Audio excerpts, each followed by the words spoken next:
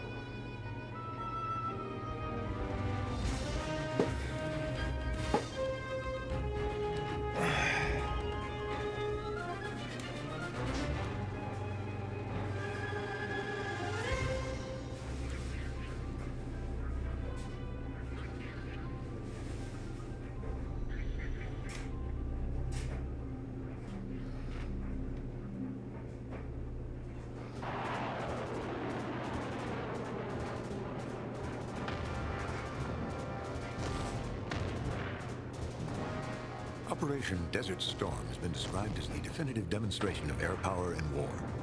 Oh, damn it.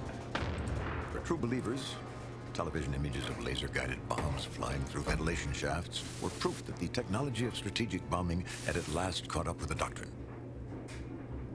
That air power alone reigned supreme among the gods of war.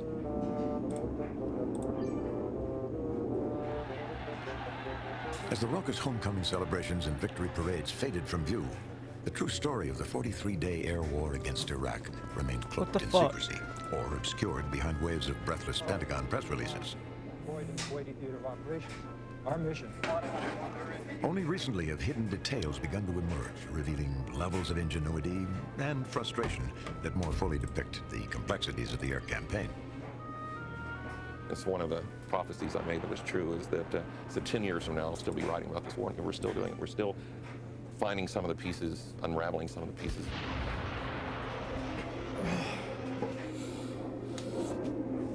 As significant as the Gulf War has been to subsequent military developments, in a very real sense, it caught American leaders by surprise. In the summer of 1990, relations between Iraq and Kuwait had not been a priority for the United States. For most of the previous decade, in fact, U.S. Mideast policy was preoccupied with the Islamic Revolution in Iran, which had toppled the pro-Western Shah and subjected America to prolonged and agonizing ridicule. We came to see Iran as the single greatest threat in the region, more dangerous than anything else out there. We were looking for almost any force that we could use to try to weaken the Iranians, contain them, and prevent them from causing mischief. Saddam was a ready candidate.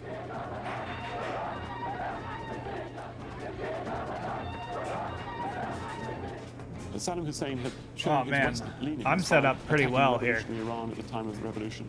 So we had the interesting situation of Russia, France, the United States, in total some 29 countries supporting Saddam Hussein, a total eventually of a little over $30 billion being spent on arms. Just as important to the Iraqis was intelligence on the movement of the Ayatollah's forces, information that helped break the back of the Iranian army. Information that was provided by the Central Intelligence Agency. During the fall of 1989, world attention was fixed on dramatic events unfolding in Europe. As the West celebrated the collapse of the Berlin Wall, Iraq's costly war with Iran was harvesting bitter fruit. Iraq was nearly bankrupt. Appeals by Saddam Hussein to his Arab neighbors for financial assistance fell on deaf ears. At the end of the Iran-Iraq War, Saddam had this enormous army, and what's more, he'd also built a huge defense industry to try to support the army. At the same time, he had to promise Iraqis a certain standard of living. Otherwise, he was afraid that they would become very disillusioned against the war, and more importantly, that threats to his regime would increase. Kuwait was right next door, and Saddam saw Kuwait as the money vault just across the border. Long-simmering territorial disputes boiled over, including accusations that the Kuwaitis had stolen billions of dollars worth of Iraqi oil. Saddam's tone grew increasingly belligerent during the summer of 1990, all while he reassured both Arab leaders and the United States that he had no intention of invading Kuwait. Then, on the 25th of July, he summoned American Ambassador April Glaspie to a private meeting. It would be a pivotal encounter. What she basically said to Saddam was, the United States would like to see you resolve this dispute with Kuwait peacefully. However, we are not going to get involved in the details of the dispute. And what Saddam seems to have heard there was, the United States is probably not going to intervene, is probably not going to act to oppose an Iraqi move against Kuwait. Do you think you'd be happier as a boy? Yeah. My mom would never allow it. That's abuse. Is this a transgender?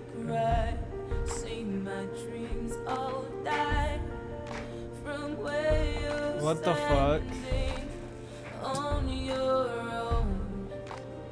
Anybody who's gone through this, it's the same thing. Sweetie, please. No, I need you to leave. Evie, No, where are you getting this from? We're just masquerading. When did parents become enemy number one? This is all coming from the top, the major corporations, governments, politicians. Okay, so this is like You have a pipeline. It's against also in the the education system. So today we're going to But, talk a bit about genders. We are here to trans- support you. tranny shit. Okay, good. I thought that was supporting it.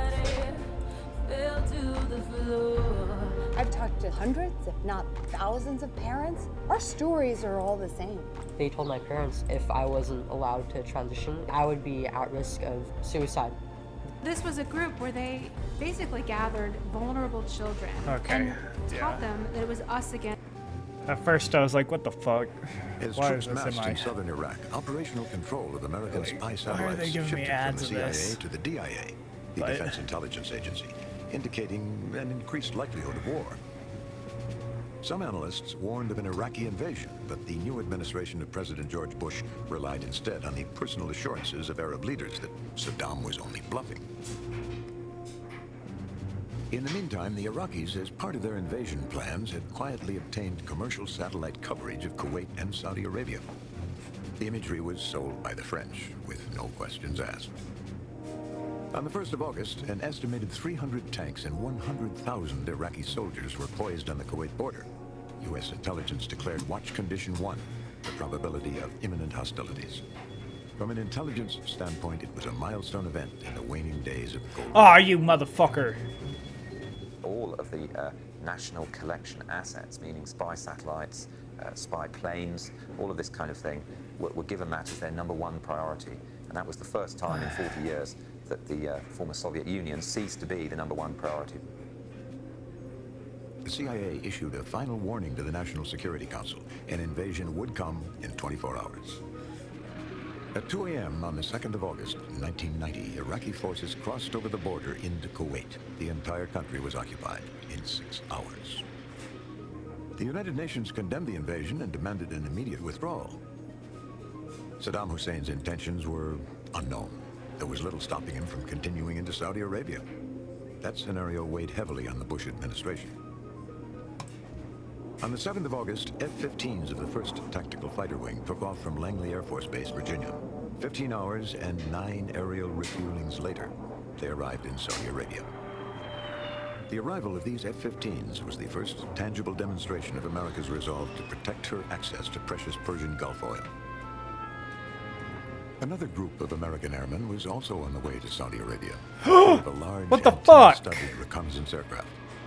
For many years, a familiar presence in hotspots around the world, but whose mission and capabilities had long been shrouded in secrecy.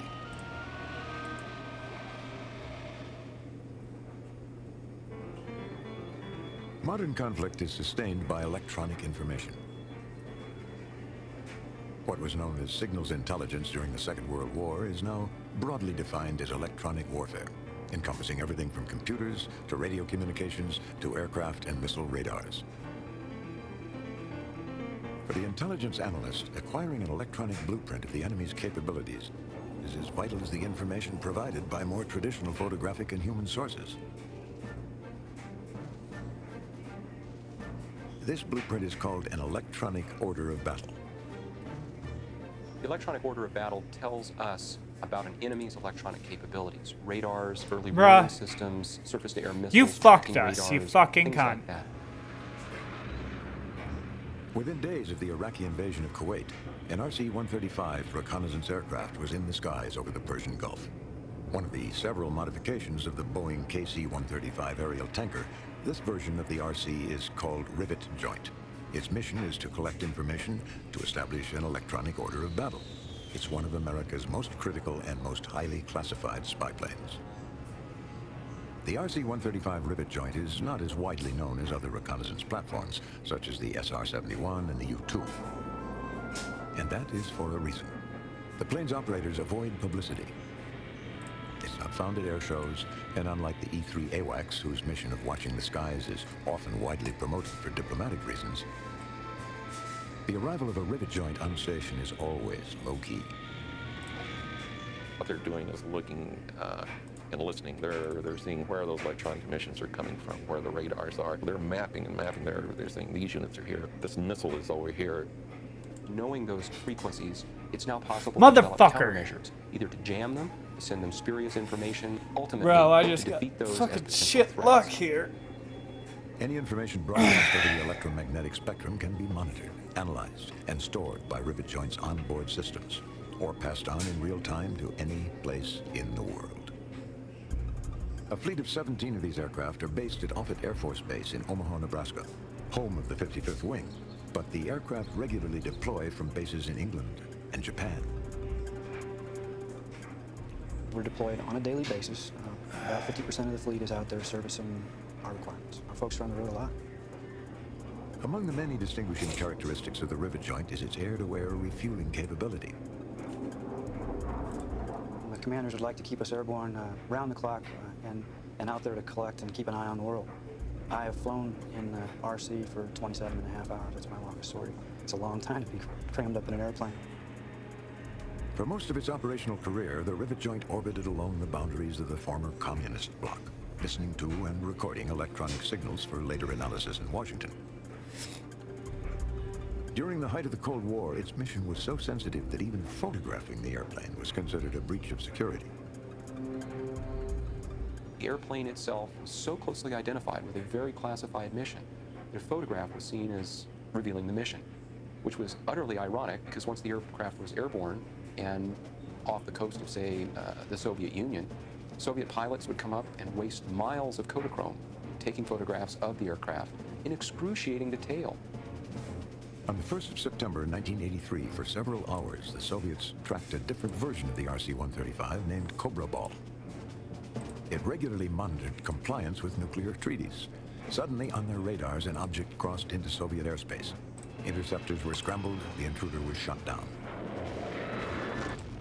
It was a Korean Airlines jumbo jet flight 007. 269 people perished. To this day, it's not known why the passenger jet was off course or if the Soviets mistook the Korean airliner for Cobra Ball. Some media reports claimed that an RC-135 Rivet Joint had provoked the tragedy, when in fact no Rivet Joint was in the area. After their brief but intense notoriety, the RC-135s returned to obscurity. During Operation Desert Shield, the 5-month buildup of U.S. and coalition forces in the region, Rivet Joint flew continuous 24-hour orbits along the Saudi-Iraqi border, methodically piecing together the building blocks of the Iraqi air defense system. One tactic involved sending fast-moving U.S. fighters towards Kuwait and Iraq, only to turn away at the last moment before crossing the border. The ensuing flurry of electronic activity was quietly monitored by the Rivet Joint from a safe distance.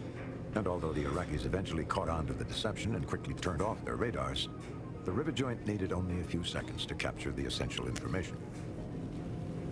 They might know that the Iraqis are using a radar at this particular frequency, which would facilitate the jamming capability, because then by narrowing the frequency range of the jammer, you can increase the power output rather than having a lesser power by covering more frequencies. Of particular concern was the ability of the Iraqis to track the F-117 stealth fighter on radar. The Iraqis are believed to have used low-frequency radar communications, which were possibly thought they might have a bearing on the detection of stealth fighters. And one of the primary targets which the RC-95 was used for was to detect the usage of these low-frequency radars so that coalition forces could go in and eliminate them. The degree to which the supposedly invisible stealth was tracked by Iraqi radar was never revealed, even to congressional investigators conducting a classified analysis of the area in the Gulf. Weird. Love you too. Bye.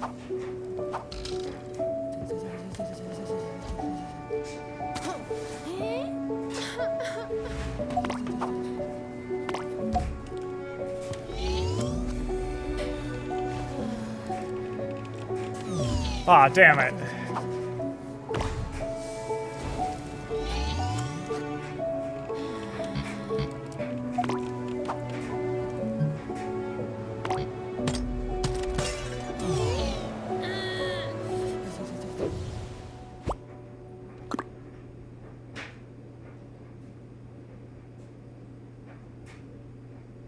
You dumb cunt. What went wrong in our culture? Start here. The fear, the anger, the shouting, the silencing.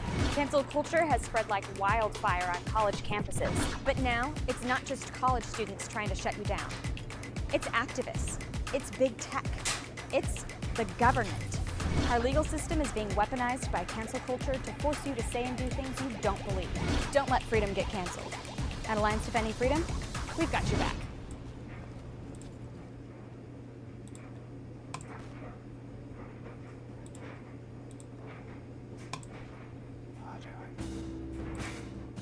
The only clearance we were denied was a report on the issue of guided SAM launches against the F-117s. We asked to see that report.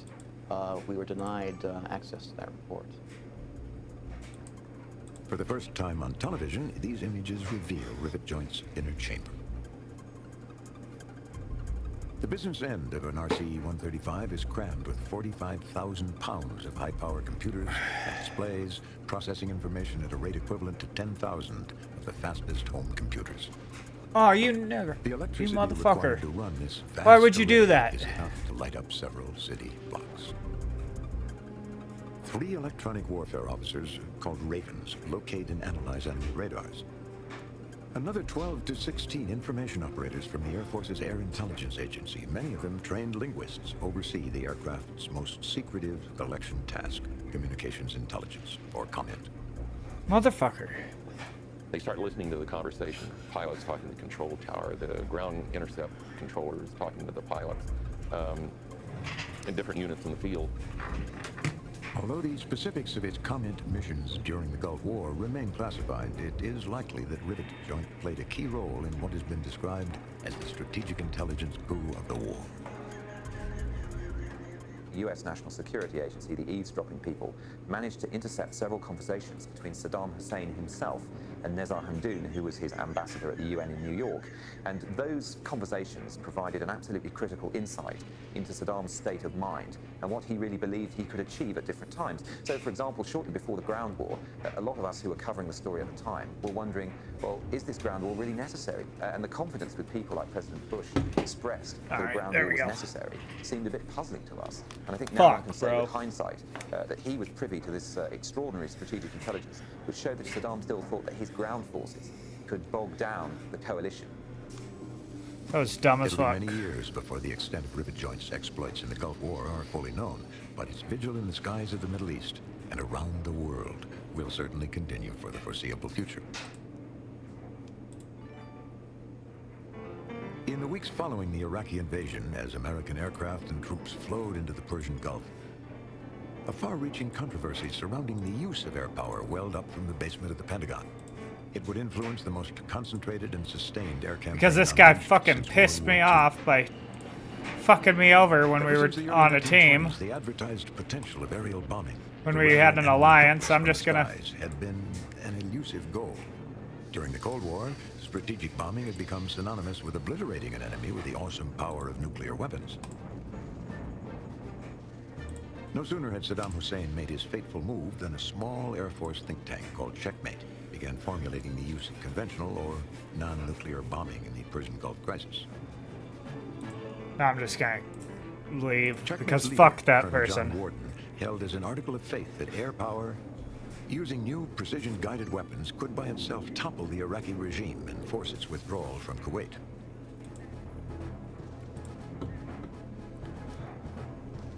Warden's strategy, called decapitation, or inside-out warfare, targeted so-called centers of gravity, with the Iraqi leadership and command authority providing the bullseye, followed by key production sites, Ah, motherfucker. infrastructure, propaganda directed at civilians, and finally, putting bombs on the Iraqi army in the field. This did not conform the U.S. military doctrine that had evolved since the early 1980s to counter numerically superior Warsaw Pact forces. The Americans emphasized a use of air power that was closely linked to, some would even say dictated by, the needs of the ground commander. This doctrine chafed at strategic bombing advocates like John Warden. Checkmate's grandiose scheme would likely have remained just an interesting theory had not General H. Norman Schwarzkopf, the commander of CENTCOM, U.S. Central Command, thrust himself into the debate. Headquartered at MacDill Air Force Base in Florida, Central Command is responsible for Persian Gulf security matters.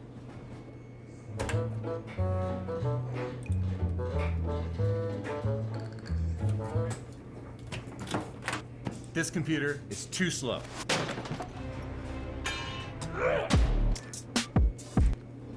Seeking to redress the experience of the Vietnam War when President Johnson selected targets from the Oval Office, the authority and independence of theater commanders like Schwarzkopf had been strengthened by Congress, removing both the Pentagon and the White House from day-to-day battlefield operations. CENTCOM's air commander, Lieutenant General Chuck Horner, a veteran fighter pilot, was clear about his mission: to support Schwarzkopf, the theater commander-in-chief, the SINC, whose orders from President Bush in August of 1990 were to get forces into the region to defend Saudi Arabia. There was as yet no talk of forcibly expelling Iraq from Kuwait. Nevertheless, Schwarzkopf was worried about Saddam's next move and the number of Iraqis arrayed against his meager CENTCOM forces. They would be mere speed bumps in countering any serious Iraqi move against Saudi Arabia. Without consulting Horner, Schwarzkopf called the Pentagon on the 8th of August. He wanted help in developing what he called a strategic campaign. The initial days after the invasion shows the importance of chance and happenstance in the formulation of plans and activities. When Schwarzkopf called the air staff to ask for assistance, this is an unusual event. Not only is a combatant command asking for air staff help, but the combatant commander is an Army officer who is asking for an Air Force officer to devise an Air Force plan to defeat an enemy. And so that's quite unusual. In pointed contrast to the slow escalation of Vietnam's Rolling Thunder bombing campaign, Checkmate's aerial offensive against Iraq was named Instant Thunder. Top secret briefing was part theory and part operational plan. It called for a mix of 500 aircraft targeting some 90 locations. Bro, is this person gonna attack me? Warden estimated the job could be done in only 6 to 9 consecutive days if the weather held up. I'll be pissed. Instead of gradual buildup and instead of sending messages, the message that would be sent by Instant Thunder was a sudden, devastating, simultaneous attack on all kinds of targets and all areas within the Iraqi military and government that supported its war effort. Schwarzkopf was greatly impressed with the plan, but Instant Thunder was not met with universal enthusiasm. The Navy, always leery of strategic bombing claims, dismissed it as distant blunder. The plan not only violated the precept of keeping the Pentagon out of the war-fighting business, but critics also suggested it might trigger the unpredictable Saddam into attacking Israel, or even Saudi Arabia. Furthermore, Warden's centers of gravity didn't include the 17 Iraqi divisions inside Kuwait and literally poised on the Saudi border. Along or about the 20th, 21st of August, John Warden brings his plan and several personnel to brief General Horner on his strategic plan to defeat the Iraqi military. Horner, however, is worried about the direct political and military threat of the Iraqi troops, and he questions Warden very hard on the practical and immediate military problems. What happens if the That was a Iraqis weird come right move. now? How does the strategic plan defeat the Iraqis right now? How do you engage in interdiction? Tell me about air refueling routes. Well, Warden hadn't worked that out. The colonel was informed that his services would not be further required in country. The next day, he was on a plane back to Washington. Warden's hasty departure notwithstanding, in August of 1990, Instant Thunder was the only far-reaching proposal on the table. And it provided the foundation for planning the actual air campaign that would emerge over the coming months. As diplomacy failed to budge the Iraqi dictator, President Bush marshaled international support and prepared his countrymen for the coming military showdown.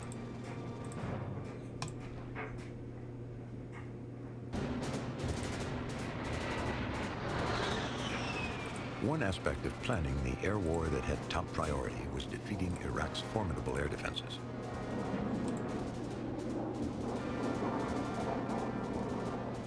Losses on the first day of airstrikes were estimated to be as high as 100 aircraft.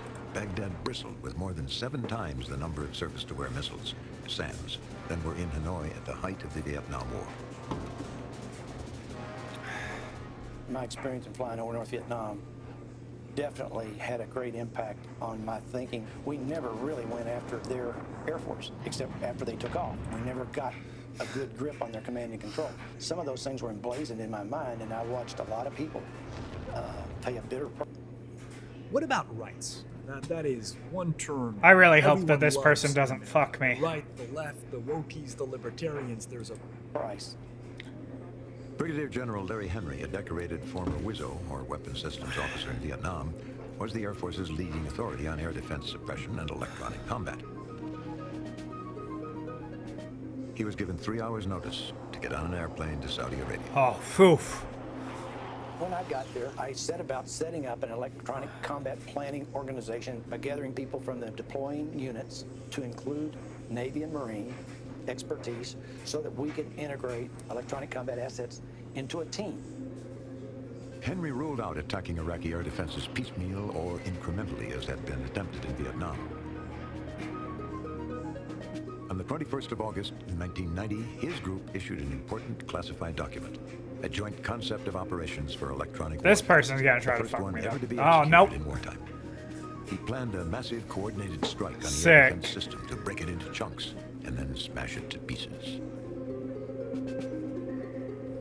The whole business about integrated air defense system is that you can have an emitter over here, you can have a radar looking, and you can shoot a missile over here without exposing itself. And that's the danger. These guys can pop up and kill you before you ever know you're being looked at.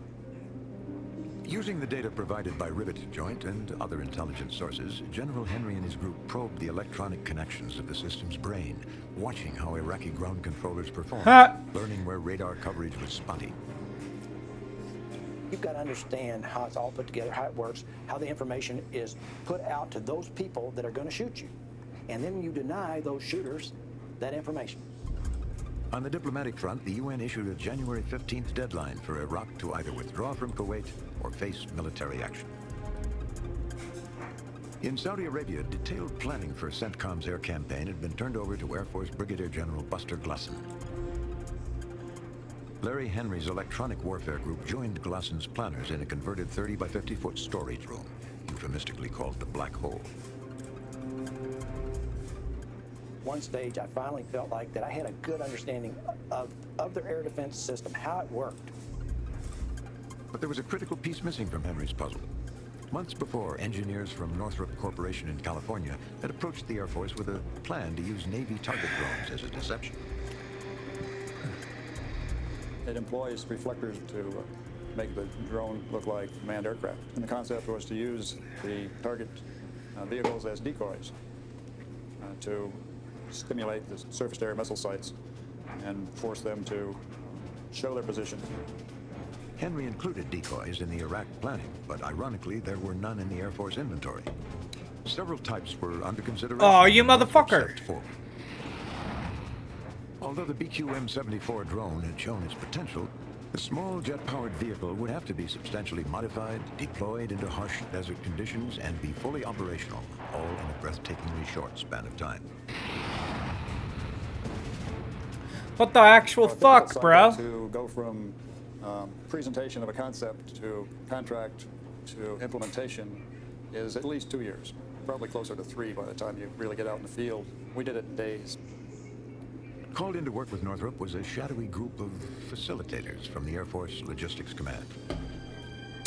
Called Big Safari, the group provided special management services to classified programs. Under the codename Skaithmeen, some 20 companies nationwide, large and small, became involved in a frenzied effort to deliver a combat-ready package of decoys to Saudi Arabia in just 30 days, in total secrecy. That motherfucker. Lockheed Corporation helped to coordinate the effort. Big Safari turned to the only Air Force personnel experienced in launching missiles under austere field conditions. Nuclear-armed ground-launched cruise missiles, or I shouldn't have trusted had that been person. withdrawn from Europe as part of the 1987 Arms Reduction Treaty. They were being dismantled.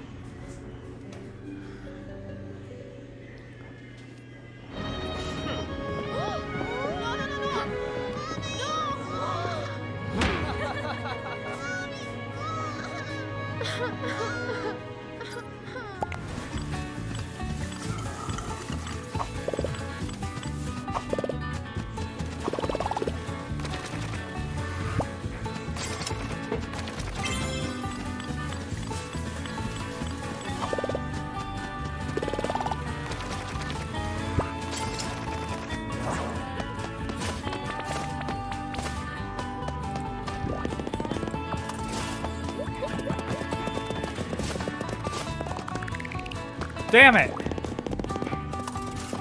Damn it! Damn it! What the fuck? Download Klondike Adventures Fuck for you! free and What the start playing now. fuck?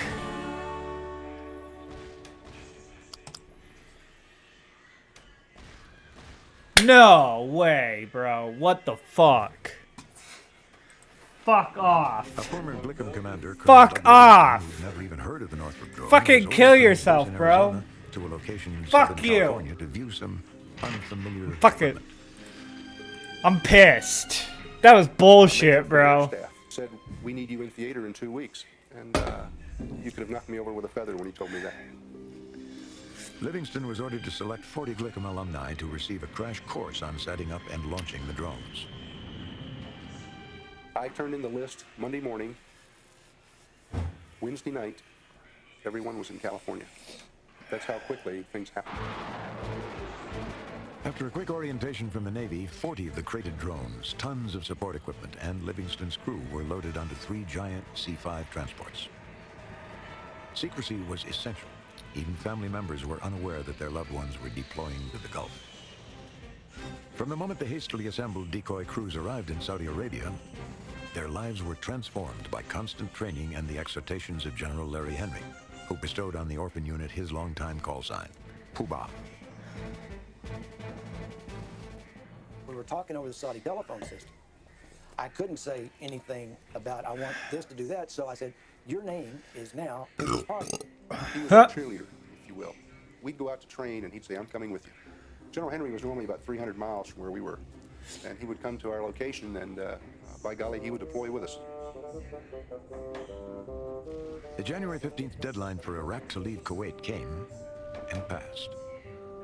Beneath the ominous calm, the die had been cast. Breaking all lines with President that Bush fucker. signed the directive authorizing the start of the war. In Saudi Arabia, most aircraft were put on... Are you just a giant fucking cunt or something? Iraqi attack. The real reason was to allow final mission planning. Crews were briefed. Aircraft were armed. The first strike on Baghdad, H-hour, was set for 3 a.m. On the 15th of January, when the deadline approached, you could feel tension in the air because nobody knew what was going to happen. The drones were fueled, everything was ready, and all it would take is somebody to say, Livingston, you and your people go, and we were ready to go.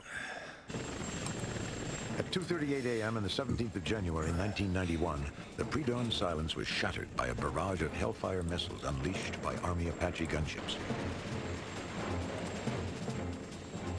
Guided to their launch points by ground-hugging Air Force Pave-Low Special Operations helicopters, the Apache's mission was to destroy 2 clusters of early warning radars in southern Iraq.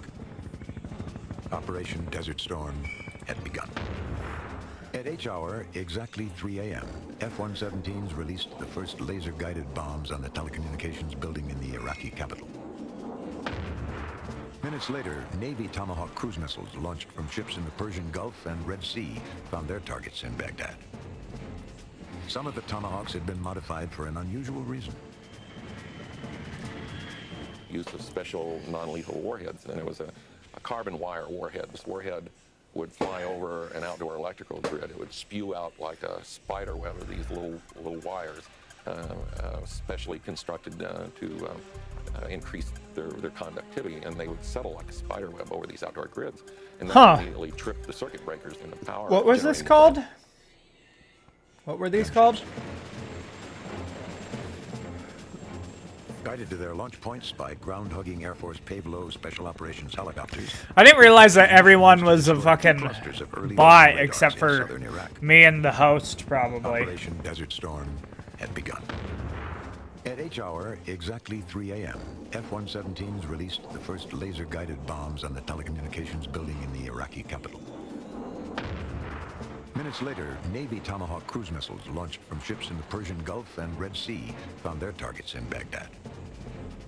Some of the Tomahawks had been modified for an unusual reason.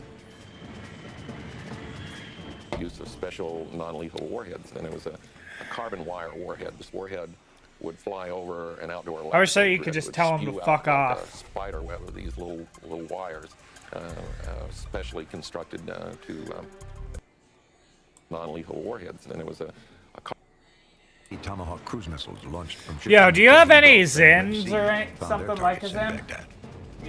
Yeah. Some of the Tomahawks had been modified for an unusual reason.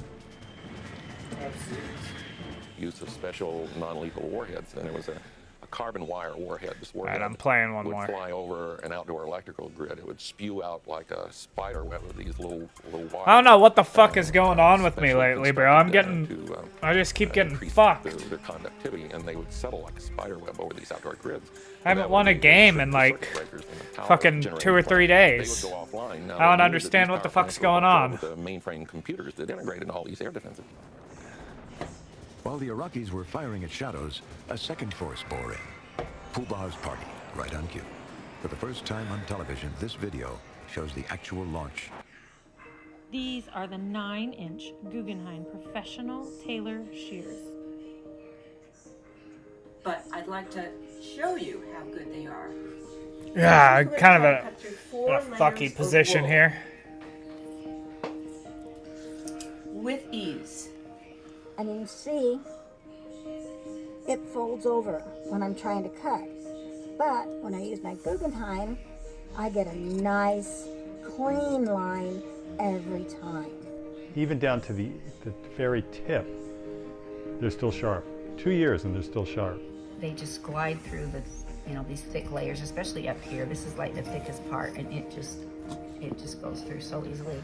Damn, bro. Those are some sick-ass scissors, dog. These BQM-74s come flying in. They look like a fleet of airplanes. Now, the integration of the air defense system is destroyed. They can no longer. You better not look at these planes from somewhere else. So each radar for each missile system has you to come piece of shit. Deprived of their master control, radar operators defending the Iraqi capital painted the night sky with powerful electronic beams, like hundreds of searchlights piercing the darkness. By exposing their locations, they were committing mass suicide. The next part of the plan is that there's somewhere, depending on who you talk to, 50 to 200 HARM missiles, high-speed anti-radiation missiles, that are coming right behind them. So as these radars come up to wipe out this second wave of aircraft, they are just hammered by this waves of anti-radiation missiles.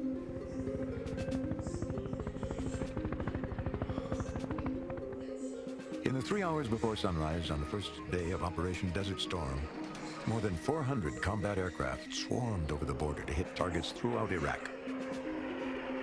3 waves of stealth fighters revisited Baghdad, hitting the air defense centers and Iraqi command and leadership facilities, the centers of gravity, the very heart of John Warden's instant thunder.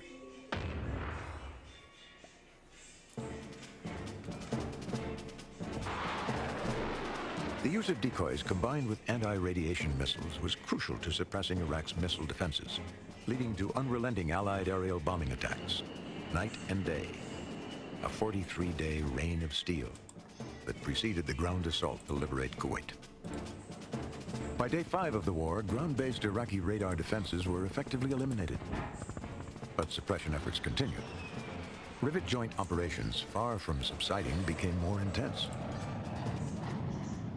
What very few people realize is that although the first few days of the war clearly destroyed most of the Iraqi air defense capability, there were still mobile SA-6 sites, for example. Their radar would appear for minutes at a time, go away, and then appear a couple days later somewhere else. And one of the things that Rivet Joint did was maintain an accurate picture of the enemy electronic order of battle.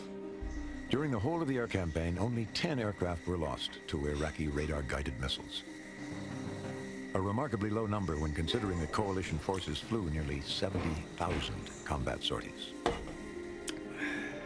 If we'd have lost a bunch of airplanes right at first, it could have swayed public support that were behind the whole Allied effort.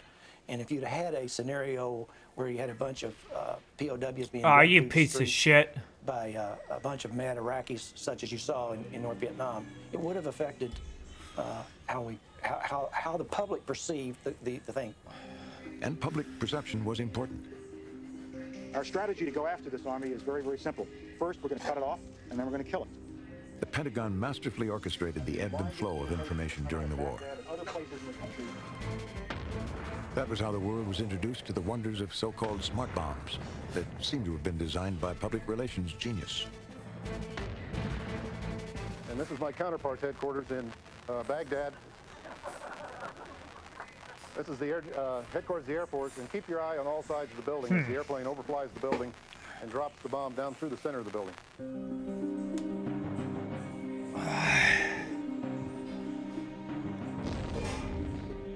Keep your eye on the crosshairs. Right there. Look at here. Right through the crosshairs. And now in his rearview mirror. No sooner had the last sortie been flown than another offensive was launched, a combined effort by the Defense Department and arms manufacturers aimed at protecting expensive systems from budget-cutting politicians and bureaucrats. Basically, aside from Desert Storm being somewhat of a success story as far as the American military goes, it's also a success story for American technology and American industry.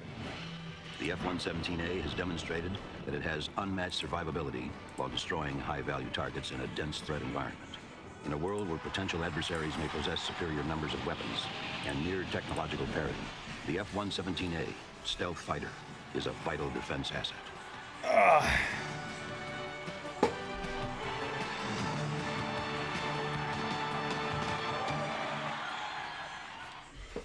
It's a fact. In the new economy, average people are becoming millionaires faster and easier than ever before. But how do they do? The initial claims of the effectiveness of stealth technology and smart bombs have since been qualified. The contention that the combination of stealth and laser-guided bombs had this unique effect on the first hours of the first night, and in their words, revolutionized warfare. All of those assertions were not supported by the data. One of the justifications for the stealth fighter's high cost of maintenance and operations is that it can go unprotected and unescorted where non-stealthy aircraft fear to tread. Actually, during the Gulf War, the F-117 received quite a lot of help, as from this radar-jamming EF-111. Interviewed about 100 pilots, and about a dozen of them, F-117 pilots. One of them said an interesting thing about jamming. He said that for them, it was like American Express. Don't leave home without it. And as to the accuracy claims of laser-guided bombing? Pilots told us, the manuals told us, the physics told us that these things do not operate effectively in clouds, in dust, and even in humidity. And we're talking about the Persian Gulf here. We're not talking about the Vietnamese jungle. Post-war analysis has since determined that smart bombs were indeed smart only 40% of the time. But probably the most compelling secret of the air war, and one that still resonates, was how an effective air strategy was created and implemented in the face of myriad communication and coordination problems. Air Force computers couldn't network with the Navy's. In some cases, Army and Air Force radios were incompatible. After the first week of the air campaign, selection of targets became a daily 18-hour marathon race between intelligence and operations. Where to send the strike aircraft? What to arm them with? Would there be enough aerial tanker support?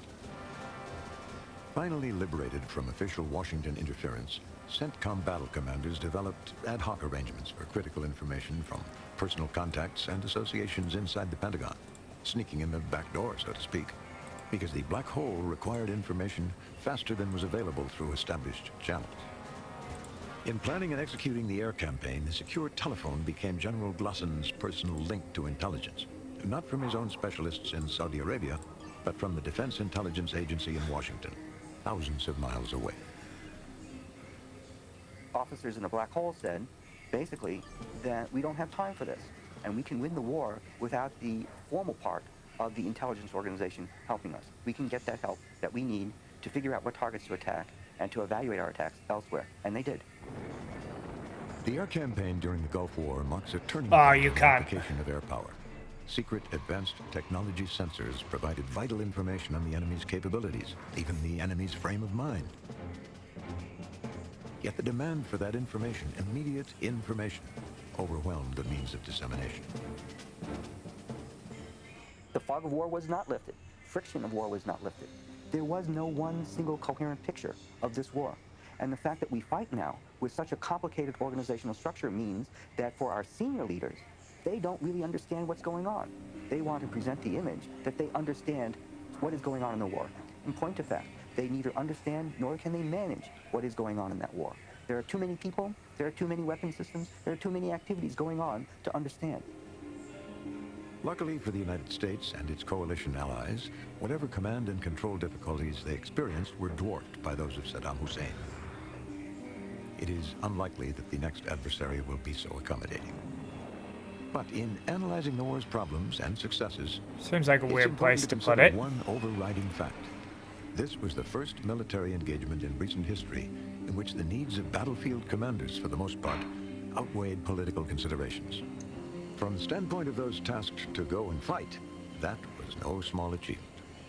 You want to ask me my overall impression of how we prosecuted this war, we used common sense.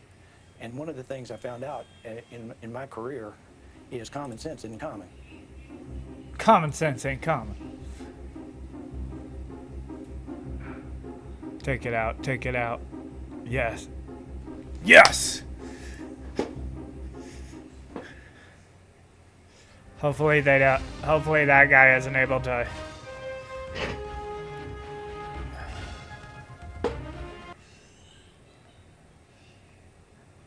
Hey everybody, I'll accept DJ the alliance since here he's not as an anywhere where I investor in need to Acorns, which is a go. saving and investing app. I'm excited. Damn it! That was what I was afraid of. The Iraq War is, for many of us, not quite history. It lives in the space of a recent living memory, a place where the passage of time has not yet allowed a nation to cool. In fact, feelings still burn red hot. As one goes further back in history, conflicts become detached from the partisan political world, or at least the majority of it that orbited the Soviet Union, was in the advanced stages of collapse. The USSR had been stagnating for years, particularly as a result of its dysfunctional economy. When Mikhail Gorbachev became General Secretary in March 1985, he knew there had to be significant economic and political reforms in the Soviet system. But he also knew, or at least suspected, that these reforms might unleash a tidal wave of change that would bring the whole system down. That is what happened. Gorbachev gave up on the Soviet satellite states in Eastern Europe. He simply couldn't afford to prop them up anymore. Nor could he afford to continue the disastrous war in Afghanistan, which began in 1979. The Chernobyl disaster of 1986 was another heavy punch right in the kisser of the Soviet economy. So if you wonder why the Soviet Union, which still existed in 1990, was not a major factor in the Persian Gulf crisis, this is why. Gorbachev simply couldn't afford to get involved. In any event, he was way too busy trying to hold together what little was left of his empire.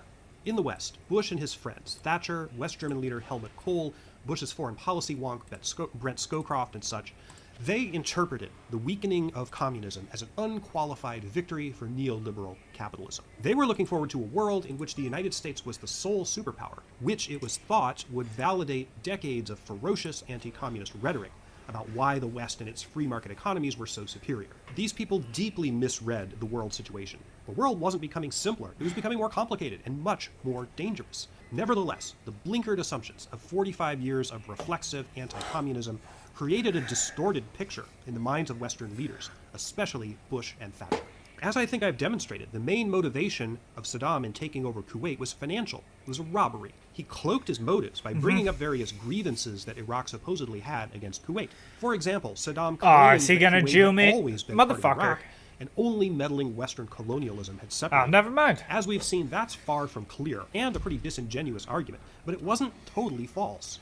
The grievance that he offered that probably had the most legitimacy involved drilling from a large oil field called Rumalia that straddled the border of Iraq and Kuwait. Rumalia was one of the largest oil reserves on Earth. Saddam accused Kuwait of having engaged in what's called slant drilling, meaning that the Kuwaitis drilled their wells sideways to extract oil that lay underground across I bet the that they border did. of Iraq. Anyone familiar with the film There Will Be Blood will know this concept. The famous scene where the Daniel Day-Lewis character describes exactly this procedure with the words, "I drink your milkshake." Saddam demanded as reparations from Kuwait the supposed value of oil that he claimed was siphoned in this way. And from what we can tell, the Kuwaitis were slant drilling at Rumalia, although the issue isn't totally free from doubt, in part because exactly where the border is between Iraq and Kuwait was far from clear. By the summer of 1990, the United States' more than 10-year relationship of supporting Saddam Hussein, which had survived the Iran-Iraq conflict, the tanker war, and the outrage over Saddam's atrocities, that relationship finally and quite suddenly soured. At the end of July, U.S. intelligence noticed the buildup of Saddam's forces along the border with Kuwait. About this time, there was a fateful meeting between Saddam Hussein and the American ambassador to Iraq, April Glaspie, which occurred on July 25, 1990. Glaspie was an expert on Arab countries and the first woman to be posted as an American ambassador to an Islamic country.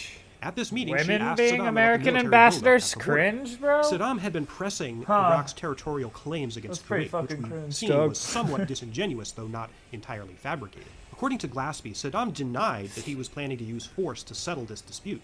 Glaspie said to Saddam, quote, "We have no opinion on your Arab conflicts, such as your dispute with Kuwait. Secretary Baker has directed me to emphasize the instruction first given to Iraq in the 1960s that the Kuwait issue is not associated with America." End quote. It's highly unlikely that Saddam made any decision based on this conversation. The Kuwait invasion was already planned. He had already made his calculation that the superpowers, the US and the Soviet Union, wouldn't really take much action to stop him.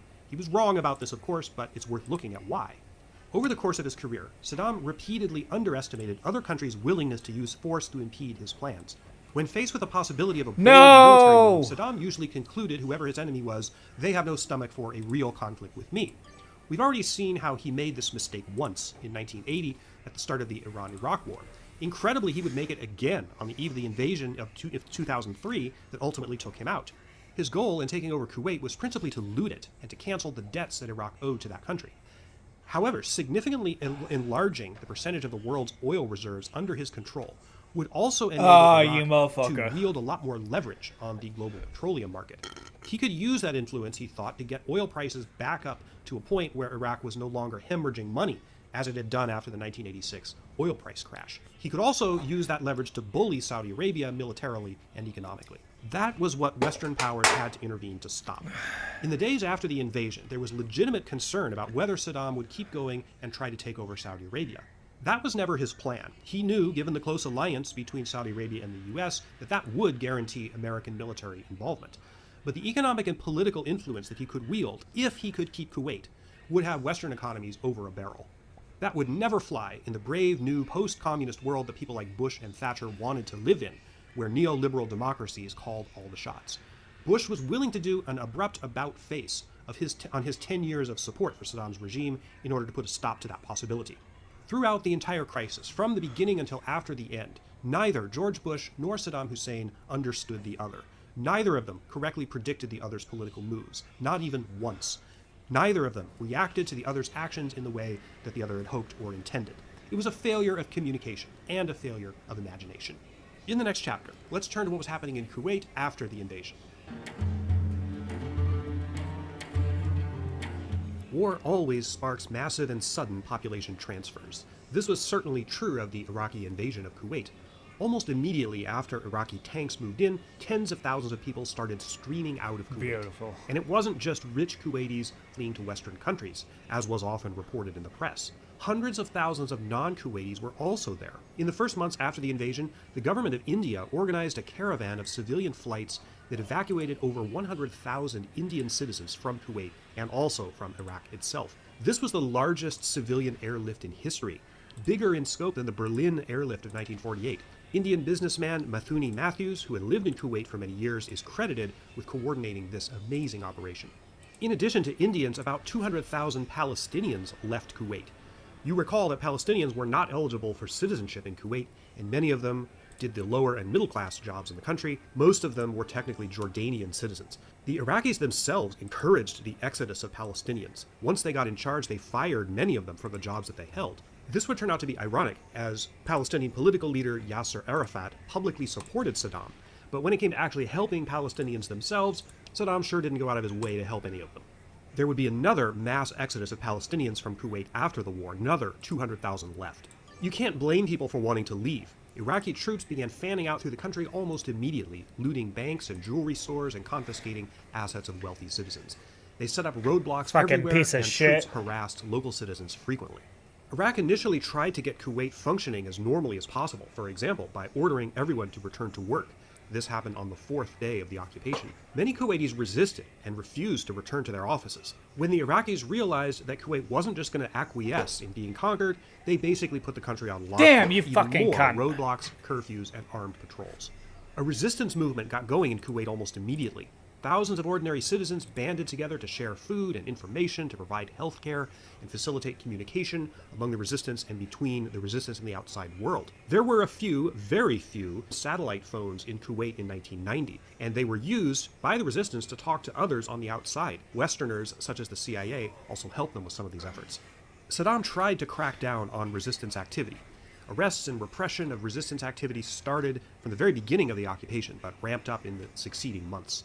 Numerous resistance leaders or ordinary people accused of anti-Iraqi sentiment were arrested, detained, and often tortured, and sometimes executed. Saddam's regime was brutal and used brutal methods. During the occupation and after it, several human rights organizations, including Human Rights Watch and Amnesty International, released reports about the brutality of the Iraqi occupation. Back in the US, a famous incident occurred regarding this. The Kuwaiti government, now in exile, realized that publicizing accounts of Iraqi atrocities in Kuwait could only serve to bolster American public support for a potential war to dislodge Saddam from Kuwait. So in October of 1990, a 15-year-old girl, identified only as Naira, testified in front of a congressional committee that she witnessed Iraqi troops taking premature newborn babies out of incubators in a Kuwait City hospital and leaving them to die. It turned out that Naira, full name Naira al-Sabah, was the daughter of the Kuwaiti ambassador to the United States, and the testimony was false. It seems bizarre that the Kuwaitis, who were being advised by a Washington public relations firm, thought they had to fake propaganda like this, when there were so many undoubtedly genuine stories of Iraqi atrocities being committed against the people of Kuwait, particularly women, who were a backbone of Kuwaiti resistance movement. Although Saddam let a lot of people leave Kuwait voluntarily, there were some that he wanted to hang on to. Right after the invasion, he canceled the exit visas of about 2,000 Westerners living in Iraq and Kuwait, principally Americans and citizens of the UK. Effectively, this made them hostages. He housed some of the Western hostages in various places, at one point telling the press that he was going to use them as human shields against potential bombing by the Americans and their allies. Had he done this, this would have been a war crime. A British Airways flight had the misfortune of landing in Kuwait City just as the invasion was starting, and Iraqi forces took all the passengers hostage. On August 23rd, Saddam engineered a photo op with various Western hostages. He tormented a 5-year-old British kid, Stuart Lockwood, asked him if he was getting that his shit milk in seems so cornflakes. weird. This did not play the way that Saddam apparently That hoped it video? would in the world press, because it made him look both stupid and sadistic. Oh, Realizing eventually Saddam that his hostages Hussein were of talking to limited this value, British kid, Saddam tried to make like himself it was look a better hostage by there, suddenly and he's like, releasing "Okay, them just how's it before going, Christmas. buddy?"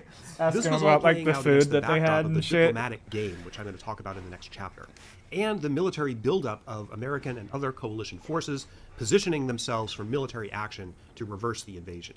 These actions typically involve deadlines and ultimatums, various demands that Saddam had to meet by such and such a date, especially the last and most important one, January 15th, 1991. These deadlines were supposed to scare Saddam into action, but of course they didn't do that. All they really did was to tell him exactly how much time he had left to complete the looting and stripping of Kuwait. And during the 7 months of the occupation, the looting and stripping never stopped. It was, after all, what Saddam had come to Kuwait to do. George Bush I was not a visionary or creative leader, and his record as U.S. president is decidedly mixed. But it's hard to deny that he was excellent at diplomacy. Indeed, the Gulf crisis activated a set of skills at which Bush excelled, which was mainly working the phones and the handshakes to woo world leaders and influential policymakers to his side. If not for this unique skill, it's doubtful the United States could have built the military coalition that it did across the various political and cultural fault lines that existed. To be sure, the United Nations also had a lot to do with it, and Bush skillfully used it to help build the coalition. On August 6, 1990, 4 days after the invasion, the UN Security Council passed Resolution 661, which imposed economic sanctions on Iraq from all UN member states. Only Cuba and Yemen voted against it. Though intended as an immediate stopgap measure, no one had any idea that these sanctions would remain in place for the next 12 years and play a significant role in bringing on the second American-led war against Iraq in 2003. But it is kind of amazing the countries that ultimately signed on to oppose the invasion. Yeah, you gonna attack me? There were the usual suspects who you would imagine would stick with the United States on something like this, Britain and Australia, for example, who contributed significant military forces. But many other countries also got involved heavily, including Islamic countries. Egypt, for example, sent 35,000 troops. The Saudis contributed nearly 100,000 personnel. Syria, over 14,000. Morocco, 13,000. Oman, 6,300. Pakistan, whose involvement was controversial because of their previous support for Saddam, sent over 5,000. Even countries we often think of as mostly pacifist, like Norway and Sweden, sent token forces, though mostly they were medical support. Saddam, miscalculating as always, was depending on the support, or at least the timidity, of most of the Arab world. Nevertheless, he did find some support within the Islamic world. Jordan, Sudan, Libya, Tunisia, Algeria, and Mauritania remained aloof from the coalition, although some supported the sanctions. And as I mentioned a while ago, the PLO, Palestinian Liberation Organization chairman Yasser Arafat, came out in support of Saddam. Ironic, considering that Saddam wasn't doing much to help the Palestinians, except with rhetoric. Arab countries were put in a very difficult position by the invasion of Kuwait. The Arab League, in a multinational organization formed in the 1940s, was deeply divided by the crisis. In August 1990, the League, which then had 20 member states, voted to condemn Saddam's invasion of Kuwait. The 8 countries who voted against it or abstained were not necessarily pro-invasion. Indeed, the vast majority of Arabs across the region were shocked and appalled by Saddam's move, and especially by the looting of Kuwait. However, most Arab countries also resolutely opposed the involvement of the United States and other Western powers in trying to resolve the crisis. They overwhelmingly wanted a solution negotiated within the Arab states themselves to Iraq's invasion, and also, naturally, to Israel's occupation of Palestinian territories. In response to the world's demand that he give up Kuwait, Saddam proposed an idea that came to be known as linkage. He said he would talk about withdrawing from Kuwait if Israel would withdraw from the West Bank, Gaza Strip, and Golan Heights, territory that it first occupied during the Six-Day War of 1967. Bush scoffed at the idea of linkage as preposterous, and it probably was a pretty transparent attempt by Saddam to get the world talking about something, anything, other than his absorption of Kuwait. Saddam knew that the U.S. pressuring Israel to withdraw was a non-starter, and he could pretend to care about the number one issue across the Arab world without actually This guy having to do sounds anything like about it. Failure of the communication and wisecrack imagination dude. Again. But the Israeli-Palestinian conflict did raise its head during the Gulf crisis. On October 8, 1990, something called the Temple Mount Incident, also known as the Al-Aqsa Massacre, occurred in Jerusalem. The Temple Mount is where the Western Wall is located, where the old Temple of Solomon had stood, both the first temple destroyed by the Babylonians in antiquity, and the second temple destroyed by the Romans in 70 CE.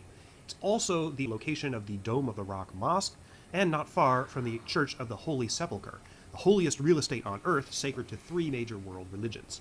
Now, I mention the temples because they're central in Jewish history and theology. In 1989, during the Jewish festival of Sukkot, an Israeli group called the Temple Mount Faithful, whose overarching goal is to build a new or third temple on that site, marched to try to lay a foundation stone for the third temple. This inflamed Muslim residents who threw stones at them. The Israeli police stopped the Temple Mount Faithful marchers to prevent any further violence. Despite being banned from trying again the next year, the faithful said they were going to march anyway, not necessarily to lay a foundation stone, but to put up a sukkah, a worship hut used for the festival of Sukkot. Muslims again mobilized to prevent it, but the march went forward on October 8, 1990. More rocks were thrown. The Israeli border police fired on a crowd of Palestinians, killing 21 of them. This occurred against the backdrop of a popular uprising called the Intifada, or First Intifada, there was more than one of them, by Palestinians in the Israeli-occupied territories. The Intifada was not organized by the PLO or other Palestinian political organizations, but rather by leaders of individual Palestinian communities who were fed up with poor conditions, lack of economic opportunities, and continual harassment by Israeli forces. Israel was quietly and deliberately not involved in the Gulf crisis, at least at first. They contributed no troops and tried to keep as quiet as possible, largely to avoid inflaming tensions in the region, possibly causing the Arab members of the anti-Saddam coalition to split off from Bush. This was principally the reason why Saddam launched missiles at Israel during the war, which I'll talk about briefly in Chapter 9. In any event, a major massacre of Palestinians by Israeli forces was for Bush an extremely unwelcome and volatile development in the crisis. I stress again that this was all going on as Americans, British, French, and other Western troops, and many non-Western troops, were streaming into Saudi Arabia and other bases in the area such as Qatar, which brought their own political and cultural challenges. The behavior of the troops themselves was carefully limited so as not to antagonize the Saudis or other Islamic countries that hosted them. Alcohol, for example, was strictly banned, and the appearance of women in the gender-integrated Western armies proved problematic. Women were not even allowed to drive cars in Saudi Arabia at this time. How the fuck? All of this, I think, demonstrates how volatile and delicate this entire situation was. The fuck, In this chapter, I've talked a lot about the geopolitical and international dimensions of the Gulf crisis. In the next chapter, I'll talk about the domestic politics in the U.S. and Britain, which had some pretty wild twists and turns during this whole period. Domestically, in the United States, there was opposition to the war long before it started. But the crisis lasted only a few months, and the war itself only 6 weeks, so the anti-war movement simply didn't have a chance to develop into something that could significantly affect American politics. Protests and demonstrations occurred mostly in large, blue-leaning cities. Many were organized by and attracted the participation of people who had been active in or were trying to emulate the protest movement against the Vietnam War in the 1960s and 70s. But 1990 was not 1973, and George Bush was not Richard Nixon. The main critique of the Vietnam War centered around the argument that it was imperialistic, and growing out of a civil war between Vietnamese, the United States had no national interest at stake. That was the argument. That same case was much harder to make regarding Saddam's invasion of Kuwait, possibly because it was so short-lived. No real leaders, whether political or intellectual, developed out of the protest movement, and as a result, it never developed a compelling narrative. The most well-remembered slogan of the anti-Gulf War movement was "No blood for oil." What this slogan was trying to communicate was not factually wrong. The whole reason why the U.S. felt that its national interest was at stake in the Gulf had to do with the strategic value of oil. But the message, "No blood for oil," was also somewhat reductive. It suggested that the war was going to be fought for direct control over Kuwait or Iraq's oil reserves, and that wasn't the case. It was more complex than that. If Saddam had kept Kuwait, would the price of oil have gone up in the West, leading to some kind of economic dislocation? Well, yeah, certainly. probably. But oil prices spiked as soon as the invasion occurred. Oil companies, in fact, were making tremendous amounts of profits on the backs of the crisis. But if the message of anti-Vietnam protests was, "This war," meaning Vietnam, "is not in our national interest," the message of "No blood for oil" was more like, "This war probably is in our national interest, but we really wish that it wasn't." The more nuanced that a protest movement's central thesis has to be, the less it's going to catch on. Bush could not sell the war himself. He simply didn't have the charisma, and in the fall of 1990, he was in deepening political trouble. Let's go back to this famous moment from August 1988. Read my lips. No new taxes. 2 years later, the American economy, overheated from its 1980s excesses, was beginning to slip into recession. Bush was negotiating the federal budget with a Democratic-controlled Congress. These negotiations were very difficult. In 1985, Congress had passed a law called the Gramm-Rudman-Hollings Act, which mandated that if Congress didn't voluntarily cut the federal budget deficit, then catastrophic cuts would automatically kick in. These consequences were made at the time to be deliberately disastrous, so as, the theory went, to motivate Democratic and Republican politicians to compromise on federal spending. These cuts were looming in 1990. The cost of not getting a budget agreement was very high. Democrats knew that they could inflict maximum pain on George Bush by forcing him to break his famous "Read My Lips" pledge. For his part, Bush was cynical about the whole thing. He knew from the moment he said "Read My Lips," which was the work of his 1988 speechwriters and campaign political operatives, anyway, he knew that he would never be able to keep that pledge.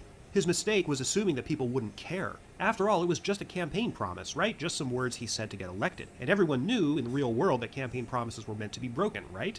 Bush did reach a deal with the Democratic Congress. Just before the 1990 congressional elections, and as additional troops that would give U.S. forces an offensive capability in the Gulf were on their way, Bush signed the Omnibus Budget Reconciliation Act of 1990. It allowed for, guess what, tax increases, raising individual income tax rates at the high brackets from 28 to 31%. Republicans were aghast. They melted down. The conservative wing of the party, which had never trusted Bush to begin with, were up in arms. In the congressional elections of 1990, Democrats gained 7 seats in the House of Representatives, increasing their majority to 267 seats to the Republicans' 167. One independent won a seat for the first time that year. You may have heard of him. His name was Bernie Sanders. In the Senate, Democrats gained 1 seat for a majority of 56, and Republicans lost 1 for a total of 44. It wasn't a wave against Bush and Republicans, but it wasn't really very good for them either. And the fact that the country was about to go to war seems to have made very little difference in the results one way or the other. Then, later in the same month, November 1990, Bush lost his #1 coalition partner, Margaret Thatcher. The fall of Margaret Thatcher from power is not often discussed in the context of the Gulf crisis, but I think it's worth spending a little bit of time on. By the end of 1990, Thatcher had been prime minister for 11 years, having come to Downing Street in the critical general election of May 1979. She was one of the longest-serving British prime ministers, and she'd won 2 subsequent general elections in 1983 and 1987 with comfortable margins. Her Conservative Party was firmly in power, and the Labour Party was at its low ebb in the 20th century, at least until the end of the 80s.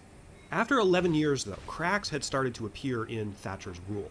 She tended to browbeat and terrorize her cabinet, and the rigidity of her positions and the stubbornness of her character were legendary. She fully intended to stand for a 4th election, probably in 1991, and she fully expected to win, though very few others in her party shared that view. By 1990, there had been several high-profile defections from her cabinet, and even Conservative Party members had become a lot less skittish in speaking out against her. The issue that brought down Margaret Thatcher was not the Gulf. It was about whether Britain should join the exchange rate mechanism, a monetary policy within the European Economic Community, and the first step to a unified European currency, the euro, that eventually came in without British participation in 2001.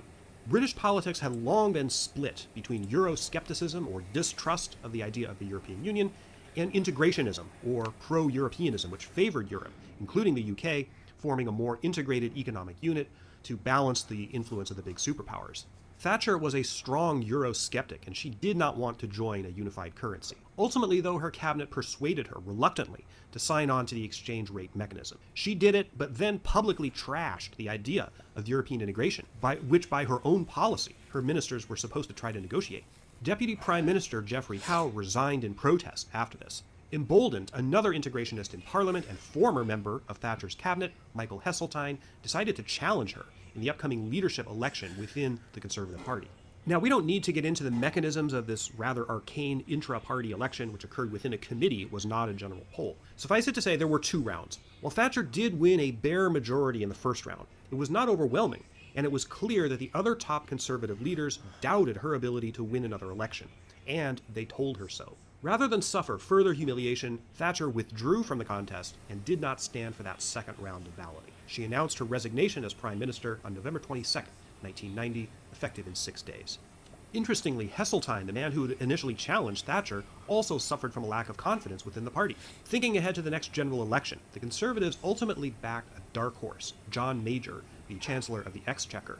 And Thatcher left 10 Downing Street on November 28th, in tears, captured by news cameras.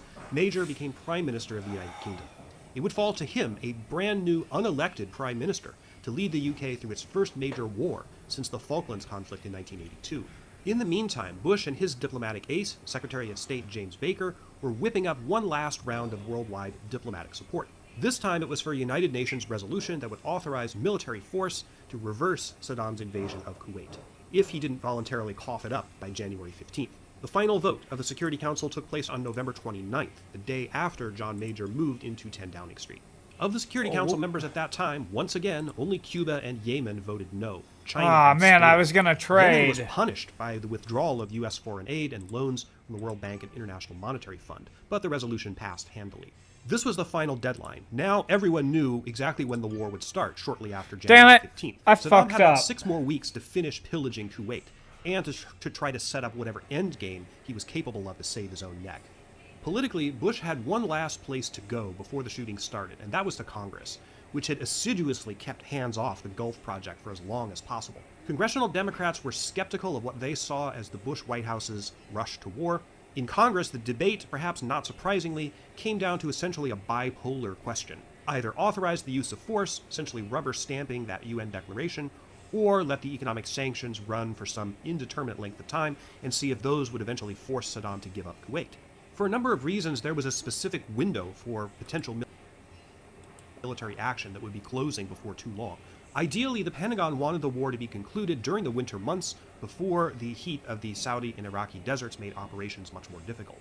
Furthermore, the Muslim holy month of Ramadan would also begin on March 17th, and it was a hard ask for members of the coalition from Muslim countries to be fighting other Muslims during Ramadan. So there was a ticking clock. The date January 15th, insisted on by the United States in that Security Council resolution, was not pulled out of a hat. On January 12, 1991, only 3 days before the deadline lapsed, Congress finally passed a resolution authorizing the use of force. The vote was 250 to 183 in the House of Representatives, and a much closer 52 to 47 in the Senate. Of prominent politicians in Congress at that time, John Boehner, future Speaker of the House, future Vice President Al Gore, and future Republican presidential candidates Bob Dole and John McCain all voted yes. Future Speaker of the House Nancy Pelosi and future President of the United States Joe Biden voted no. So now we get to what you all came for, the war itself. Before we begin, I just want to say one thing. If my treatment of the battlefield progress of the war in this chapter seems a bit thin, which would be an entirely valid criticism, the good news is that there's tons of resources out there that go into it in much greater depth than I can. In fact, in the description to this video, I've linked a bibliography. It's not compiled by me, that lists all kinds of other books on these very detailed military-focused topics. So unit maneuvers, military strategy, hardware, air tactic, weapons, you name it, you can find it there. The military campaign had two main phases: air war, which lasted several weeks, and a ground phase, which went relatively quickly. The air phase started on January 17th, 1991. It was January 16th back in the US due to the time difference. Massive airstrikes were launched with fixed-wing planes, helicopters, and cruise missiles. Targets included military infrastructure and especially radar and communications sites, but naturally also Saddam's presidential palaces, the Baghdad airport, power plants, factories, government buildings, broadcast stations, and towers. Basically anything that kept Iraq running, they were all targets. Thousands of sorties were flown, and not just from the region. Some B-52 bombers took off from airfields in the US and flew non-stop across the world to Iraq. The U.S. Navy had stationed aircraft carriers in the Red Sea and the Persian Gulf. Even some battleships dating from the World War II era got in on the action. The Iraqis did respond. U.S. and coalition air forces were targeted by anti-aircraft guns, and there were a couple of dogfights between U.S. and Iraqi fighters. The first combat casualty of the war was Scott Speicher, a Navy pilot whose FA-18 Hornet fighter was shot down by an Iraqi MiG-25. After the first few days, though, Saddam stopped trying to engage Americans and other coalition countries in the air. He lost 36 planes in the first week and then bugged out, sending 115 of his 140 remaining planes to airfields in Iran, mainly to save them so he could use them in campaigns against future revolts to his rule. What the fuck, several planes bro? were also literally buried in the desert, a kind of bizarre sight. A major preoccupation of the air campaigns were the Scud missile sites. The Scud missile, developed in the 1950s in the Soviet Union, was a relatively cheap and extremely annoying weapon, built to deliver a small nuclear warhead, which was never used for, or a conventional explosive. The Soviets exported thousands of these things to their various client states throughout the Cold War. Saddam had used Scud missiles extensively during the Iran-Iraq War of the 1980s, so did Iran, who also had them. Scud missiles were problematic because they could be launched from trucks. Iraqi forces could launch their missile and then immediately drive away, so that a counterattack against the launch site was pointless. Saddam's forces launched 88 missiles during the war, 46 at Saudi Arabia and 42 at Israel. I'll discuss the Israel strikes in a moment. As scary as they were, however, the Scud missiles were far from surefire hits. The Iraqis had made some modifications to their designs, which made them unstable. They often failed to hit what they were aimed at, or they broke up on descent. Nevertheless, a significant number did hit their targets. One of the primary countermeasures against Scud missiles were the somewhat infamous Patriot missiles, the MIM-104, a surface-to-air weapon designed to intercept and destroy enemy missiles in flight. This weapon was brand new at the time of the Gulf War and had never before been used in combat. Patriots were deployed around bases and other targets. Some Iraqi Scud missiles were successfully intercepted. Exactly how many, though, is unclear. Analysis after the war showed that they were not the smashing success that the Pentagon and their manufacturer Raytheon Corporation and even President Bush publicly claimed they were. President Bush's statement that they had a 97% success rate was flat out false. On February 25th, right as the ground campaign was beginning, a Scud missile hit the U.S. Army barracks in Dhahran, Saudi Arabia. The Patriot missile battery defending that base failed to fire due to a computer error. 28 American soldiers were killed, the highest casualties among U.S. forces in a single incident during the war. Saddam hoped that his Scud missiles would achieve one of his political objectives during the war, which was to split the multinational coalition against him. On January 18th, the day after the war began, Iraqi forces fired 8 missiles at targets in Israel, most in densely populated areas. The idea was that Israel would retaliate against Iraq, and then Muslim countries in the coalition would either stop fighting or perhaps even change sides and attack Israel too. As it happened, Bush convinced Israeli Prime Minister Yitzhak Shamir not to retaliate. This probably was a Herculean effort of diplomacy, which, as you recall, Bush was very good at. Bush promised to deploy Patriot missiles in Israel. They weren't very effective, but they were a morale boost to the Israeli people. In 42 missile attacks on Israel, 74 Israeli citizens were killed and 230 were injured. Yeah, the air campaign was devastatingly effective. It was critical in preventing the Iraqi army from resupplying its frontline combat units. I just want at Yellow least to in win. part for why so many of them eventually surrendered. All the nations of the coalition lost a total of 75 aircraft in the air campaign, most from anti-aircraft fire. Ground warfare was pretty limited in the first month. The Iraqis themselves made an incursion across the Saudi border at a town called Kafshi and were quickly defeated. A few ground incursions by coalition troops began to pick up in mid-February, mainly to destroy Iraqi artillery positions, but the real bulk of the fighting, the ground phase of the Gulf War, began on February 24th, 1991. Militarily, the idea was to trick Saddam into thinking that the major ground moves would be directly toward Kuwait. Actually, however, a major part of the campaign involved U.S. Army units, particularly armored divisions, tanks, invading Iraq in the desert to the west of Kuwait. This was done to prevent a move by Saddam anticipated by coalition commanders to try to save his Republican Guard units by moving them out of Kuwait ahead of the main attack. A colossal tank battle, one of the largest in history, began. Coalition forces, especially Americans, British, and French, were extremely effective in finding, chasing, targeting, and destroying Iraqi tanks. Saddam lost about 2,000 tanks in these operations, the vast majority of his expensive army. Air operations were critical in cutting Iraqi units off from any hope of resupply or linking up.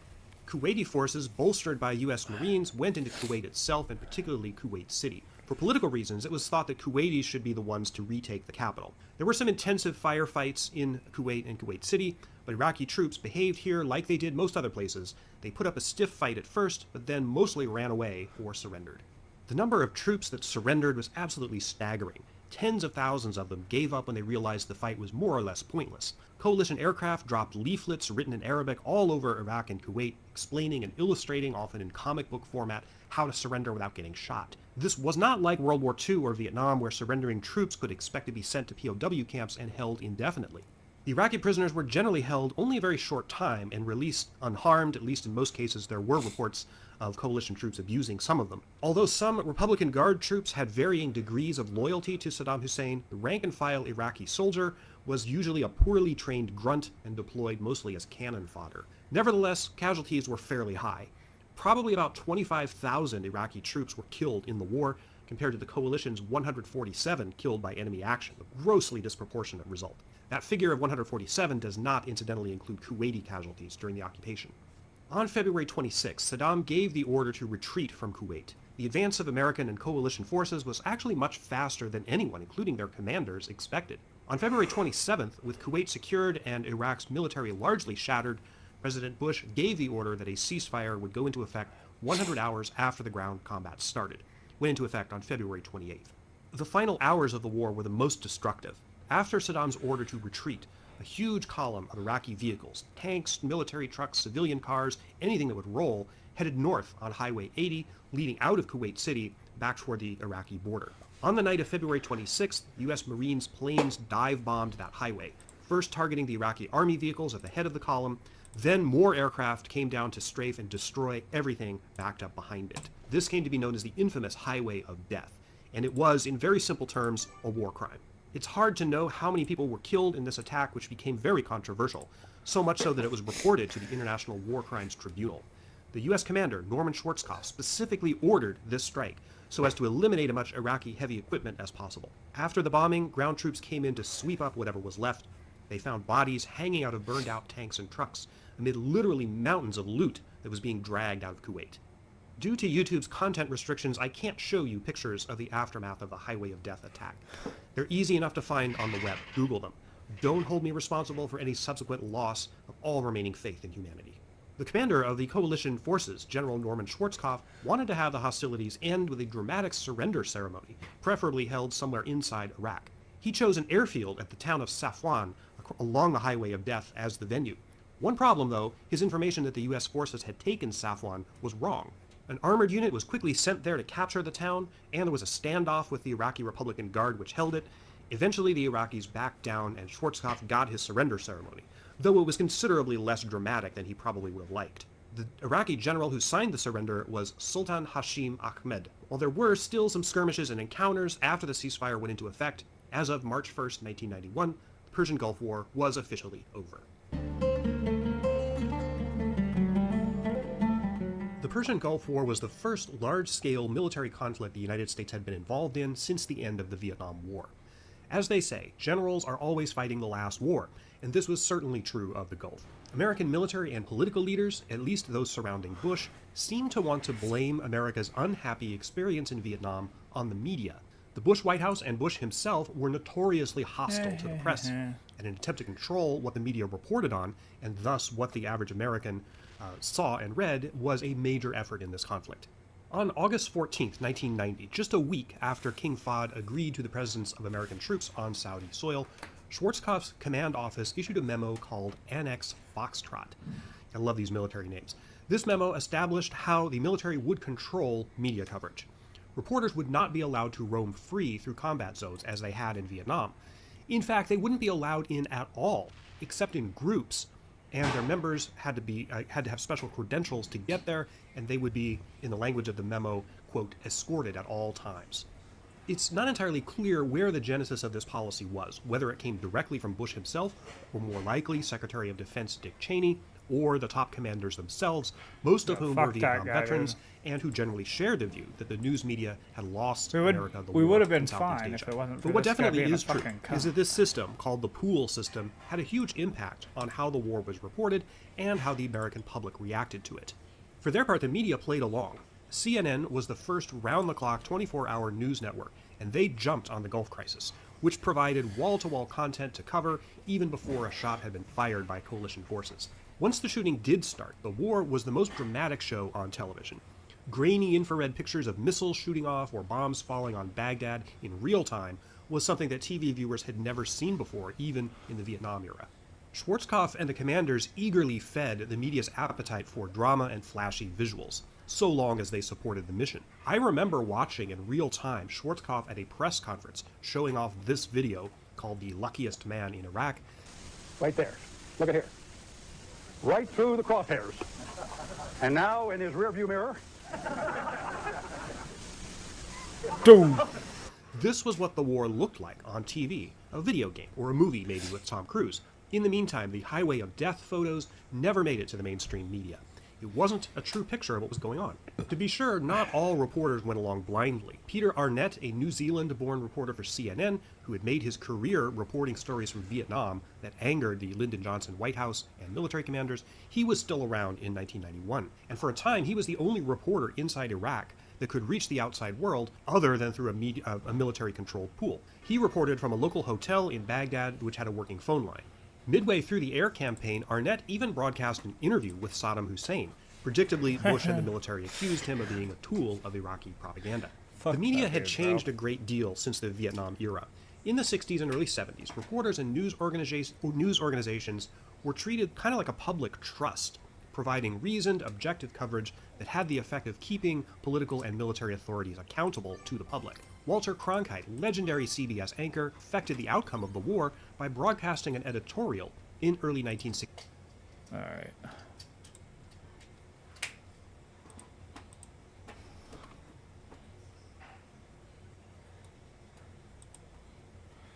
I'm gonna go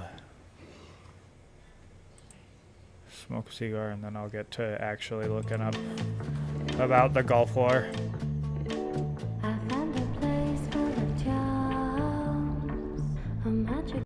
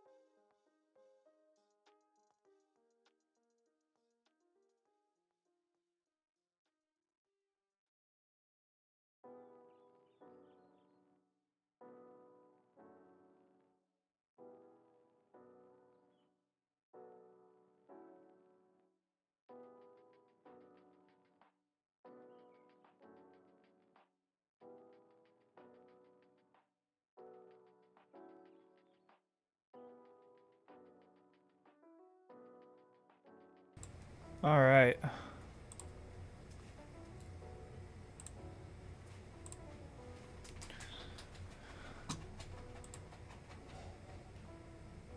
Yeah. All right.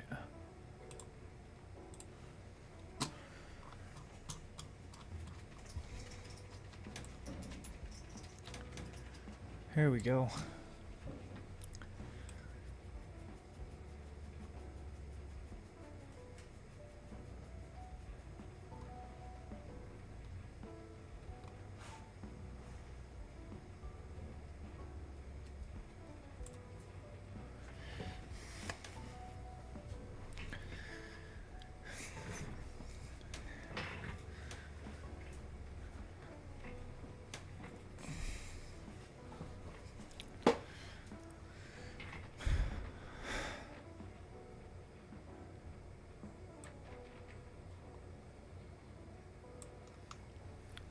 What the fuck? There we go.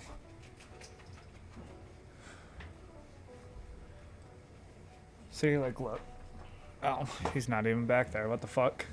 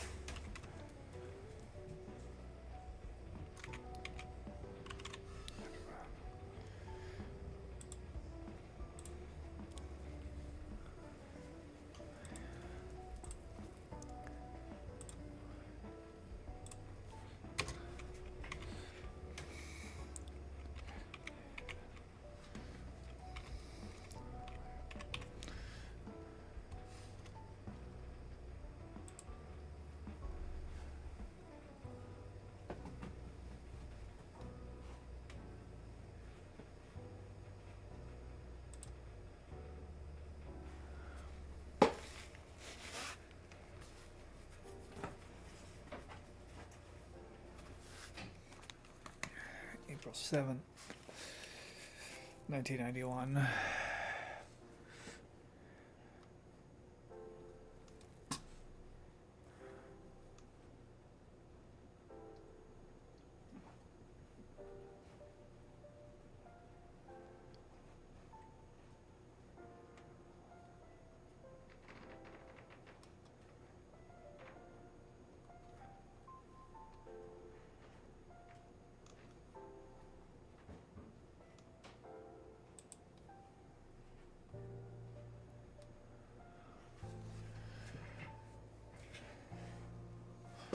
Here we go. Uprising.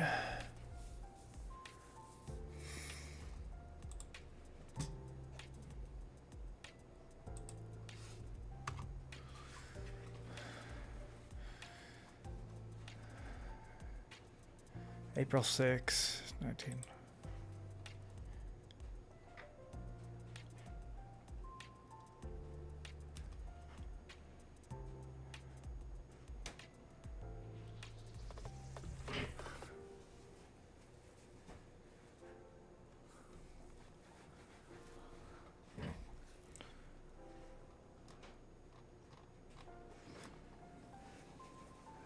Except the UN Security Council draft resolution for ending the Persian Gulf War in exchange for President Saddam.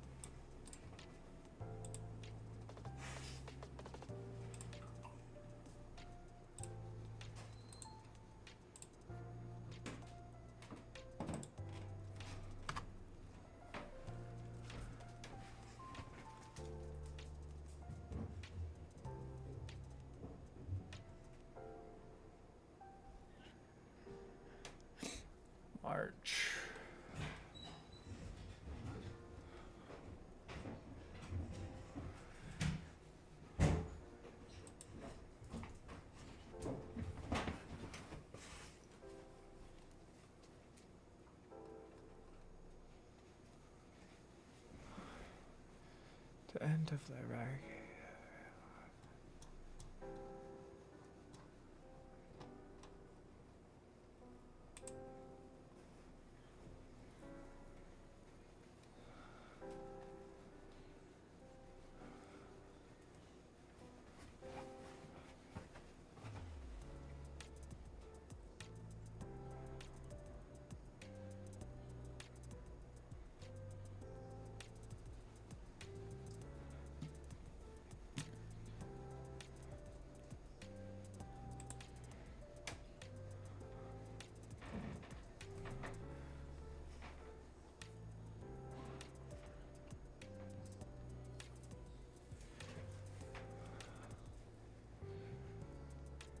Soviet.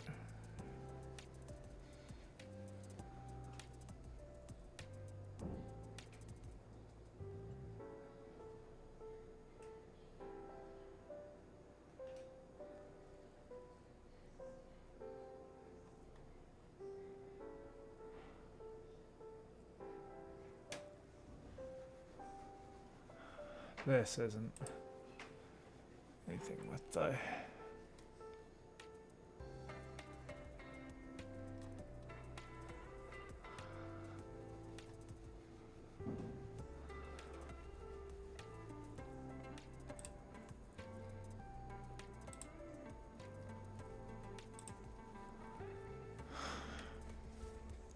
trying to figure out where I should start here.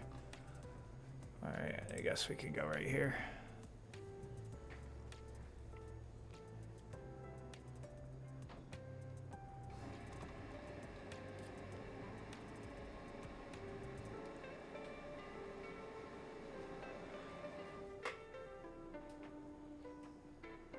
Highway of Death, yeah. Let's do that.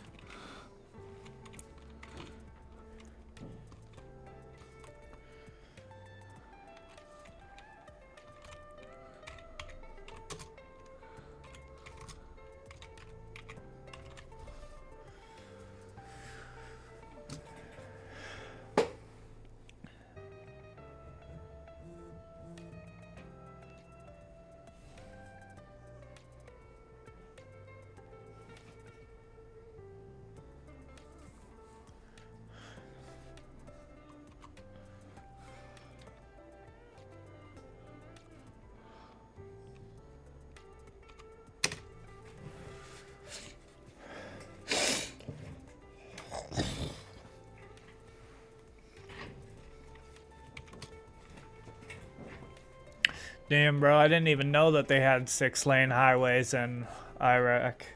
That's crazy. I didn't even know that they had highways there. I'm just kidding.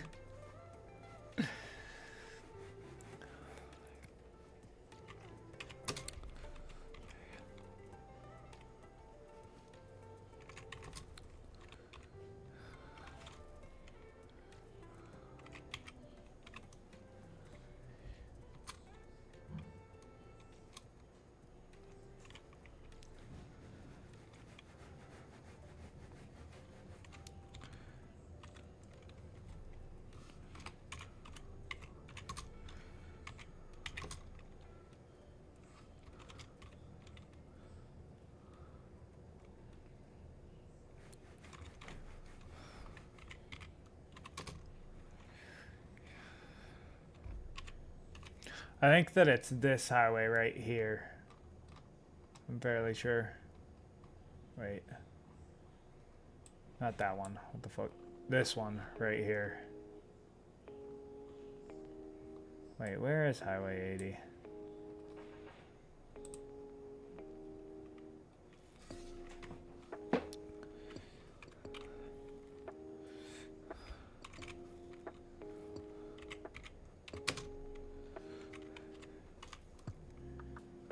Highway 80.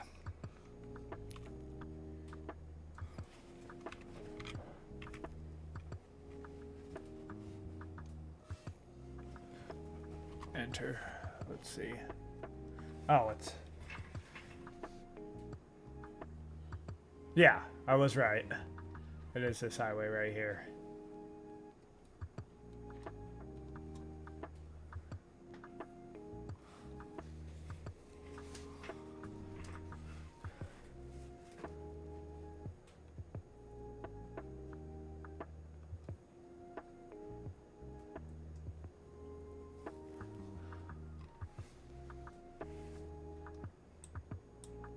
Saffron.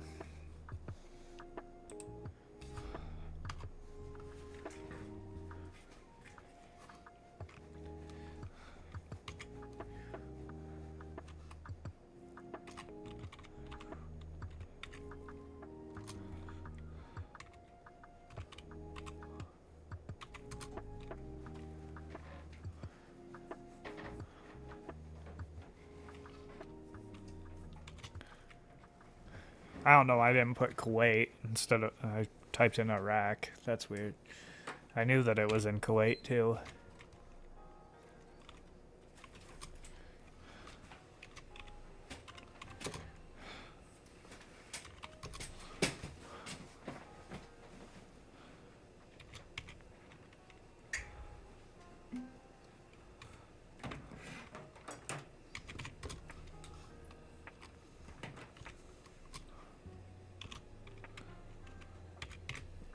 So from Iraq.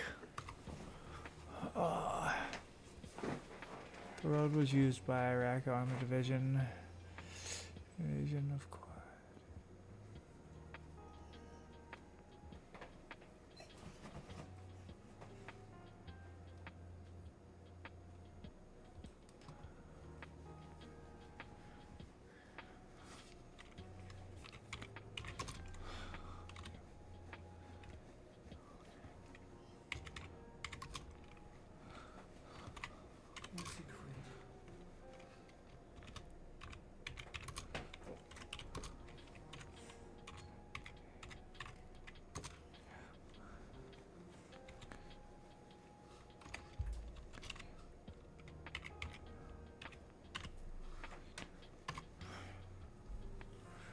Used by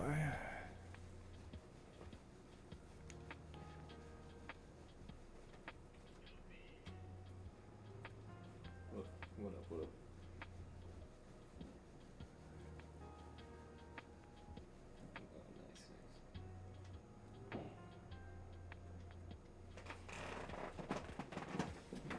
I'm done. I've pretty much just been doing the same thing. Doing good. Chilling. Yeah, I'm gonna go over and see my mom.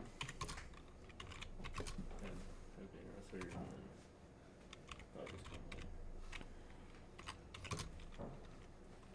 How about you? Yeah, my mom's cooking up turkey.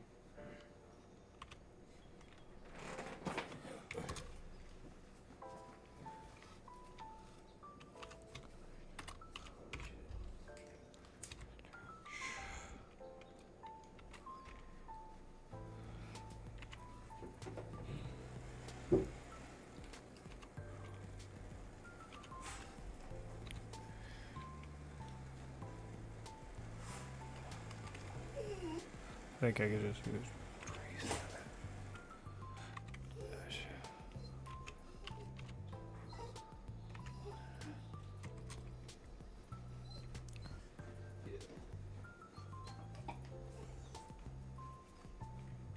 Oh, I can see that.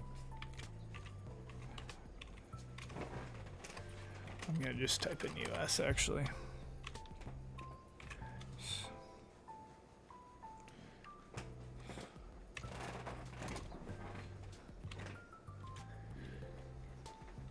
I'll just type in coalition.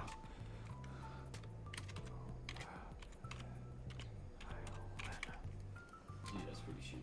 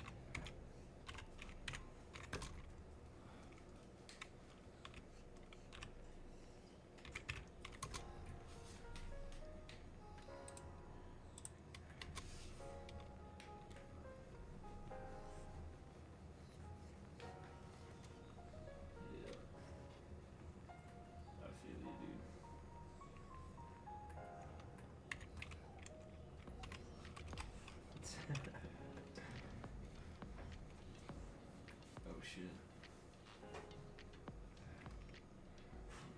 Mine's at 130 right now.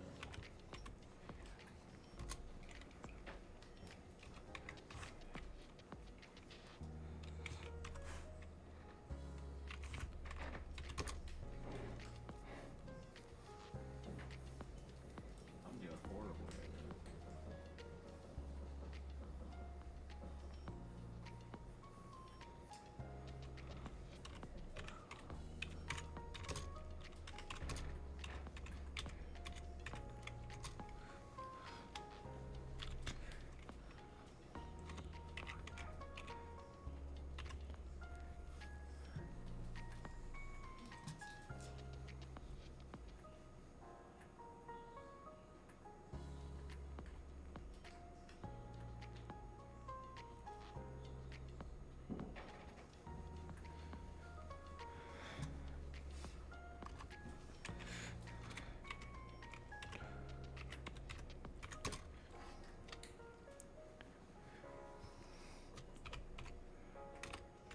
These kids are everywhere.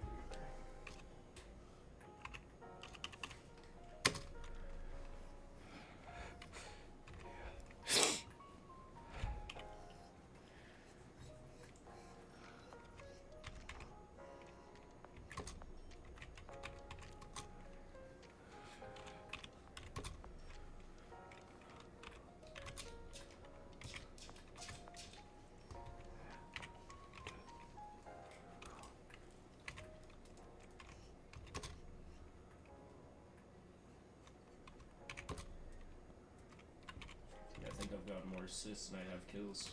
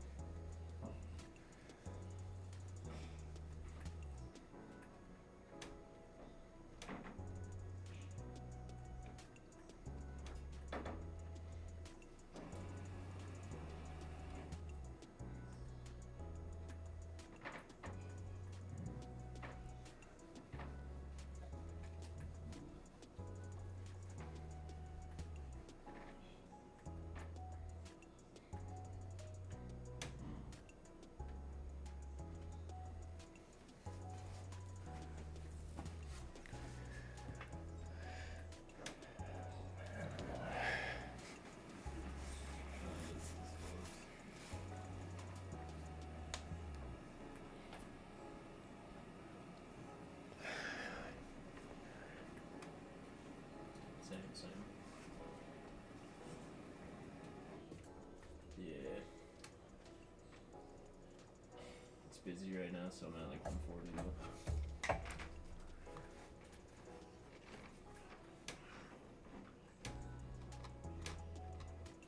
This is usually like a little bit higher than normal.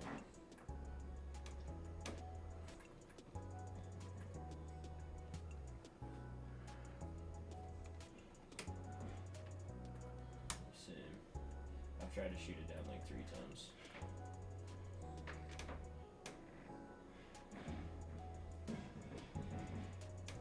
Yeah, dude, I got 3 people shooting at me at once. Insane. Air attacking.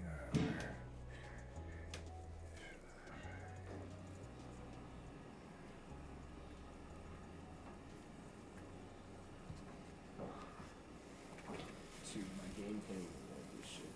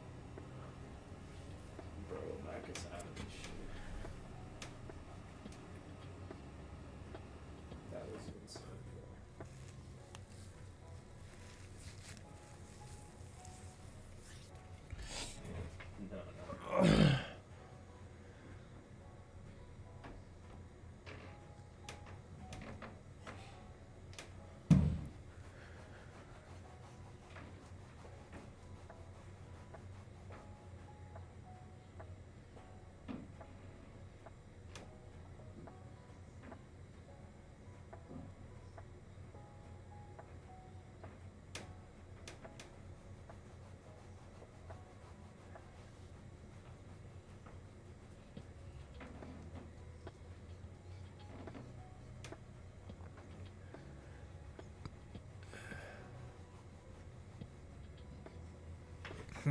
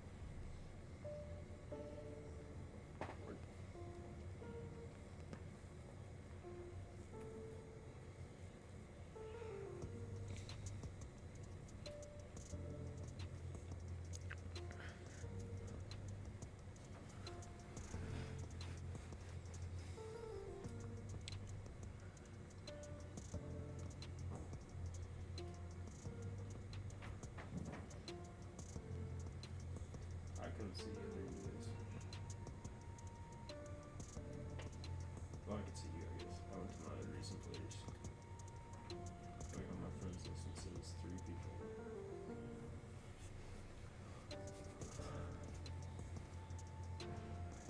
Yeah, fucking Brick Running doesn't even show up.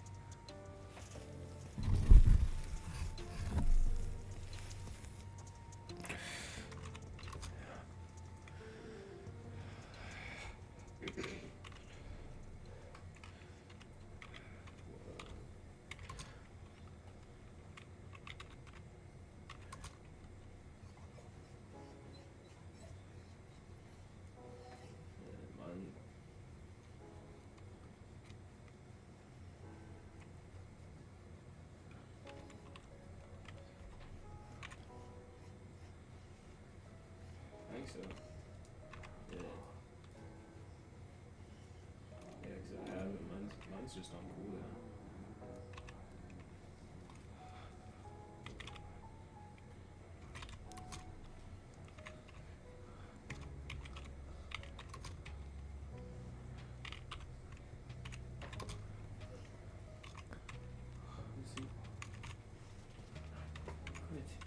It's just stinky. You're fine.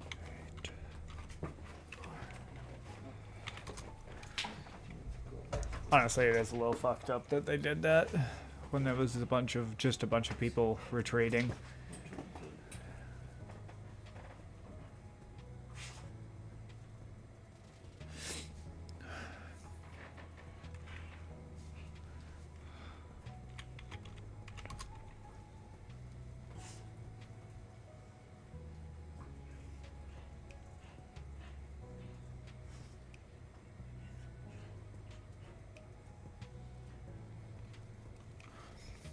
I mean, you could also. Oh.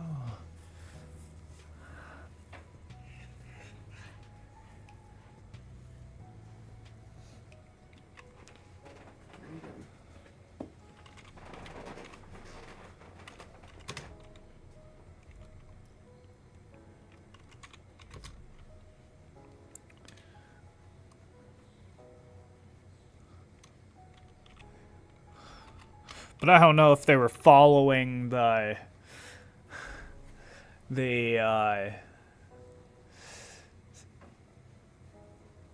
660 resolution. I don't know if they were exactly following that. I think that they were just getting fucked up, so then they were leaving. It wasn't like, oh, now we're gonna follow the resolution of the UN. I think it was more, oh shit, we just got our shit kicked in. Now let's leave. You know? Wasn't really that they were just following the resolution, but I get what these people are saying.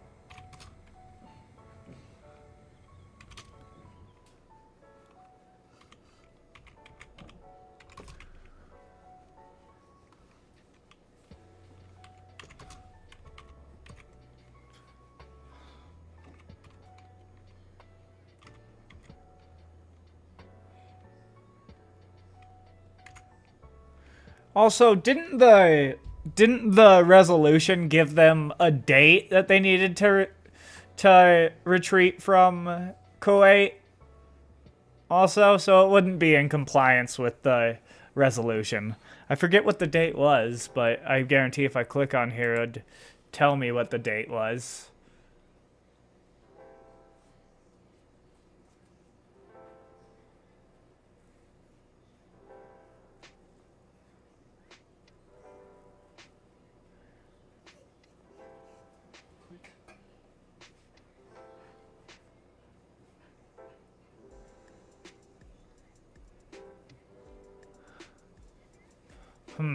Alright, let's look at my,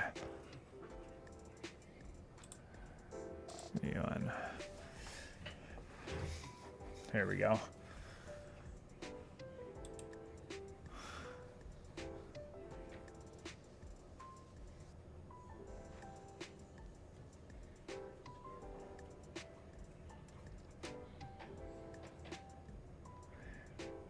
Which one was it? Was it 661, maybe? I think it might be 661 that I'm thinking about that gave them a...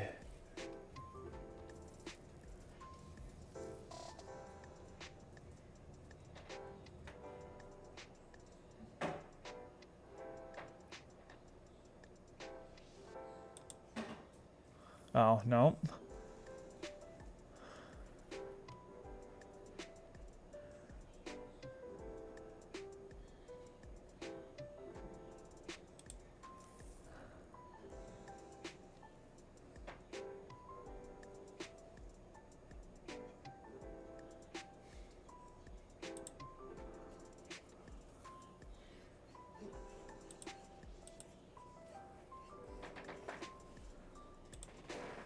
Sounds like a good old road trip.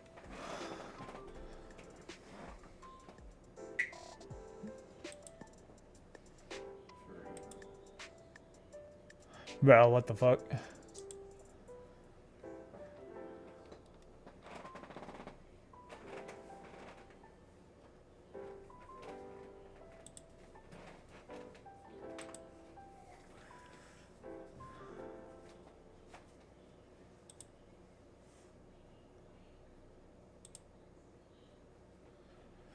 Which one was it? I thought that they gave them a date that they needed to be out by.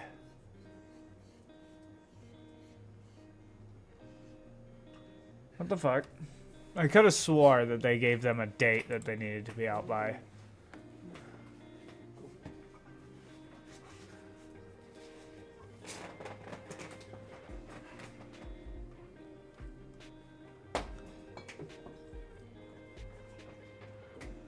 But I don't have this, I don't have that in my notes. What the fuck? Why don't I have that in my notes? I would have thought that I would have put that in there. Ugh. Stupid. I have to go through all this to find it.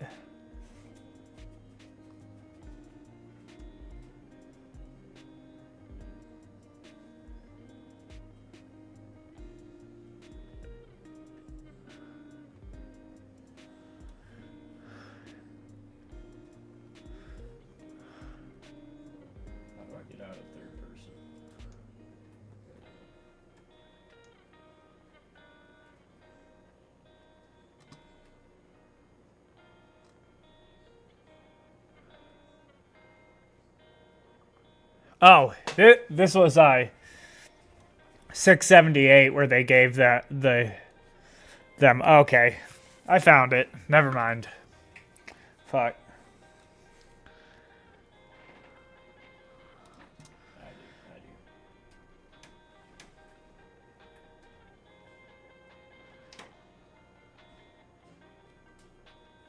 Okay. I was wrong. Still, it said immediately withdrawal, so I guess not really following the... Now, where was I?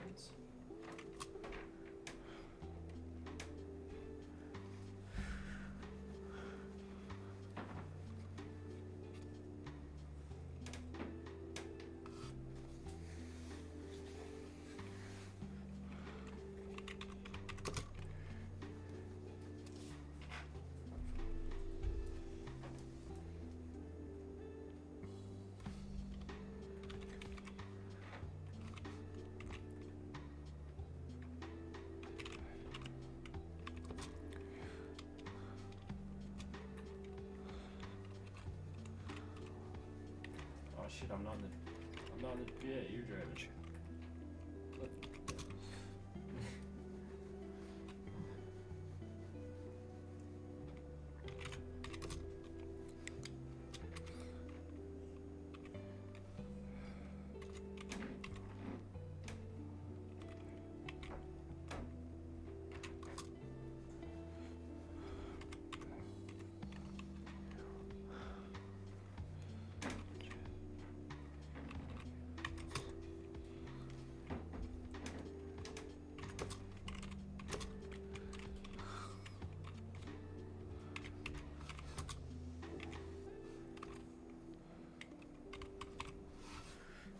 Boom.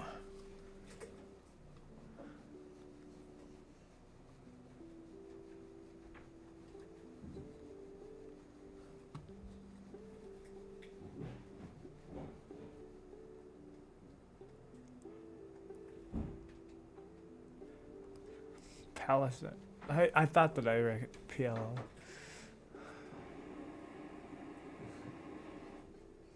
was trying to get to that shit. No, I did.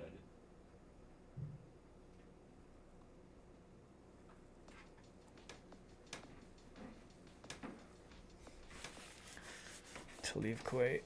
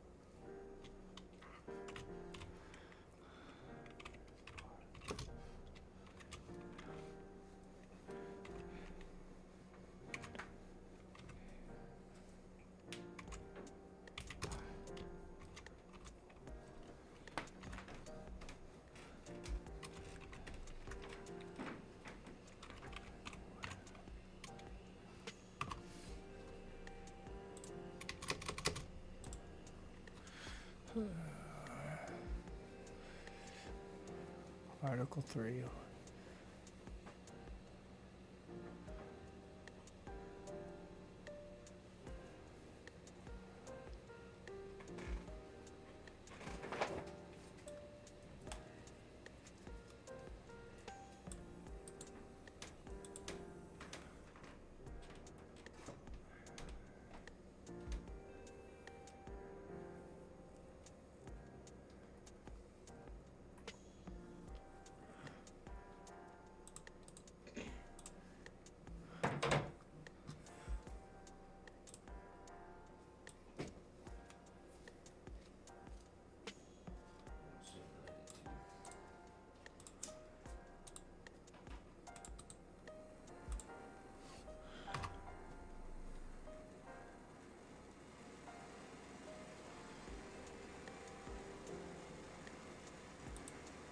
This is a book. I kind of want to get this book. I'm gonna read this book. Yeah.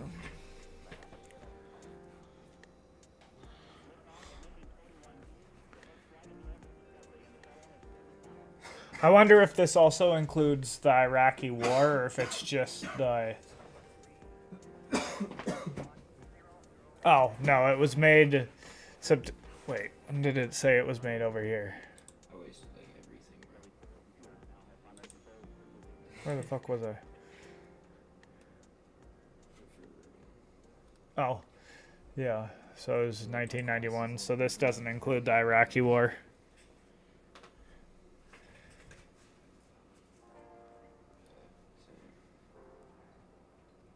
All I really have is the MP7.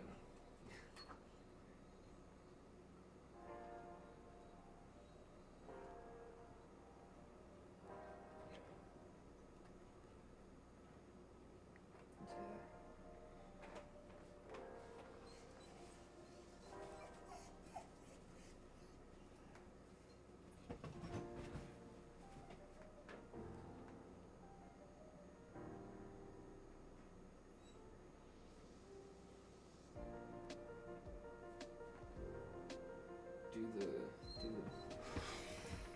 the BASP. That's a battle rifle, right? I need nice.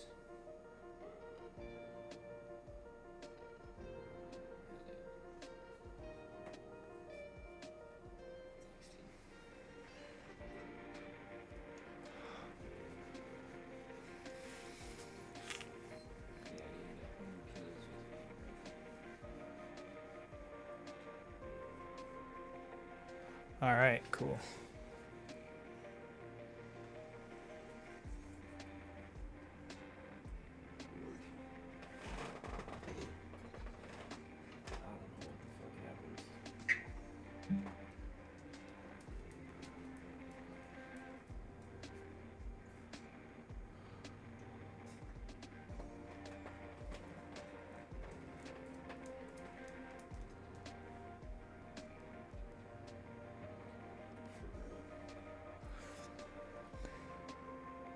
I wanted to order that book.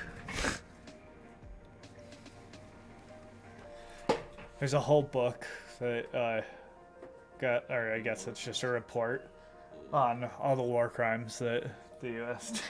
that the U.S. did during this war, so I just ordered it. I'm just gonna be like an expert on the Gulf War after this. Really, dude? I guess some random fucking... I guess not some random war, but it would be funny.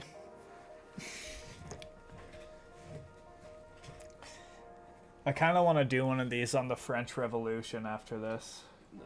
Because I think that the French Revolution was stupid as fuck. Yeah. So I just want to get like... I actually have read a book about the French Revolution. Nice. It's called Reflections on the French Revolution. By Edmund Burke. It's known as the first conservative like book ever written. Yeah.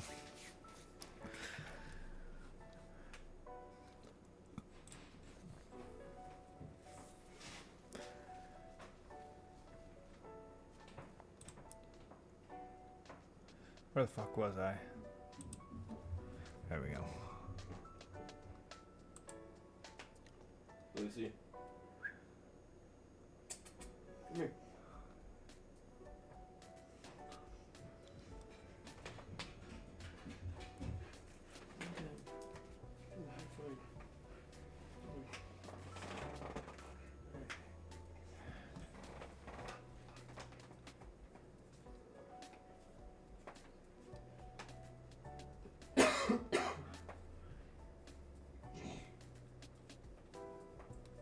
You guys see the final boss and shit? What? Oh, dude, you have to get like all the way through like the first 3 acts, and at the very end it's like a huge boss. The first 3 acts, like the whole storyline of it. Oh, are you not? Are you talking to me? No. Oh.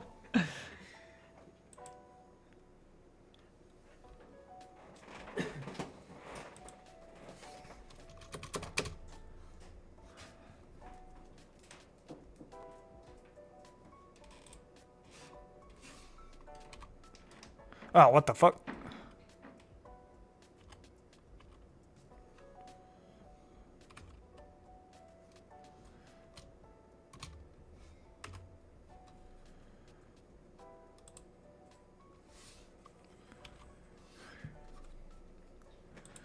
Sometimes this is just hard to organize. Oh, I sent the. There we go. That's better.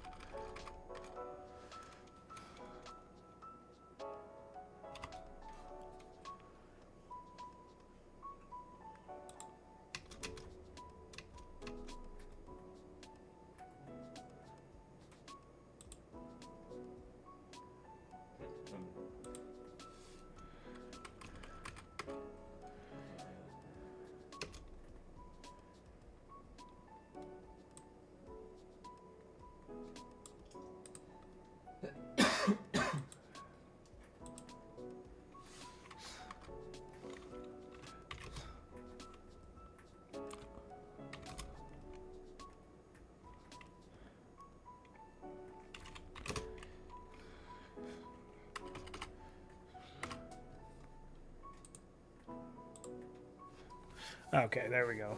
That'll make it way easier to figure shit out there.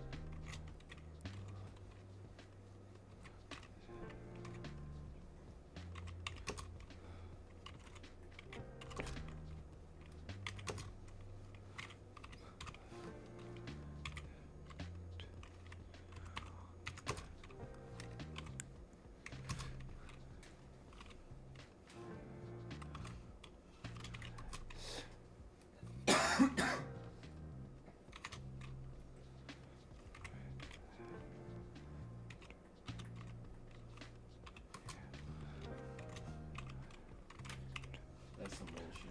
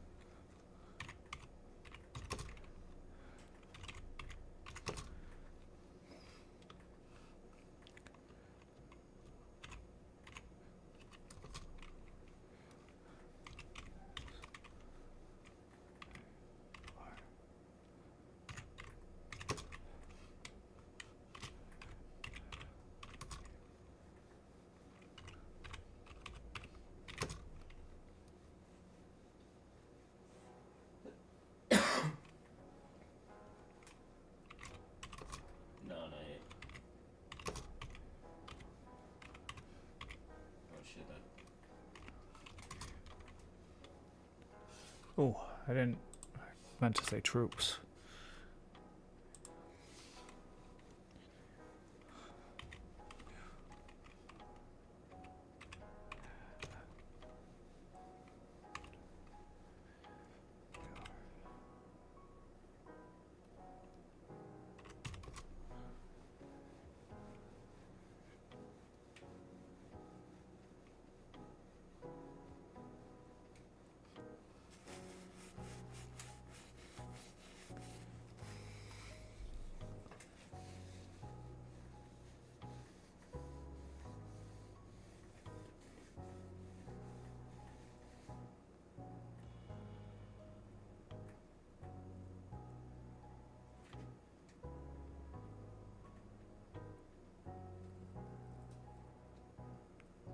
What the fuck?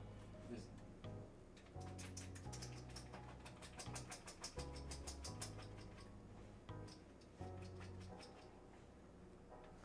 Okay.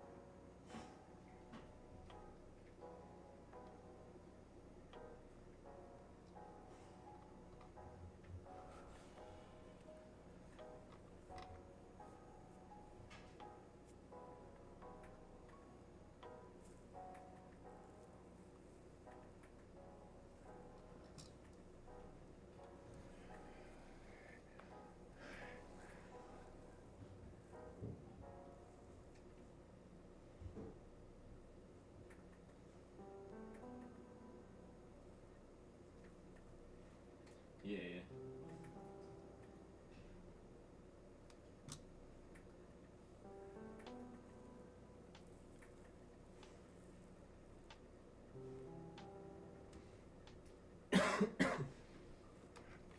Well, I honestly don't even. All the time when I see this shit, where they're all like, they always fucking claim that whenever they're fighting against some, like someone else, they're like, oh, they were raping and killing like civilians and shit. Like, I don't know, man. How come every single time that we go and fight against people, they're always killing and raping people? I don't know. You know what I'm saying? Like every single time that we go in to fight anyone, we always claim, oh, they're just murdering and raping people and fucking just, you know. I don't know. Seems pretty weird. Yeah. That we're just always protecting people from getting murdered and raped, and we're not doing anything fucked up.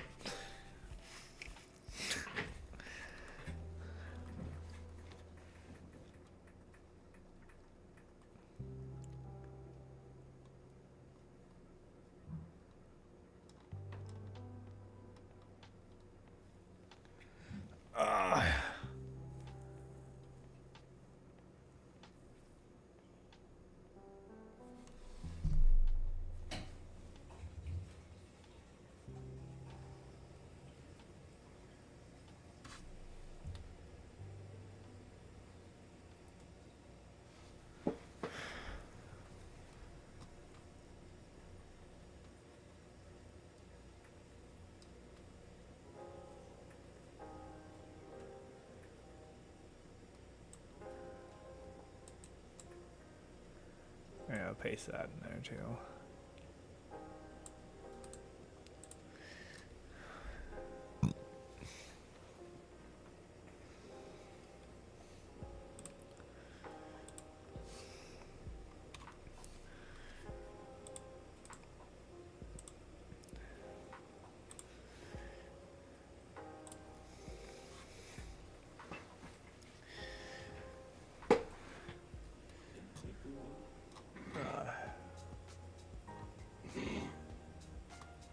Let's go Highway 8 right here.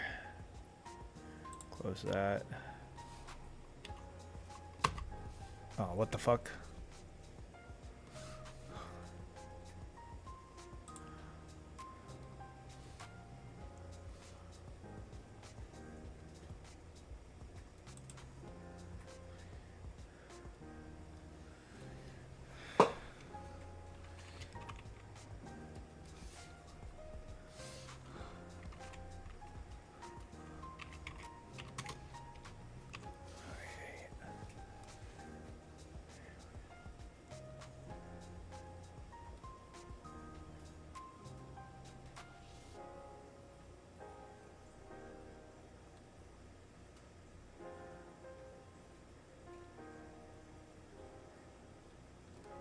Okay, let's see where it turns into Highway 8.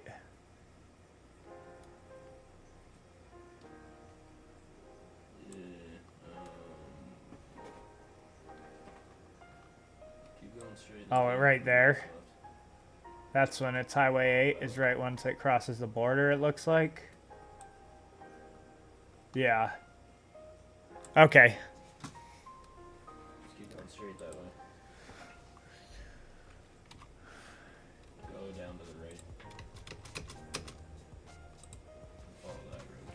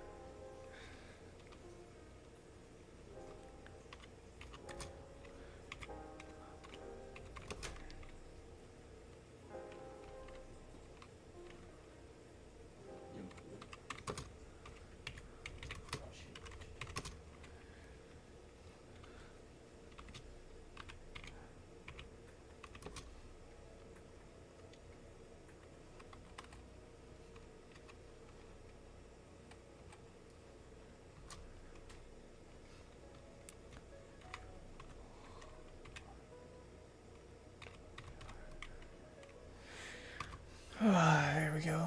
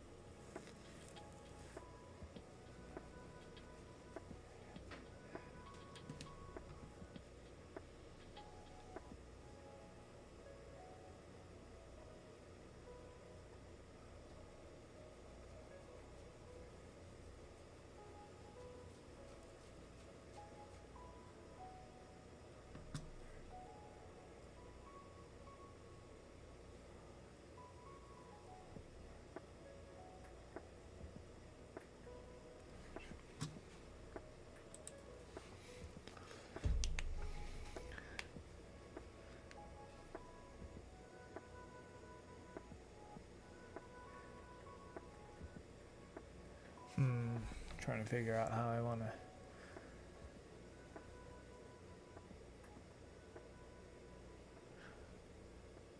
I've got to go pee real quick.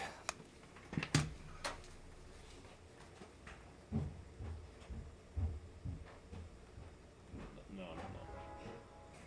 Yeah, I'm coming. I accidentally jumped out back there.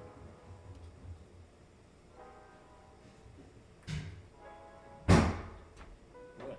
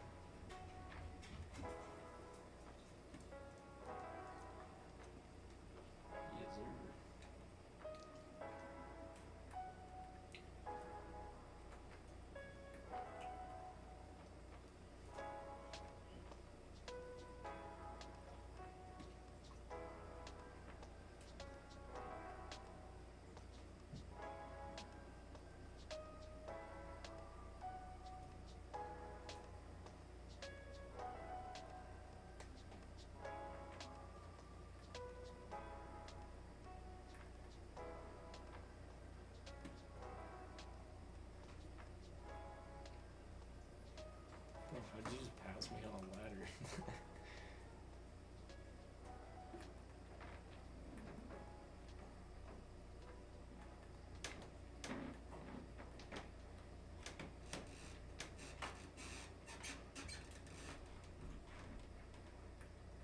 Yeah, you did.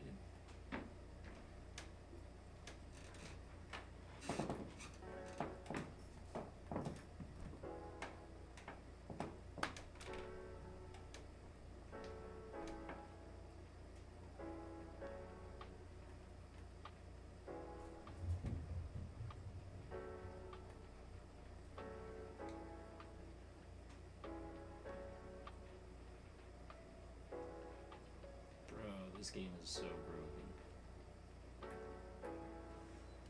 What the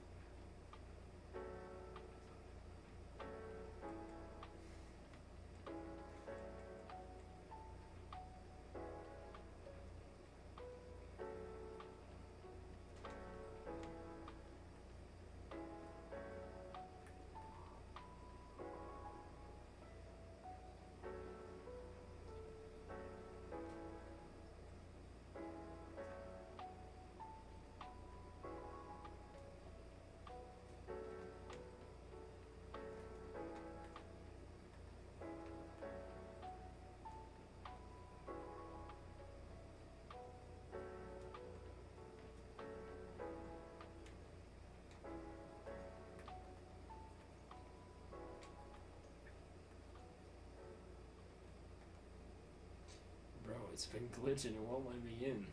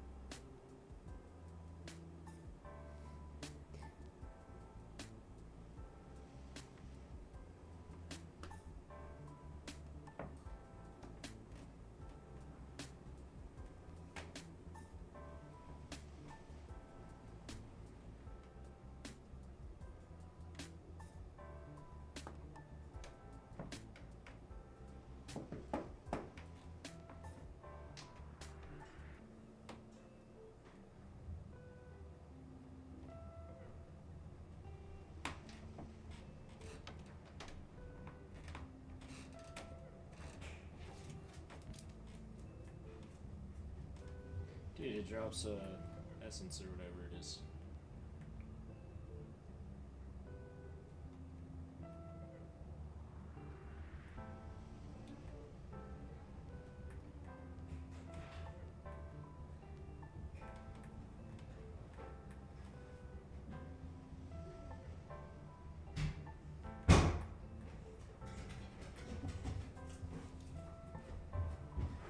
Always watching you, Mike Wazowski. Always watching. Fuck you. What? That's a good movie right there. Damn it. He dropped down to only 3 since I was gone. The what? Yeah, that shit was dank. What was it? Oh, spaghetti. I'm not a big spaghetti guy. I don't like spaghetti. I don't really like red sauce at all. Nope. Okay, where was I? Oh, yeah. Highway 8. I'm gonna look up. Because that's like a really short thing. I want to know more about Highway 8. I was literally just right next to this thing. I didn't know what it was.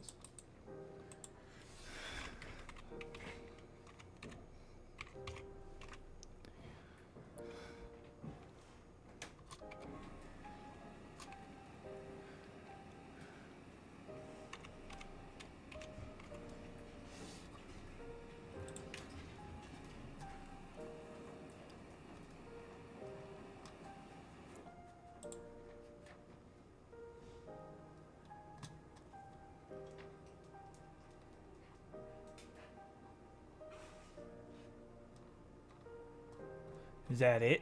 That's all that they wrote on here?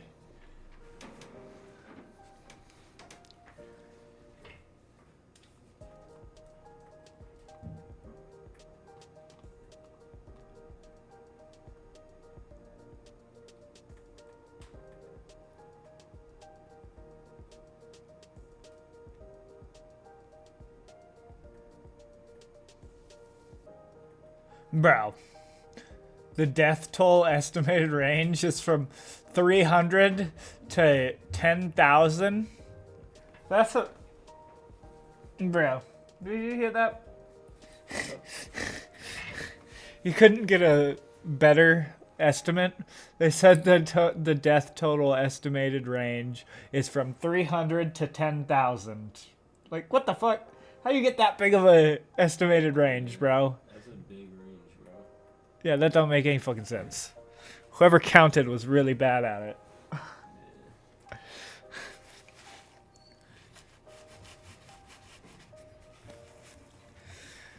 The final tally.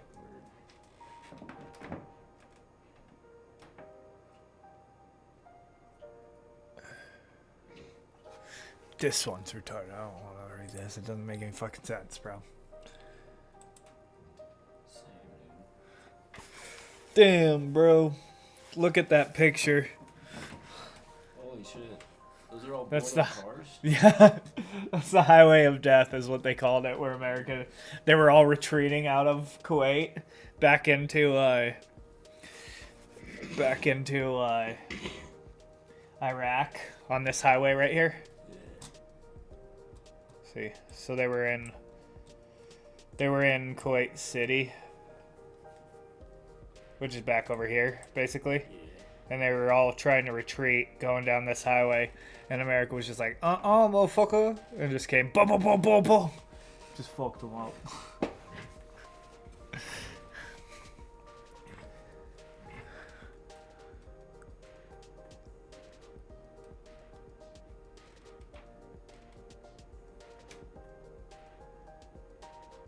Within 100 hours.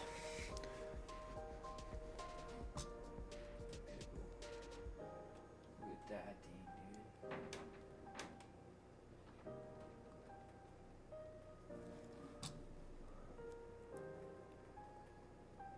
dude. Da-da-da. No, I'm dead. No, we're good. I got self-revive. Yeah, dude.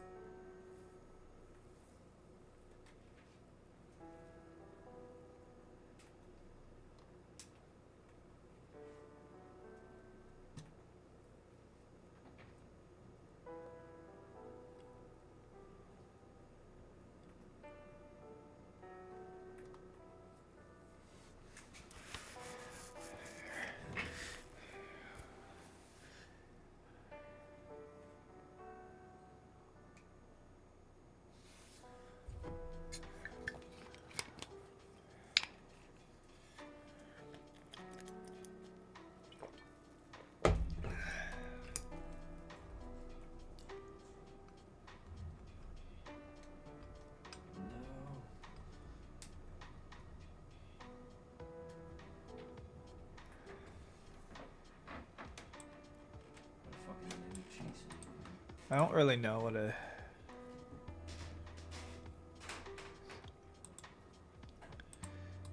What does that even mean?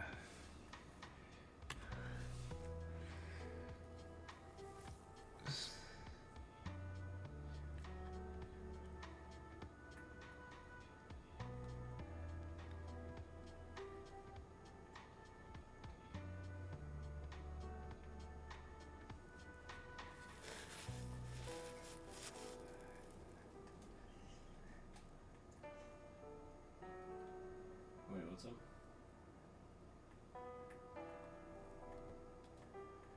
Okay. I'm trying.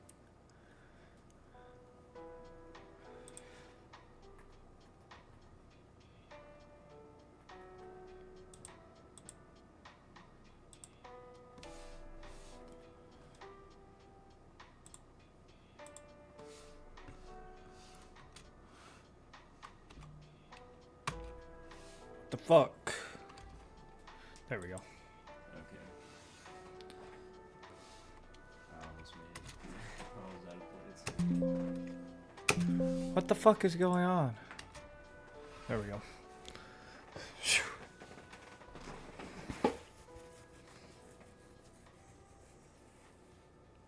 Yeah, I'm up.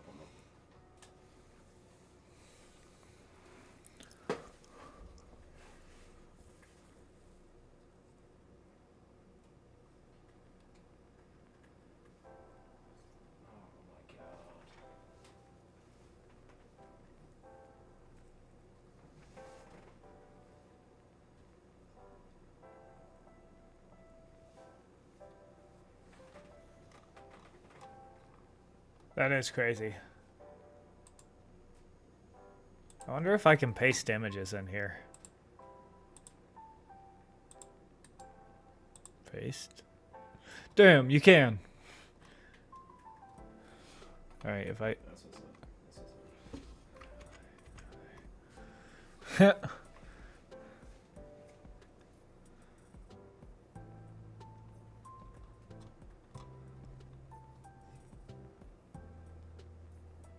I need ammo too.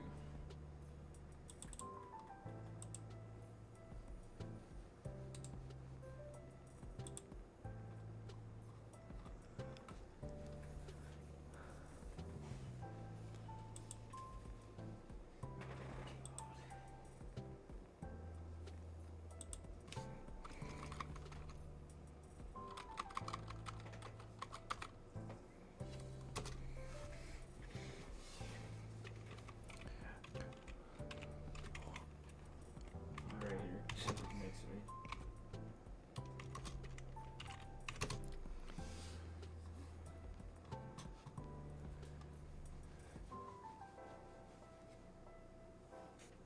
Thank you.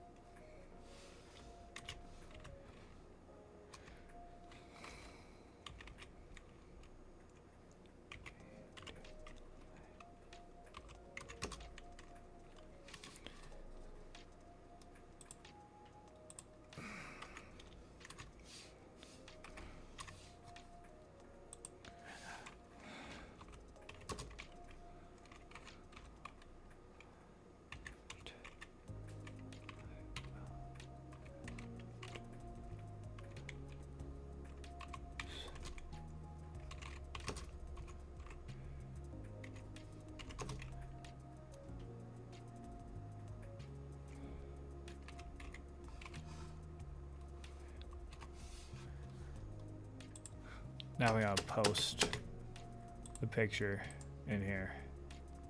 Boom. And I can close it. What? It still has the picture?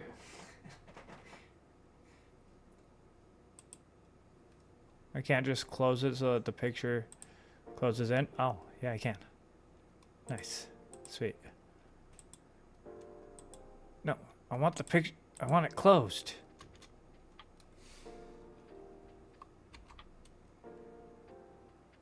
What the hell are you doing? What the fuck?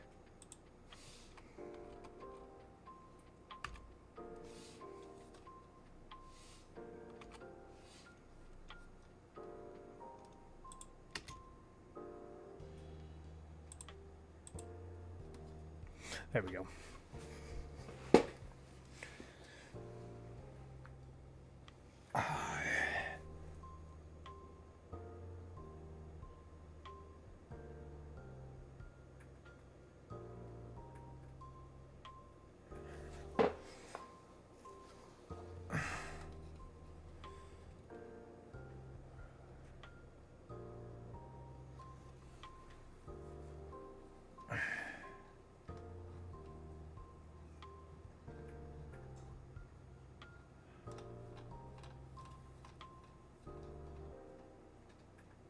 I've got to go take a shit.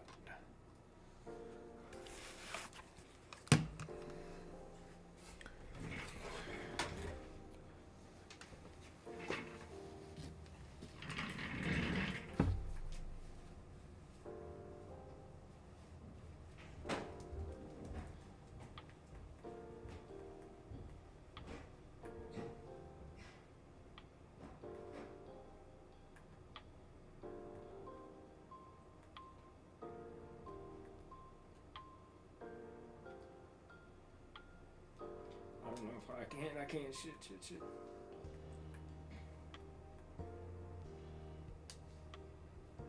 Damn, I'm down two.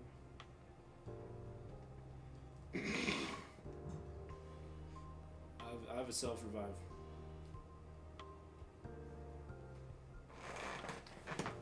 Thank you.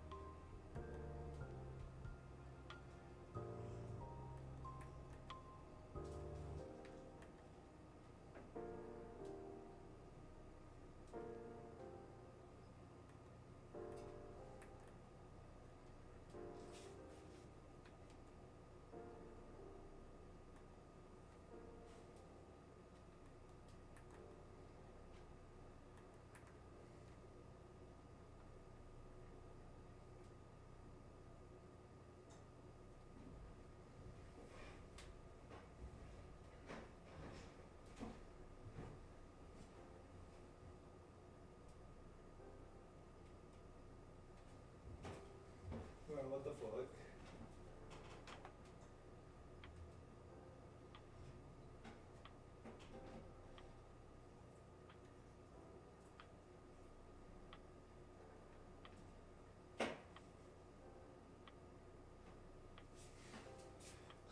I just looked at this and this is so unreadable. What is it? It's the stream. Get the fuck out of here. Lucy, quit. She's humping me. Go lay down. Is that from just now? Yeah. I'm gonna try to fix that. It's only on Rumble. Everything else you can read completely fine. That's even weirder that people are watching. Like, what the fuck is this? Let me see. I didn't check Kick, actually. I want to see Wait, what up? Oh, I said I didn't check Kick, actually.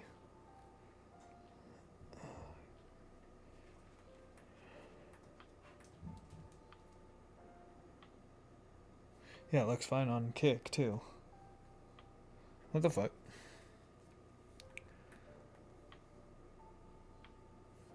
I'm gonna have to go into my OBS and fuck with it so that... Oh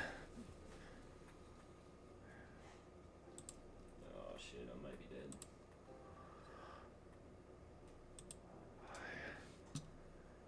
Output...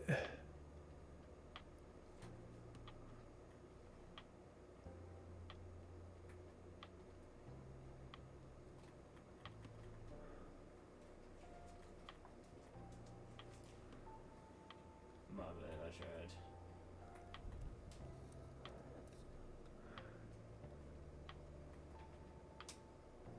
Oh my god.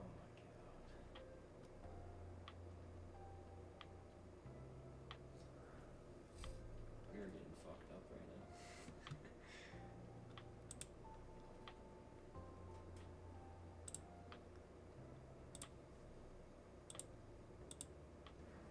I have a self-revive if you can't get to me.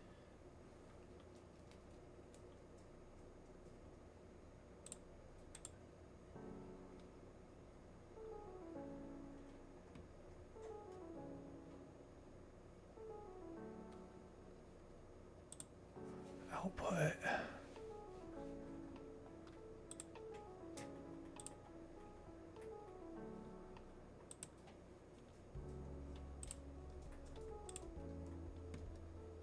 Oh, I couldn't. That thing like sucked me in. That sucks. Is there like an advanced?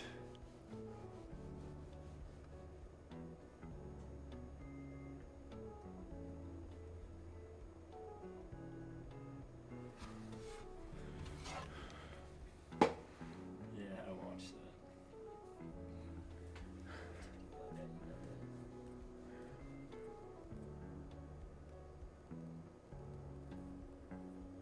Shit. All good.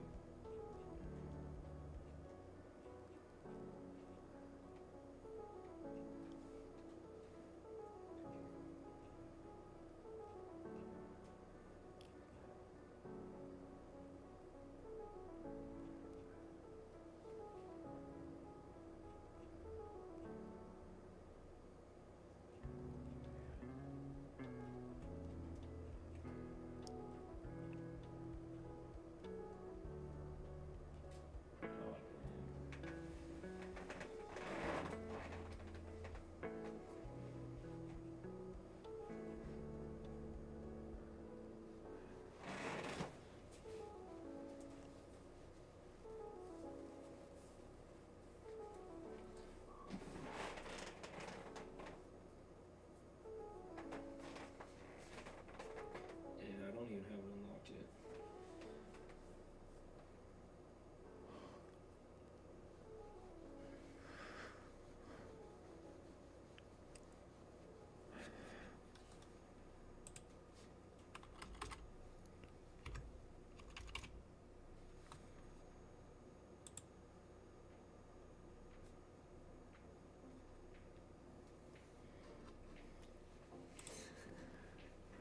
So sad.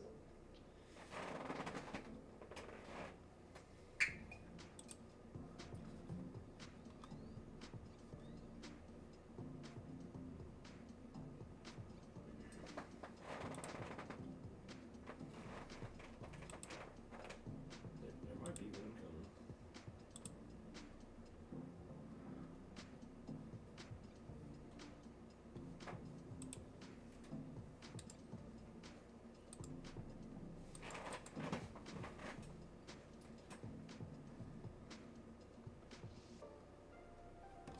Hell yeah, thanks, dude.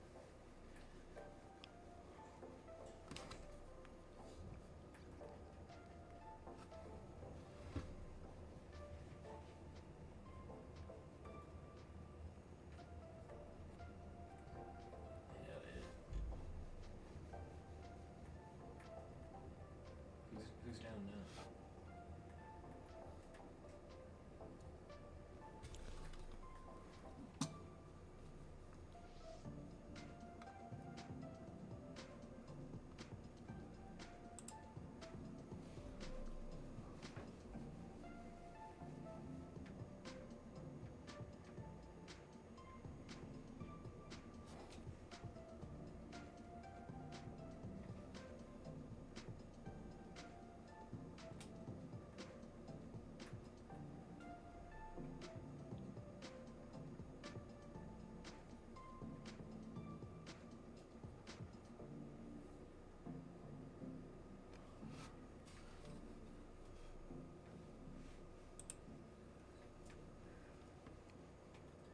Hit start.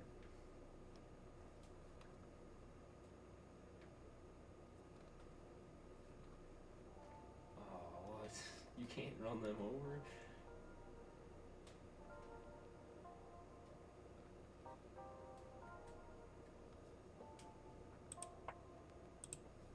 Yeah.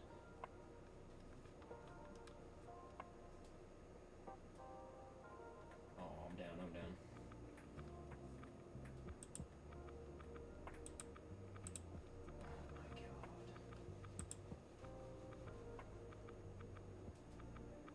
This is stupid without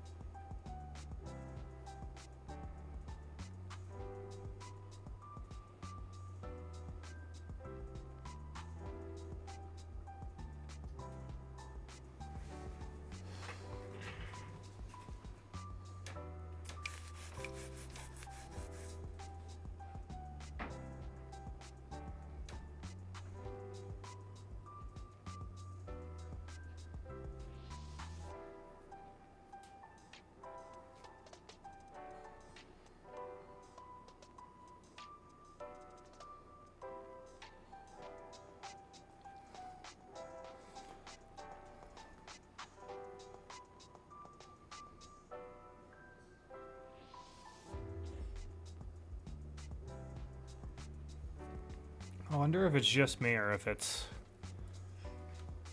other, or if it's like everyone who gets it like that. I'm gonna look on my computer and see. Let's see if what?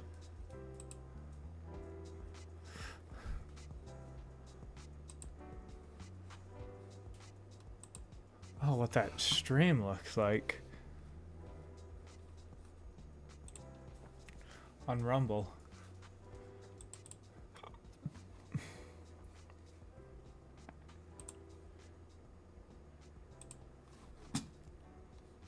This is gonna be weird. This is gonna be like Inception right here.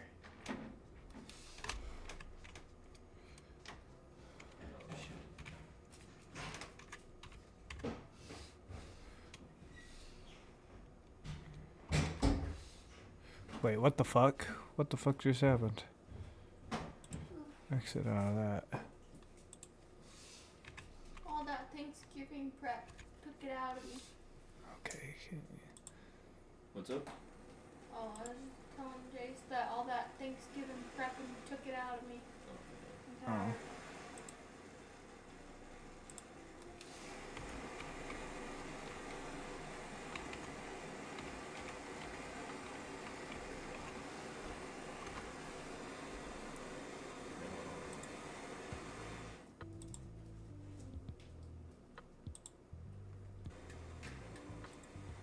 Yeah, it does look. Oh, there we go. No, it looks better now. Yeah, it does look. Oh, there we go. No, it looks better now. Bro, this is so trippy. Look at this. Oh, there we go. No, bro, this is so trippy. I just want to keep letting it go. Until you can't see. I just want to keep letting it go. Until you can't see. Bro, it looks like when you put two mirrors together. Until you can't see. Bro, it looks like when you put two mirrors together. It's also trippy because I can hear myself, like, it just keeps echoing. Bro, it looks like when you put two mirrors together. It's also trippy because I can hear myself, like, it just keeps echoing. It's also trippy because I can hear myself, like, it just keeps echoing.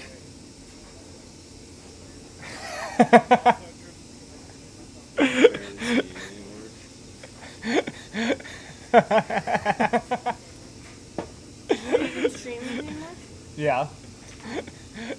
That's so funny, babe. Yeah. No. Your big muscles. Ew, I don't like looking at myself on the camera. So funny, babe. No. Your big muscles. Okay. Ah! Okay. I was just checking because on my phone it made it look like the. It's also trippy. It's also trippy. Bro, this is so trippy.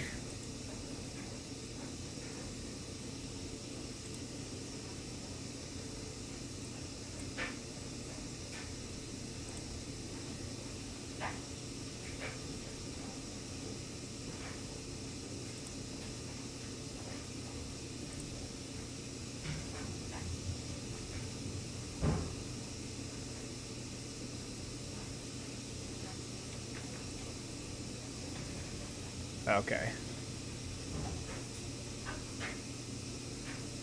Yeah, it looks fine on here. It just must be my phone that was making it look like shit. Weird.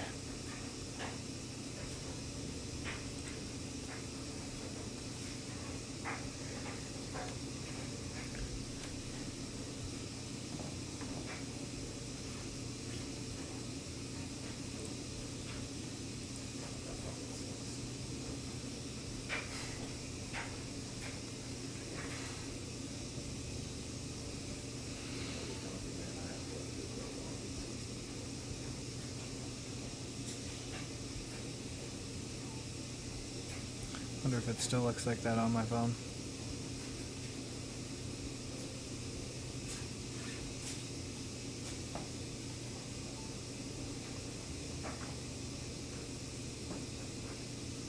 Alright.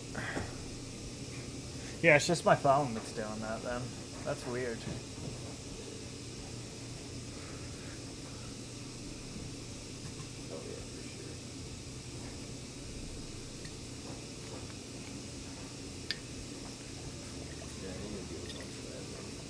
That's what I was doing when I stopped looking at a bunch of footage and shit.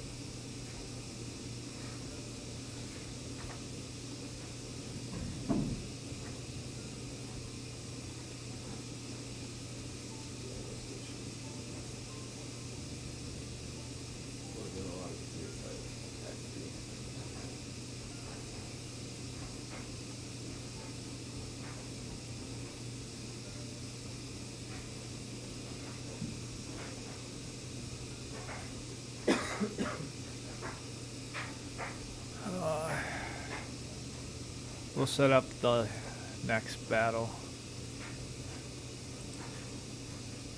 Oh no, not new folder.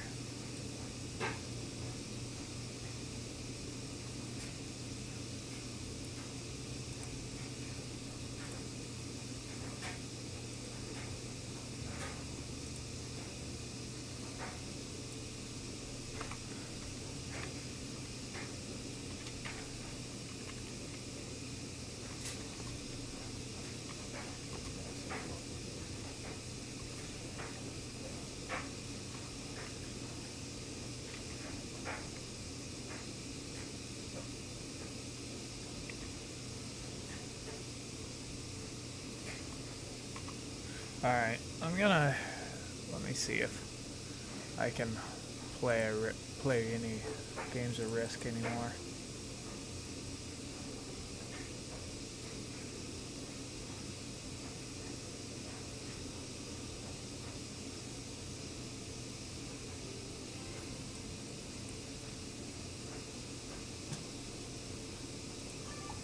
Oh, nope. Oh, I guess... Yeah, I can. It'll be, what's it called, Gamer-esque, but I still can. So you know what? That's what I'm gonna do for the rest of this stream. I'm gonna play one more Gamer-esque.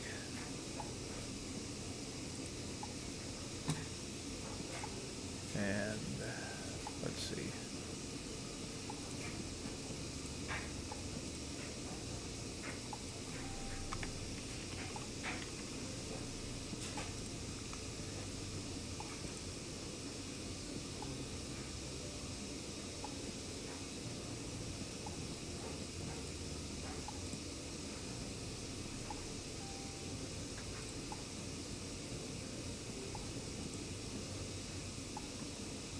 I wonder why he hasn't been posting lately.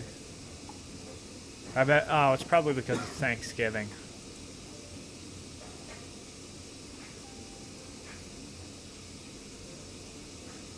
I'm thankful for you. Wow.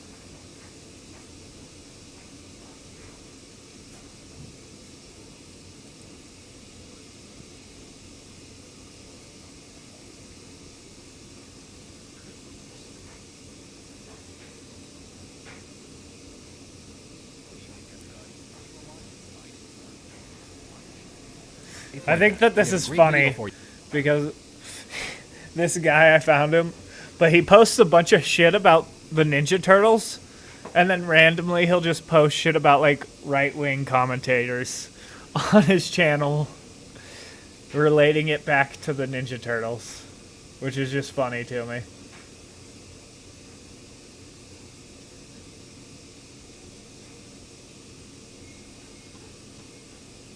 Like, let's see.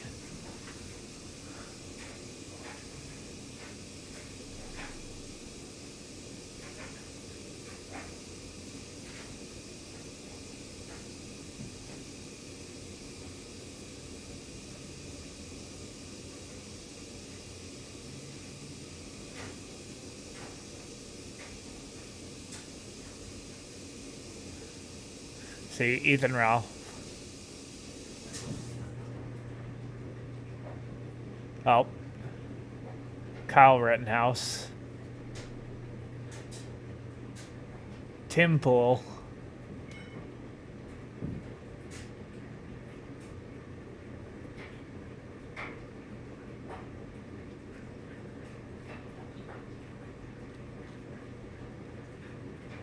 Like, it's just funny.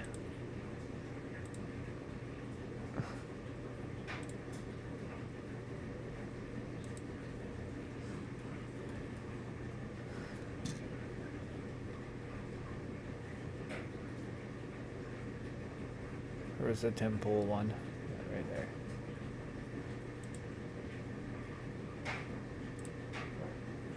Let's see if there's any other ones.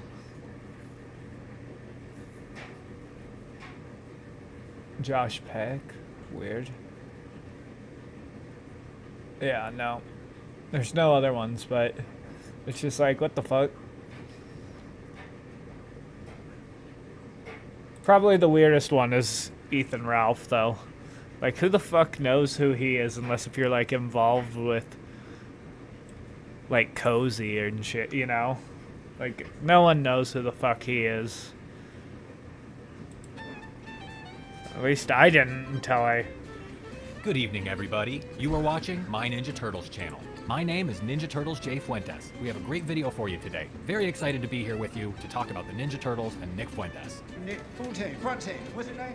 Nick Fuentes is a live streamer and political commentator. He's the host of the show America First on Cozy.tv. To say Nick Fuentes is controversial is an understatement. He might be one of the most banned and censored people in the public eye. Make sure to give the video a thumbs up and subscribe to My Ninja Turtles channel for more Ninja Turtles videos like this. Nick Fuentes is essentially banned from everything. Here's a list of some of the services and companies he's banned from, in his own words.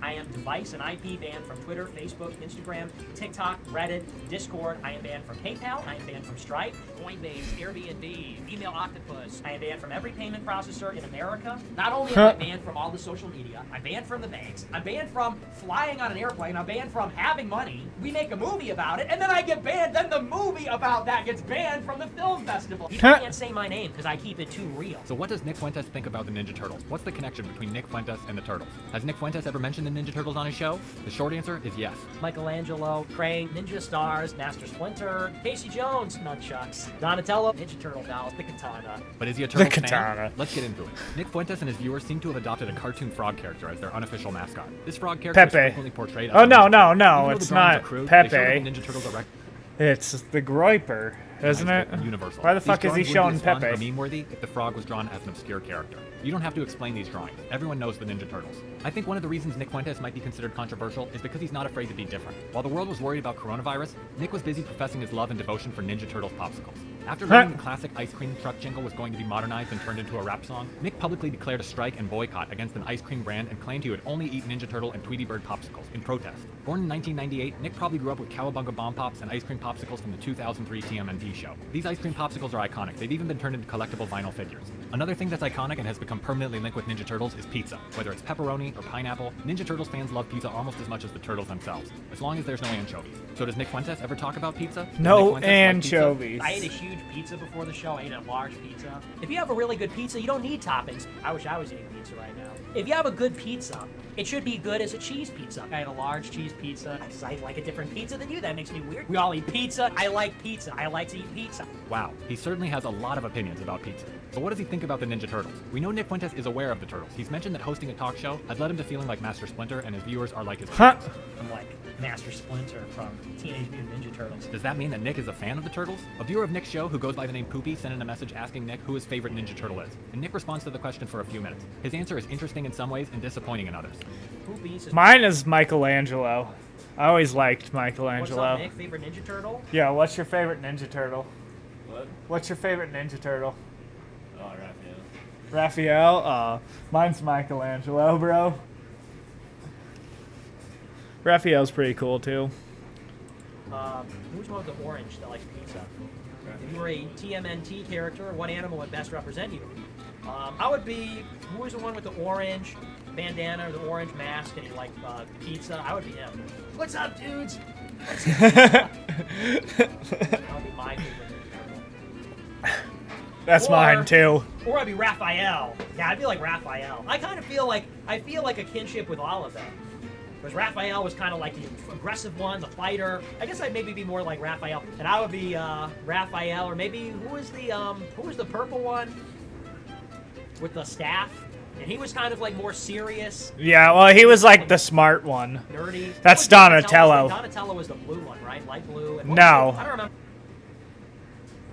For his personality. I'd be like Raphael. Leo's was the Leonardo's blue the blue one. one? No, I Yeah, thought Leonardo Donatello was the blue blue one. one. Donatello is... Okay, so I don't remember this as well as I thought I did. Let's see, TMNT. Search TMNT Turtle names. Okay, here we go. Okay, so, Leonardo is blue. Raphael is red. So I knew that one. That's the only one I knew. Michelangelo is Bro, I'm getting fucked on. And Donatello is purple. So what was Leonardo's role? Okay, it's been years, okay? What was Leonardo's role? Because I know Raphael was like the fighter. He was the aggressive one. Michelangelo was the party guy, you know, the lighthearted comic relief. Donatello was kind of like very serious about his training and everything. I don't remember their dispositions exactly. I feel like I would either be Leonardo or Raphael, right? I mean, Leonardo was like the leader of the group, so I guess I'd be Leonardo then. I would be Leonardo. Yeah, because he's got the two swords, right? He's got the two long swords based. I don't like Raphael's daggers. Those are kind of dumb. I don't like the nunchucks. I don't like the staff. I like the big swords. You ever played that Teenage Mutant Ninja Turtles game for PS2? Game's awesome. So there you go. Nick Fuentes is definitely not a Ninja Turtles superfan. And that's okay. It can be confusing for a casual fan to juggle the 4 different turtles and their personalities and their names and their bandana colors. It's surprising Nick doesn't like the Turtles more when they have so much in common. In addition to their shared love of pizza, Nick Fuentes is an outcast, and so are the Ninja Turtles. They're both restricted from parts of normal everyday life. The Turtles are He's an banished and forbidden outcast. from the general public. The Turtles are banned from everything because they're mutants. And Nick Fuentes is banned from everything because he's controversial. One of the most interesting things about the Turtles is they have to run and hide from the people they protect. The people they're fighting for are fighting against them. I always liked that the Turtles were outsiders and had an anti-hero kind of thing going on. They always had a little bit of a mixed motivation. The Ninja Turtles aren't just typical generic superheroes. Thanks for watching. Feel free to leave a comment and share this video. Make sure to give the video a thumbs up and subscribe to the Hey, channel like, for what more the Ninja fuck? Turtles videos like this. This shit's weird.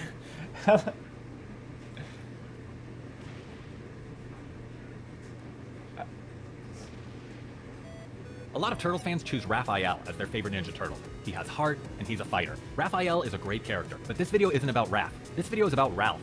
Ethan Ralph. Make sure to give the video a thumbs up and subscribe to My Ninja Turtles channel for more Ninja Turtles videos like this. I really don't know much about Ethan Ralph, but I've heard that he's infamous. He's a live streamer and hosts several shows on the internet. People love him and people hate him, but there always seems to be a buzz of activity going on around him. Some people say he's controversial and offensive, but some people think he's charismatic and entertaining. Ethan Ralph is like a ringmaster at a circus or a professional wrestler mixed with a shock jock. He seems to know how to create riveting content out of nothing. He can stir up conflict and tension effortlessly, anywhere. He's been beat up in Portugal twice.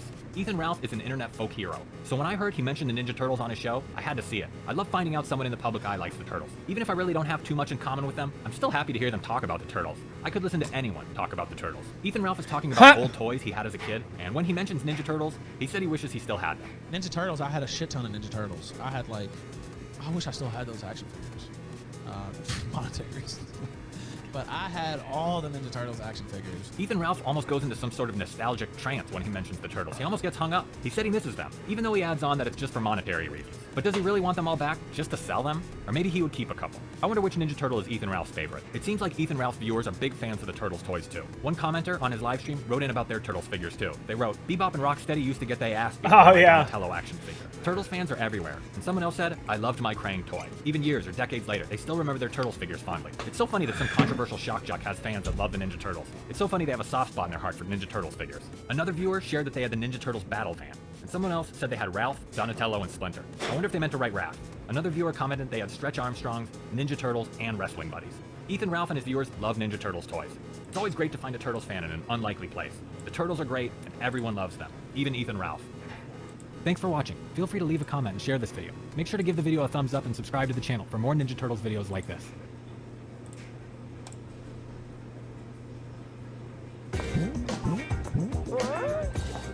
What the fuck? So it looks like we found an unlikely ally in Cardi B. She recently took to Instagram Live to go on an expletive-laden rant against the Biden administration's outrageous spending habits. She regrets supporting and endorsing. I want to keep watching these. Liked it, friended it, followed it. You may have heard of a news and political commentator named Tim Pool, or his show, Timcast IRL. Being a kid in the 90s made Tim Pool the perfect age to experience Turtle Mania as a child. The cartoon TV show was a huge success, and the 1990 movie set sales records when it came out because it was so popular. That was what I Website, was 9 out of 10 introduced boys to owned the a Ninja Turtles action figure Ninja in Turtles was 1992. that. And now all those kids like Tim Pool are grown up. It seems like Tim Pool played Ninja Turtles video games, and they're still having an impact on his life years later. Tim Pool mentioned the Ninja Turtles recently on his show, Timcast IRL. I still remember the cheat code from Teenage Mutant Ninja Turtles 2 on Nintendo. VA, VA, up, down, VA, left, right, VA, start. Why do I remember that? Because that game was awesome. I'm 36. I played that game for like a few months of my life, and I'll never forget the code for level select in that game. Tim Pool is talking about Ninja Turtles 2, the arcade game for Nintendo. The code he's talking about gives you 9 lives instead of 2, and lets you select which stage you play. That game is a classic, and the code is correct. On another episode, Tim Pool reads a message from a viewer asking about the Ninja Turtles, and he gives a disappointing response. What millennial kid did not want to be one of the Ninja Turtles? I was legit Michelangelo for several Halloweens. I am glad my parents didn't actually surgically turn me into a turtle. I did want to be a Ninja Turtle. I wanted to be an X-Man. The cartoon, toys, and video games were unavoidable. So even if you weren't the biggest fan, it seems like you were still influenced by the Turtles and experienced a lot of Turtle Mania. It seems like being a kid during the early 90s means I used the to Ninja love the Turtles helped Ninja shape and Turtles. influence your view of the world. Just like the Turtles, Tim Pool is a skateboarder. The Turtles influenced a generation of kids to practice martial arts and eat pizza. And Ninja Turtles references can even creep into serious discussions. Tim Pool and a couple other people on the show are talking about pregnancy, and he makes an off-color joke comparing Krang's robot body to a womb. Are you familiar with Krang? Oh yeah, the brain from Teenage Mutant Ninja Turtles. Yeah, can't survive outside of the machine he's in. Should he be killed? Fuck yeah, dude, he's the villain. No, I don't know. I So, always but- like no, Krang. but- It's interesting how Tim Pool and the other people on the show are all familiar with Krang and his android body. The turtles take up a little space in all of our minds. They were a cultural phenomenon, and they're still influencing people like Tim Pool today. So big thanks to Tim Pool for always mentioning the Ninja Turtles and making them part of his show. I still remember the cheat code for Teenage Mutant Ninja Turtles 2 on Nintendo.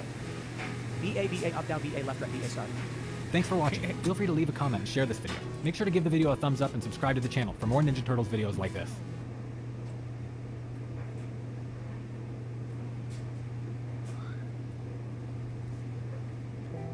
Have you ever seen a video with a more provocative title? Casey Jones is the original Kyle Rittenhouse. Wow. Thanks for being curious and brave enough to check this video out. Way back in 1992, in the original Mirage Ninja Turtles comics, Casey Jones is attacked by thugs on the street and he's forced to defend himself. Sound familiar? Make sure to give the video a thumbs up and subscribe to My Ninja Turtles channel for more Ninja Turtles videos like this. The Shades of Grey story arc takes place in issues 48 and 49 of the old Ninja Turtles comics. What happens in these issues changes Casey Jones forever. It all starts when Casey is making his way through the city at night. He runs on rooftops and through alleys with his mask on and a golf bag full of weapons. While making his way through a playground, a group of 3 thugs try to rob Casey. They ask him to pay a toll for trespassing on their turf. Casey Jones says no. They pull a knife on Casey and 3 of them attack him. Casey Jones is a maniac and tears through all 3 criminals. They picked on the wrong guy. One guy tries to stab Casey in the face. Luckily, Casey blocks the knife, knees the guy in the chest, and cracks him in the face. 2 of the thugs run away after being defeated by Casey, but the third guy, who tried to stab Casey, doesn't get up. Casey tries This to might talk to not him, be but he good. realizes he's dead. Casey killed him. Casey is sent into a tailspin and runs through a cemetery thinking about what he did. Casey feels terrible. He didn't mean to kill the criminal. He didn't want to kill the attacker. He didn't start the fight. Whether Casey was right or wrong, some of the consequences were immediate. This issue sets off a chain reaction of events that sets up the city at war arc and changes Casey's life forever. Casey and April's relationship becomes strained, and April ends up leaving Casey, who proceeds to get drunk and run in the woods until he throws up. This ultimately leads to Casey taking a road trip and meeting Gabrielle, who is pregnant with a baby who becomes Casey Jones' daughter. It's not exactly like any real-life situations, but some would say it's pretty similar in a few ways. Maybe some people say Casey shouldn't have been there. Some people claim that Casey's presence, just being there, that he deserved it. Was he supposed to just get beat up and get his weapons stolen and used against him? They are bad guys. Casey was forced into a confrontation and was defending himself. So why do we even feel sorry that this bad guy was killed? He would have killed Casey if Casey didn't kill him. What was Casey supposed to do? Get beat up? Get stabbed? Get killed? It's an interesting ethical situation. Casey realizes that sometimes he ends up hurting criminals who are people that just got caught up with the wrong crowd and made some bad decisions. Who is he to decide who's a criminal? Casey Jones isn't a traditional superhero. Some would argue that he's not a hero at all. Some of the consequences take a little longer to show up. This incident probably leads to the Dark Casey Nightmare story arc in Volume 2. Years later, Casey is still dealing with this incident, all because of some criminals. Casey certainly wasn't normal before this, but after the Shades of Grey comics, he is not doing well. Is Casey Jones a criminal? Does this incident make him a criminal? Is he a good guy or a bad guy? Is anyone a good guy? What do you think? Thanks for watching. Feel free to leave a comment and share this video. Make sure to give the video a thumbs up and subscribe to the channel for more Ninja Turtles videos like this. Yeah, we're just getting later. But hey, so in 2 weeks. Welcome back to the comment section. I'm Brett Cooper. I don't think it is a surprise to anybody watching this channel that brands shy away from working with people who are politically incorrect, or we could call them, dissenting voices. I mean, it's the entire reason that we started Jeremy's Razors, because Harry's was advertising with us. They pulled out over values misalignment because we're so awful and so terrible. This particular instance that we're talking about today might be the funniest yet, and it involves Theo Von, Robert F. Sweet. Kennedy Jr., and Peloton. Before we get into it, though, make sure that you like this video, And subscribe to the channel if Peloton. you've not already, and ring that notification bell so that you never miss a comment section or a vlog episode. So recently, while UFC President Dana White was on Theo Von's podcast, they were chatting about sponsorships and advertisers, and Theo told an anecdote about one of his sponsors, Peloton, and how they pulled their sponsorship from his show after he had R.F. Kennedy Jr. on the show, and then refused to take down the episode because they were concerned by it. And first I was taken aback because it's Robert F. Kennedy Jr. I mean, he's a Democrat. He's not a traditional Democrat, but he is still a Democrat. And we're used to seeing this done to conservatives. But of course, we know it's not Yeah. really about party affiliation. It is about political correctness and people's feelings. In this case, Peloton's feelings. Just watch this clip from the podcast, and Dana's response to all of this is just the best. Peloton was we just had an update. It was Peloton? was the band, was the for people who wanted an ad out. Peloton. And meanwhile, you have RFK. So Peloton, Yeah. what do they sell? Fucking bikes, the stationary bikes? Peloton sells stationary bikes, and they got a problem with Robert fucking Kennedy. You Peloton. Who the fuck are they? Yeah, first of all, Right? Are you fucking kidding me? Yeah.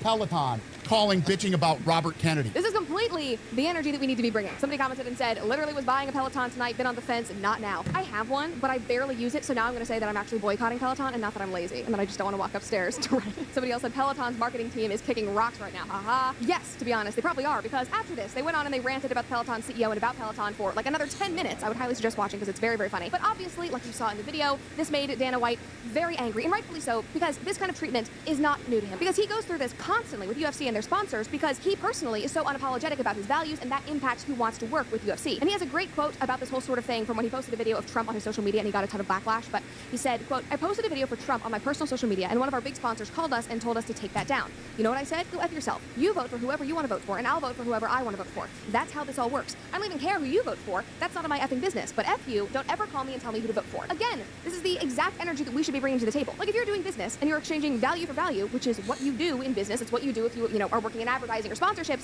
who you vote for should not matter. Now, obviously, all of this got Dana riled up, and on the spot, while he was doing this podcast, he decided that he was going to throw out all of the Pelotons that they had at the UFC headquarters, and he followed through with this. Here's an article from right after. Dana White removed That's funny all as Pelotons fuck. from UFC headquarters after they dissed Theo Von over political interview. He said, "We're getting rid of Pelotons. Pelotons are out of the gym. My guys are going to take the Pelotons out of the gym today. We are getting rid of them. We are going to go throw them in the effing garbage today." And I mean, hey, if you want to hurt a company for infringing upon your beliefs, you got to hit them where it hurts. And UFC is incredibly popular.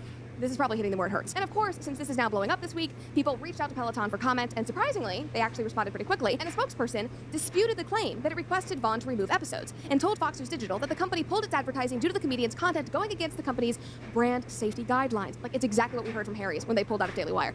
Brands and values misalignment. It's all just corporate marketing speak trying to skirt around the problem. Anyway, moving on. Man, according to the spokesperson, hopefully I can Peloton's take brand this. safety guidelines prohibit the company from advertising in proximity to drug and alcohol use, vulgar language, inappropriate things, that's very professional, Peloton, crude humor, sexual themes, political issues, and racial issues. Like, guys, there are so many holes in this excuse for pulling the sponsorship out of Theo Von's podcast. Like, first of all, you know what you're getting into when you sponsor a comedian's podcast, especially a comedian like Theo Von. Hold on. We gotta start over, dude. For example, my sponsors, they know that I'm going to make these funny jokes when I transition, like when I make jokes about wrapping up your meat with Good Ranchers. Now, there's a lot at stake this November, so don't be a chicken and shop at the grocery store like usual. Those are my jokes for today. Instead, you need to head over to Good Ranchers. Their Black Friday Your Way sale is live, and it is something that you do not want to miss this year. And yes, both Good Ranchers and I have great meat puns, we make great meat jokes, but they have even better real meat. This November, you get to pick your favorite meat to get free for a year. Pick a year of free steak, salmon, chicken, or bacon when you subscribe to any box right now. Better yet, when you subscribe to any box on GoodRanchers.com, you not only get a free gift of meat worth up to $480, but you also get $15 off with code Cooper. In contrast, the only big deal your grocery store has is on expiring foods. So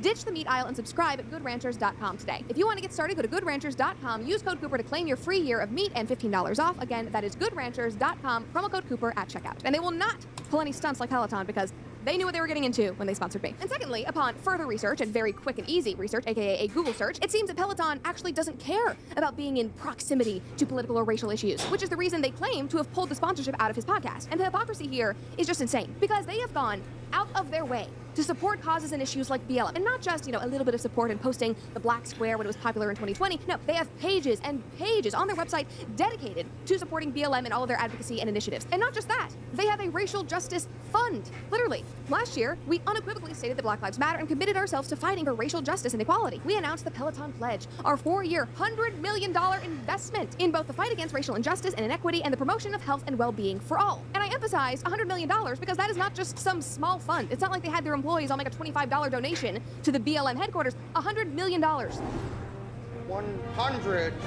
billion. And yet they say that they do not want to be in proximity to racial and political issues. Bullshit. Now, in addition to BLM, they are always at the front of the line unveiling pride collections and hosting LGBTQ advocacy events. And in 2023, whether you like it or not, those are all political issues. And even Peloton acknowledges that. So no, it's not about your brand safety and not wanting to be in proximity to racial issues and political issues. It's you not wanting to be around certain political issues and political ideologies. And if they had just said, we don't agree with Theo Von, RFK Jr., or any of the political guests that he's had on recently, we want to be a beacon of radical leftism, we don't want to align with this, I maybe would have respected them a little more because they were being honest. And it is their company. Like, they are allowed to do with their company what they want to do. They are allowed to support the values that they want to support. But they lied. And then they tried to cover it up and play both sides and say, no, it wasn't about political reasons. It was about something totally different. We don't want to be around inappropriate things. Like, that is the complete opposite of standing up for your values. That's just you being soft and trying to avoid criticism from both sides. And I just could not be happier that this story finally saw the light of day, because later in the podcast, Theo says that this happened, a while ago. So he's been sitting on this information while Peloton was able to intimidate him and completely get away with it. But now, thanks to Dana White's outrage and the fact that this went viral and UFC threw away all of their Pelotons, the entire world knows about it. And now we can let audiences decide whether they want to continue supporting a brand like Peloton. Okay, that was fun, and those people are crazy. If you want to see more videos like that, make sure you subscribe to this channel and like that video. And if you want even more content, you can follow me on Instagram at I'm Brett Cooper.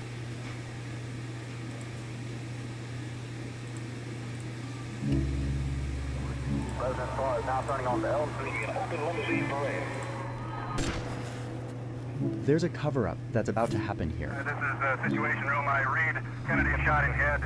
The assassination of a president, and then a scramble by the U.S. government to hide information from its people. So much information was hid from the American public. How many shots were fired? 3. The question of who shot JFK and why has riveted America since that Why? horrifying day 60 years ago. But over time, it's become clear that the FBI and CIA kept information hidden, not just from the public, but from the commission in charge of investigating the assassination. This has fueled an understandable doubt in the official account, including, by the way, Lyndon B. Johnson, the president who took JFK's place. Congress even came out in the 80s saying that this was probably a conspiracy. And the public ran wild with this. They came up with hundreds of suspects of who could have been involved in the assassination.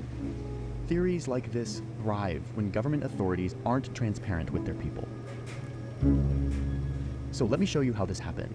Let me explain the official story and why that story has been hit with a wave of doubt over the decades, and explain that unlike a lot of conspiracy theories, doubting the official story here isn't as crazy as you might think.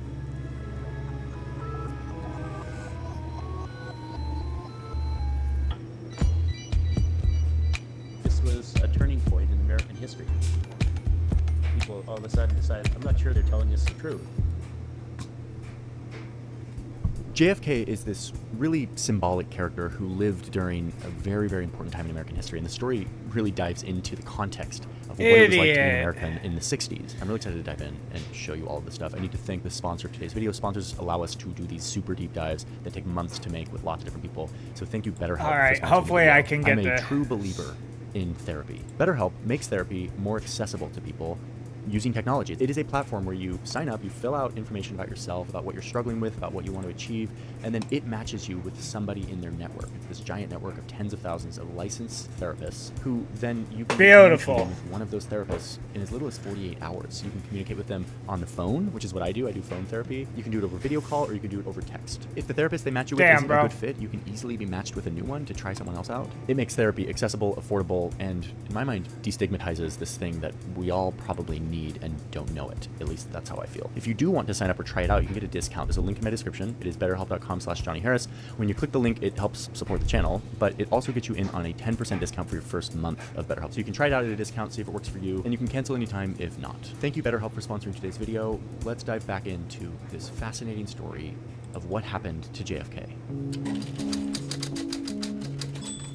People loved John Kennedy. He was this good-looking guy who was always hanging out with his beautiful family, and he just seemed to instill a sense of confidence in people. Kennedy rode this positive perception up the ranks of American politics to become the 35th president. This was in the early 60s, when America was in a giant time of transition. Well, this is a revolution, of course, that is sweeping our country now. The US was the global superpower, and was locked in a Cold War with another empire a world away. So JFK walks into the presidency to find his military and intelligence leaders causing a lot of trouble around the world. They'd become very comfortable with dangerous secrets. They were funding wars, they were overthrowing governments in faraway countries, they were assassinating leaders that threatened American interests, and they were doing most of this totally in secret. By the way, if you want to know more about those CIA shenanigans, go watch the video where we map all the US coups. Anyway, JFK walks in and sees this as too much. He wants to rein in these spy and military leaders from what he sees as an abuse of American power. He ended up firing and demoting a bunch of these leaders, a lot of these intel and military guys who were plotting and executing covert operations around the world. And he continued to pursue like his ideal of world peace. He chose diplomacy over violence. When nuclear armed missiles were found in Cuba, he slowed down the momentum towards a full-scale presence in Vietnam, and he shut down several of these covert operations that were being planned by the leaders around him.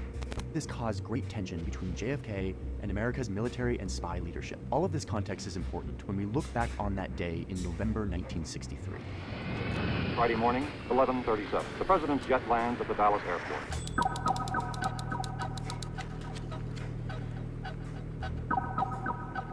President Kennedy and the Vice President Lyndon B. Johnson arrived to Dallas for a speech that the president was to give. He got in this open-top limousine with his wife Jackie and the Texas governor John Connally, along with his wife Nellie. They rode through these streets, downtown Dallas lined with cheering spectators. And then gunshots rang out. Kennedy apparently shot Shit. him. Blood was on his head. The shots hit the president in the neck and head, also wounding Governor Connally.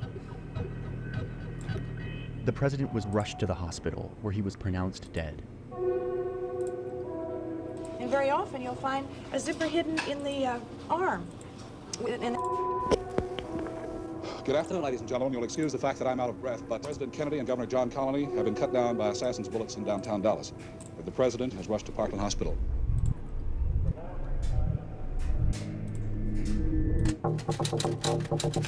Beautiful. Within hours of the assassination, the prime suspect became this 24-year-old former Marine, a self-declared communist who had renounced his American citizenship and moved to the Soviet Union, where he then fell disenchanted with life in Russia and moved back to the US, eventually ending up on the 6th story of this building in Dallas where he worked and where he was on that morning in November where he aimed a rifle and shot the president. His name was Lee Harvey Oswald. And after these shots rang out, he fled. While on the run, he shot and killed a Dallas police officer before hiding in a movie theater and then eventually being arrested at around 2:15 p.m. that day. I didn't shoot anybody, no, sir. There was to be a trial, and Oswald planned to plead not guilty, claiming the whole thing was actually a setup. I'll get the patsy.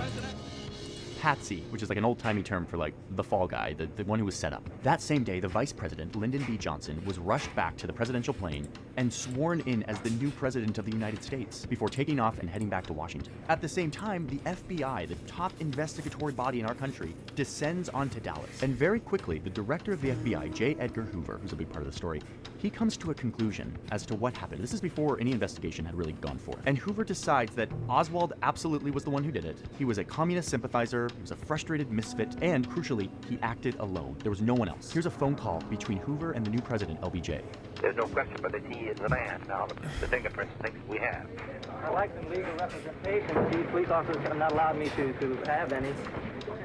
But luckily, we have a justice system, and we would find what the facts actually say. Oswald was going to stand trial, where the evidence could be thoroughly examined, where the country could see for themselves who actually shot their president, and get closure on this horrifying event, where whoever did it could actually be brought to justice. But that never happened.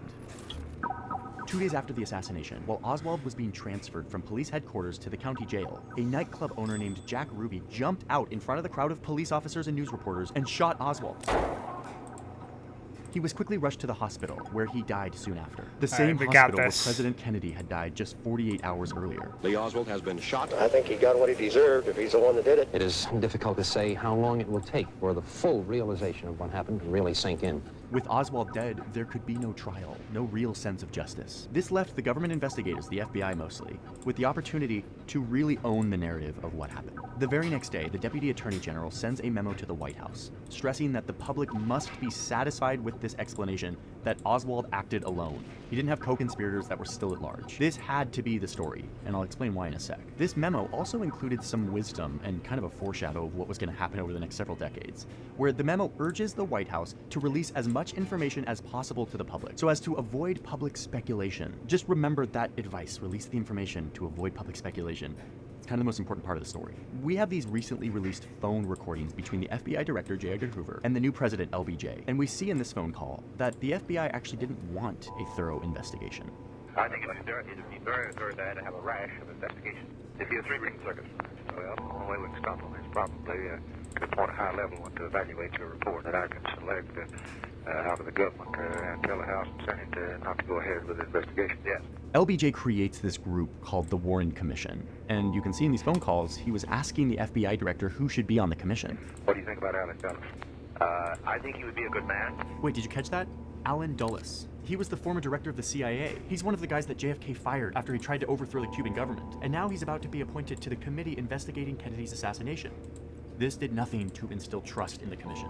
The new president appointed a commission of 7 prominent Americans to investigate the whole affair. The special commission will have before it all evidence uncovered by the Federal Bureau of Investigation and all information available to any agency of the federal government. The Warren Commission was given just 10 months to investigate this situation using the evidence that was mostly provided to them by the FBI. They produced this report, which essentially confirms the conclusion that J. Edgar Hoover, the director of the FBI, had come to in the hours and days following the assassination. That on November 22nd, the shots fired that killed the president and wounded the governor were fired by one guy, Lee Harvey Oswald. The report stresses that he acted alone. They say it very definitively. He, nor the person who killed him 2 days later, Jack Ruby, were a part of any conspiracy, domestic or foreign. All of the shots came solely from the 6th floor of this building. And crucially, there were only 3 shots fired, 3 bullets. How many shots were fired? 3. Any of them fired at me?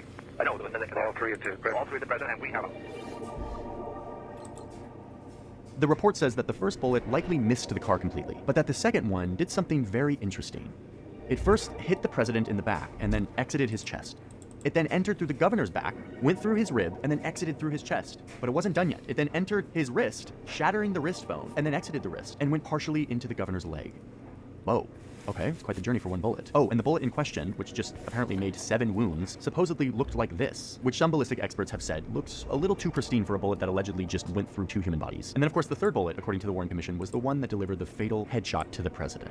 This was the explanation that the Warren Commission came up with to explain all of the wounds that were found on the victims. All of this damage had to be done with just 3 bullets. And why just 3 bullets?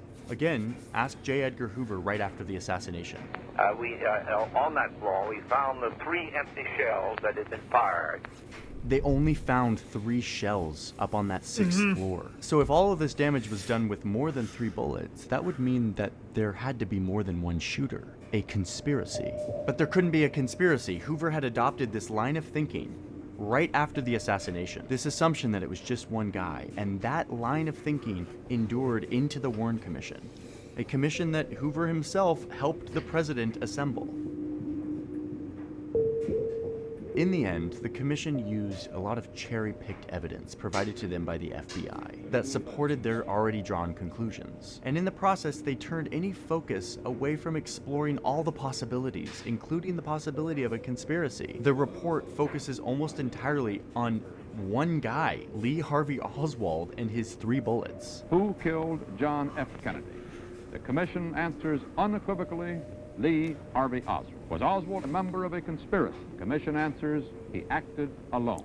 They ignored witnesses that contradicted their stories. They ignored or modified the signed reports from surgeons and doctors who worked with President Kennedy immediately after he arrived to the hospital that said that the wounds in the president's neck chest area looked like they came in from the front, meaning not from this building that was behind the president. In other words, the FBI and the Warren Commission ignored the advice from that memo that admonished the government to release all of the facts. In my mind, this was the biggest mistake and the root of all the conspiracy theories that exist today. The question I had in all of this is why? Why not do a proper investigation that explores the possibility that this was done by a group of conspirators instead of just one guy? For me, the answer to this question has a lot to do with the greatest fears that the American government and people were facing in the early 1960s. First, we have to remember that 1960s America was right in the heart of the Cold War, a time of constant vigilance, of fear of nuclear apocalypse, of extreme tension between these 2 superpowers. If this assassination was seen as an attempt to topple the government, or even worse, if it had been organized by the Soviet Union or its fellow communist regime in Cuba, that would create a sense of panic among the American public. It would be a very different situation than a 24-year-old communist sympathizer acting alone. A believed conspiracy would also create pressure from the American public. I've never seen that map. Back, which could lead to an escalation with another nuclear-armed nation. Oh, and the CIA also had an incentive to keep an investigation from being too widespread. At the time, they were secretly conducting all of these operations to assassinate Cuba's leader, Fidel Castro. This was a big deal, and it was a big secret at the time. Any deep investigation into possible conspiracy with Cuba might reveal that the CIA is trying to assassinate Fidel Castro, which would not be good for the CIA. So one way to read all of this, the memos, the rushed what the conclusion, fuck is the going emphasis on here? Oswald acting alone, the need for there to only be 3 bullets, you can see this as a bunch of government officials scrambling to keep the American public calm, to make sure that pandemonium doesn't break out, all while reducing the possibility of geopolitical escalation with the Soviet Union. You can see this in some of these phone calls, where the new president is deeply worried about keeping the American people united around a simplified narrative of what happened. He's worried that if alternative theories get out, it could threaten our entire system. So their tactic for doing this was to hijack the narrative, to suppress and influence the investigation, and make it very simple. Oswald did it, that's it. Here's the problem though. Eventually, people will do the math and realize that the government has been keeping the full picture from them. And that's exactly what happens next. I'm so confused.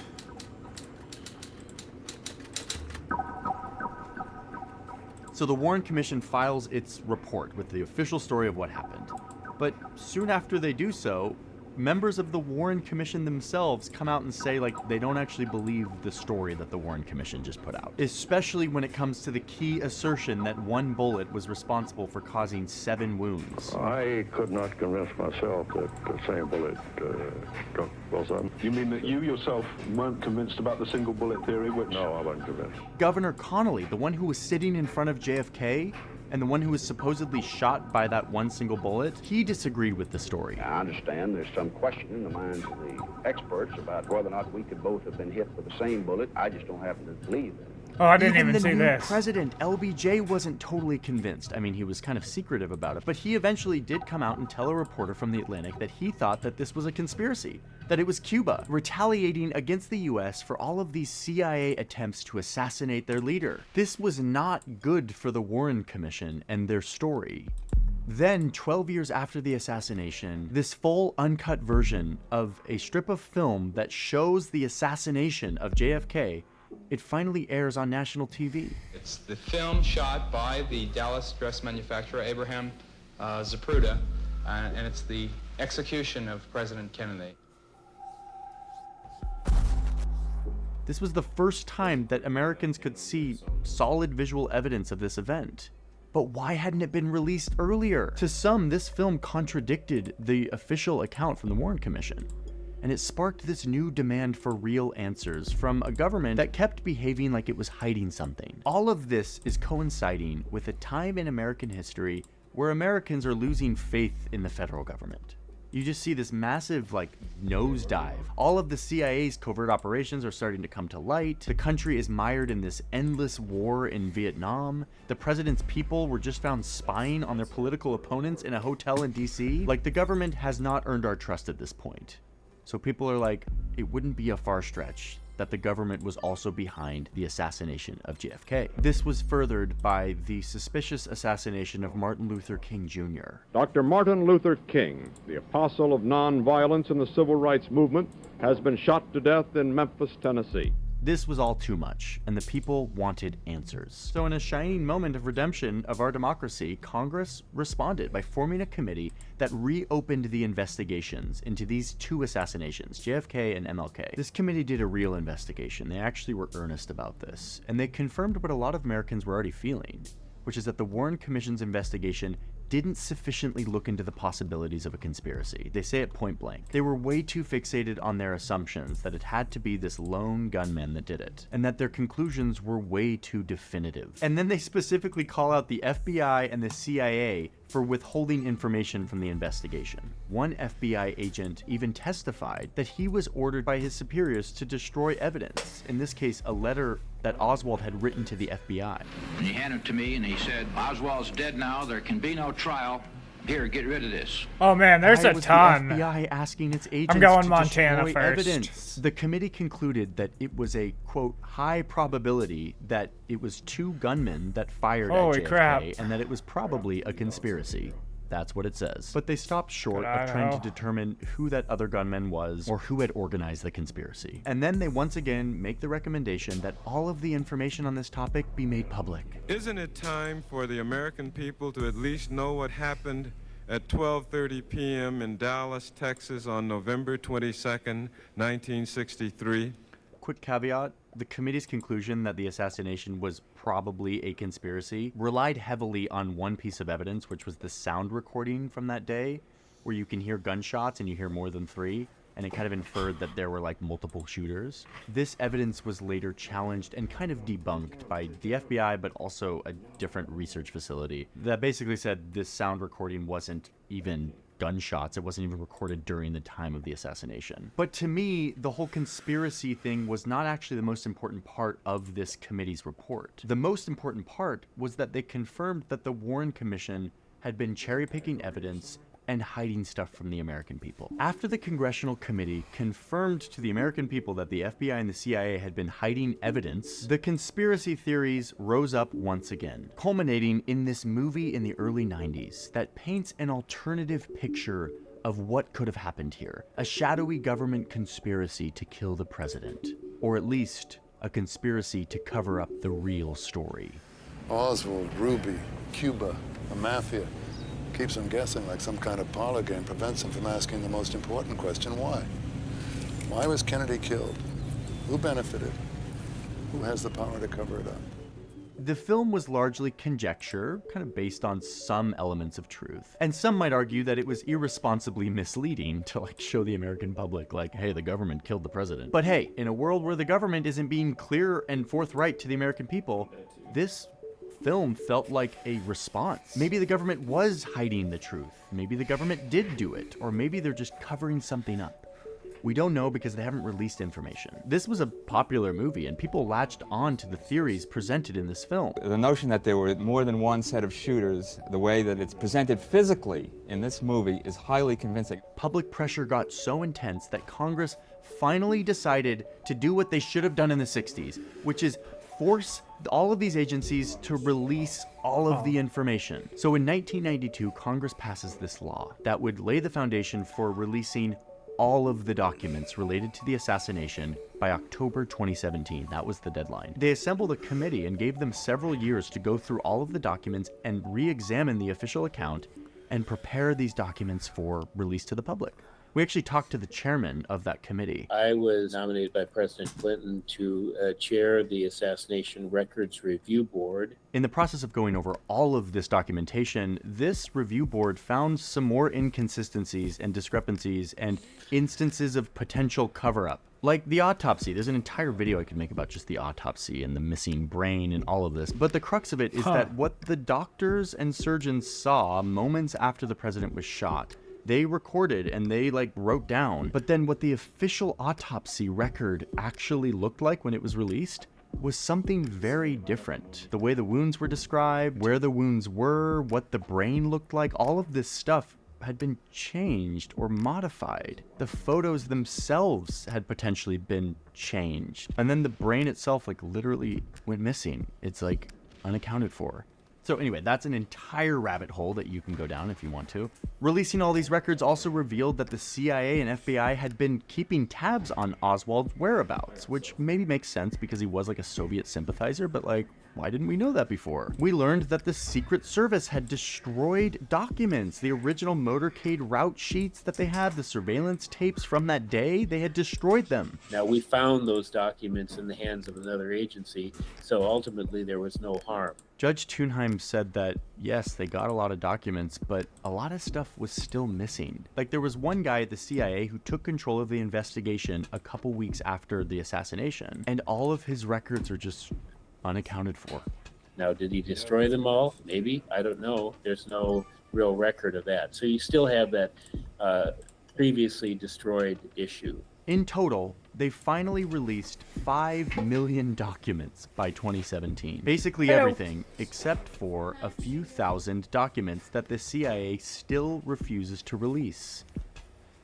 Why? Guys, come on. You can find this whole trove of JFK documents on the National Archives website. We'll put a link in the description. Okay, but here's the craziest part of all of this. Even after 5 million documents were released to the American public, to a public that was hungry for conspiracy, I need all these. Still, there was no solid smoking That's gun so evidence much in any of this that points to a conspiracy, that points to anyone other than Lee Harvey Oswald as the person who assassinated the president by himself. I thought that it was just right there. Now, the evidence may exist somewhere, but it's been destroyed or whatever. The point is, the government could have released these 5 million documents in the 60s. You piece of shit. They could have done this back when people wanted it, back when they should have, and it wouldn't have changed their official story, and it would have satiated an American public that was skeptical of their government. At this point, though, I think it's too late. The feeling that the government was hiding something has now sunk deep into the American psyche. We all kind of are like, the JFK assassination, yeah, something was up there. I'm not really sure they're ever going to regain our trust on this one because of how much hiding of information there was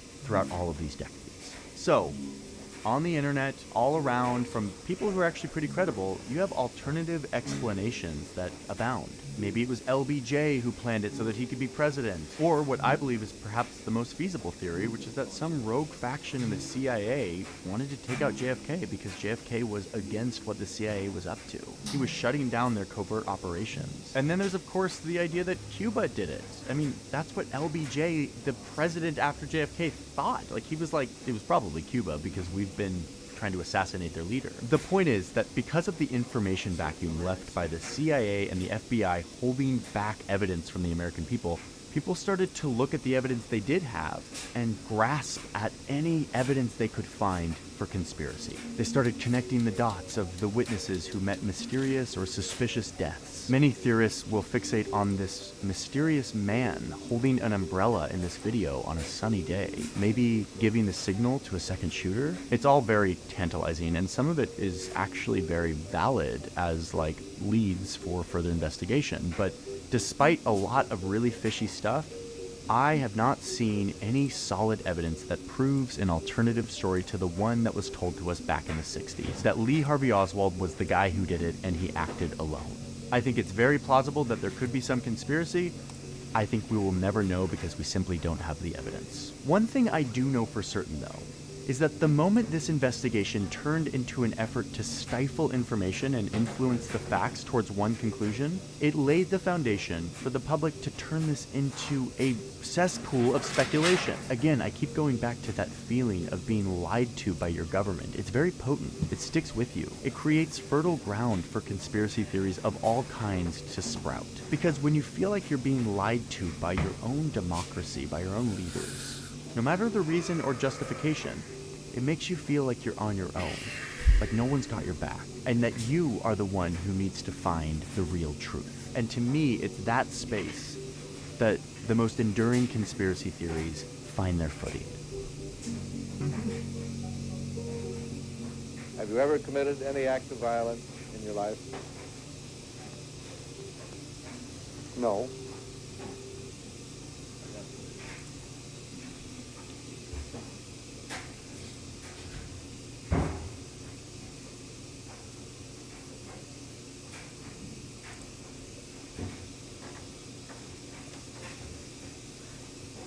At Amazon Freight, we know the only thing better than having a friend with a truck is having a friend with a bigger truck. And a network that's fully transparent about the cost. Interesting. First of all, your reaction to that extraordinary interview. I did see it. I actually wanted to watch the Andrew Tate one too, because I saw that where he called out Ben Shapiro. I thought that was funny. On people, you don't judge things one way or another before you go into the interviews, and I think that made the event very interesting. I'm very excited to see the public response. I mean, like I said to him, I'm not here to convict you or otherwise. I don't know if you're guilty or not. The charges read against you. We'll establish that in trial or otherwise, and they may not even go to trial. No, it might not. I mean, it seems to me there's been interesting relaxing of restrictions against you. Oh no. Of the year. What do you read into that? Well, if you understand how the Romanian justice system works, again, I have to be very careful what I say. The pressure to put us in jail comes from not organizations. There are many great people who work at organizations like DCOT, which is an organization investigating us, but it comes from individual prosecutors who I am very much a trophy for, I would say. So the absolute obsession of putting me in jail comes from these people, but these people have nothing to do with judges. At the end of the day, you investigate me for a year and a half, throw me in jail, drag my name through the mud. Eventually, you're going to have to come up with a file of evidence and show it to the judge. So the people who keep letting me go are the people who've seen that file of evidence and don't have a motivation. So that's it broken down. In the BBC report of the prosecution files, the quote you were saying about the woman who works on your webcam, I'm going to slave these bitches. I'm going to make them work even more hours and hours and hours, and work these bitches like slaves. Slave work, minimum 10 or 12 hours a day. That is not true at all. So you never said that? No. Well, you said it sarcastically. No, I didn't say it sarcastically at all. That is about my ex-girlfriend cleaning my house. So what you have to understand is when you go through a man's phone, you have 4 years and hundreds of thousands, millions of messages to everyone he's ever spoken to. Now this is about human trafficking, my accusation. So anyone coerced, anyone forced, anyone tied up, anyone kidnapped, anyone sold, anyone moved. None of that is in any of my WhatsApp conversations. But GCOT and the prosecutor essentially can eliminate parts of the conversation that he says are not relevant. Now, if you look at the timings between the messages on all these conversations that look very bad, he's deleting various things, a lot of LOLs and a lot of ha-has. Believe me, if you were to read mine and my brother's conversations, even right now, you could probably accuse me of conspiracy to commit murder because of the stupid things we can talk about. I was talking about... Conspiracy to commit murder. I mean, Andrew, I'm going to kill you when I can. Like, things like this, which can be used, in a very negative way. Would you accept you've used language about women? Loads. I've used worse language. But how do you feel about that? Now it's all been laid bare. Well, it's very unfortunate that I think this conversation is 3 years old. I think our house was messy after a party. Fuck. I was saying, oh yeah, she's my slave. Don't worry, I'll get her working. Do you regret using language like that? No, I don't. Because... Really? Well, last week, my daughter's mother sent me a photo of her drawing on the wall with Frank. And I said, ha ha ha, I'm going to kill her when I get home. Now, you could delete the ha ha ha because you think that's relevant to the prosecutor. And you can arrest me or my friends and throw me in jail for conspiracy to the murder of children. You could do that if you wish. But that's not the way I meant it. But I'd ask a different question. Yes. I would say, when your daughter grows up, yes, how would you like it if another man spoke about your daughter by saying, I'm going to slave this bitch, I'm going to make her work even more hours than I work this bitch like a slave? If someone said that and you saw it actually in a message they said about your daughter, how would you feel? Well, that's not the best message to have sent, and there's lots of. So you regret it? I regret that. You either regret it or you don't. No, I don't. I regret that it became public because the way men speak to each other. If I was to go through all of your WhatsApp messages, I don't know what I'd find. And you wouldn't mind if a man spoke that way about your daughter when she's older. You wouldn't mind, or you wouldn't mind. Of course I would mind, but it depends on the context of the relationship. Do you think it's disrespectful? The girl I was talking about cleaning my house at the time, I'm no longer with her. And also, this conversation is not about anyone who lists this on file. It's a very important distinction to make. The girl I was talking about, I was very in love with at the time. I had a very great relationship with at the time. You say to your girlfriend, "Oh, come here, I'm gonna spank you." That's not, if you're her co-worker or you're a man who's stalking her, it's a very different context.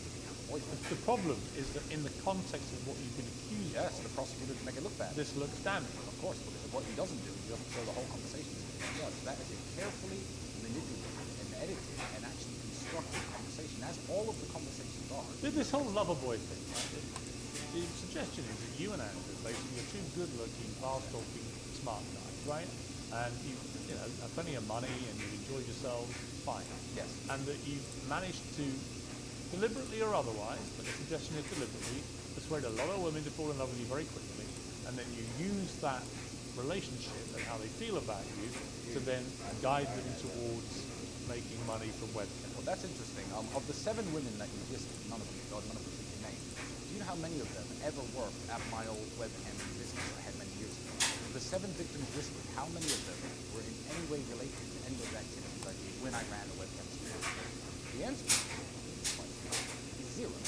People on the internet, I call them Twitter detectives, not the police, not DECON, not even this over-ambitious prosecutor, because there are webcam studios all over the city, has tried to make any criminal complaint about that small business that me and Andrew, as he said, dipped our toe in. I was making money there all those years ago. None of these people who are alleged victims today have anything to do with the webcam studio. But if you watch clips on Twitter, we speak as a 24-year-old, vulgarly. Oh yeah, I'm pimping because I'm in trouble with a bunch of girls. When we speak that way, it's easy to say, oh look, he's admitted, he's confessed to his crimes. The old webcam studio and the current investigation have 0 strings in between. So the question in and of itself doesn't make sense. You understand? You could face further time in jail if you're convicted of these offences. A long time. You were in jail earlier this year. What was that experience like for you? Jail was, when you're going through something really difficult, and it's almost unbearable, whether it be a difficult gym session or, a major setback, and you come out after it's finished, and the moment it ends, you're like, yeah, I'm glad that happened. Jail was hell every single day. But the moment we got that phone call saying the judge, who's now seen the evidence that they've allegedly raised against you, has decided to release you, I was very happy with the experience. I'm very happy I spent 3 months living in those conditions. What did you find out about yourself? I didn't find out anything new. I feel like it was my opportunity to show to myself and to my brother and to the world that I am the man who I say I am. I always preach being mentally strong, physically strong. I have put on this tough guy persona, but I don't think it's I can survive 3 months in Romanian prison without incident, without tears, without being upset. You didn't shed any tears? I did not. Did you know that Andrew had? I believe that Andrew's tears were tears of anger. Whereas me and Andrew are very balanced. We have a very balanced relationship. We keep each other in check. He he's angry, I calm him down. When I'm angry, he calms me down. I believe Andrew was a lot angrier at the situation. Andrew knew a lot less about the situation. I can at least read some Romanian. I was trying to make sense of it all. He was sitting there in pure frustration. They're serious criminal charges. Well, they're serious criminal charges. But what I would say to you is, what is the serious criminal evidence? So again, this is from the I'm going to work this girl out. It's about a girl being in my house, by the way. So this is the big bombshell. The BBC, because I don't know how they got the indictment, but the indictment should be private. I'd love to give you a copy. I really would. But the criminal indictment isn't what the prosecutor says I've done. It's the evidence against me. So if the BBC have read their grubby little fingers through all of this evidence and all the files, and the worst thing they have to come at me is, Tristan, you said this girl's a slave. I've said that. I've said worse things. Have you ever coerced women? No, I've never coerced anybody into doing anything. Do you accept them, as I said to Andrew, that some of the language, even in the things he tweets now, suggests that his idea of how women should be treated is that they effectively are a form of slave to a man? You know, Piers, I really like you, and I sometimes feel you fall for Andrew's little traps, and it's really wonderful to watch, because it's not the things he says, it's the way he says them. The way he says them can get people very riled up. When I was sitting listening to your interview about women shouldn't work and be taken care of, etc., it actually took me back about 12 or 13 years to an interview I saw, I can't remember, I think it was on ITV, with the late Christopher Hitchens. You probably knew him. What? How the fuck? Before I became relevant. But he was sitting there with a female journalist and saying, his exact words were, oh, I don't want Mrs. Hitchens to be coursing in the labor market. Why would I want my women coursing in the labor market? No, if she's with me, she can't work if she wants, but she doesn't have to. Now, he was not like he was the misogynist. He was actually hailed as an intellectual. He's read all the books. I used to be a big fan of his. But he said exactly the same thing Andrew said. Exactly the same thing, with different intonations and different tones. And you probably knew. You didn't attack him back then for saying that, did you? But Andrew well, I'm not here to judge. He could get people riled up. Christopher Hitchens is no longer with us, sadly. He was a brilliant man in many ways. I disagree with him about many things, but he's not why I'm here, obviously. Yeah, of course. You know, it just seems to me that the rhetoric, particularly by Andrew, but also some of the stuff they found with you, the way that you talk about women.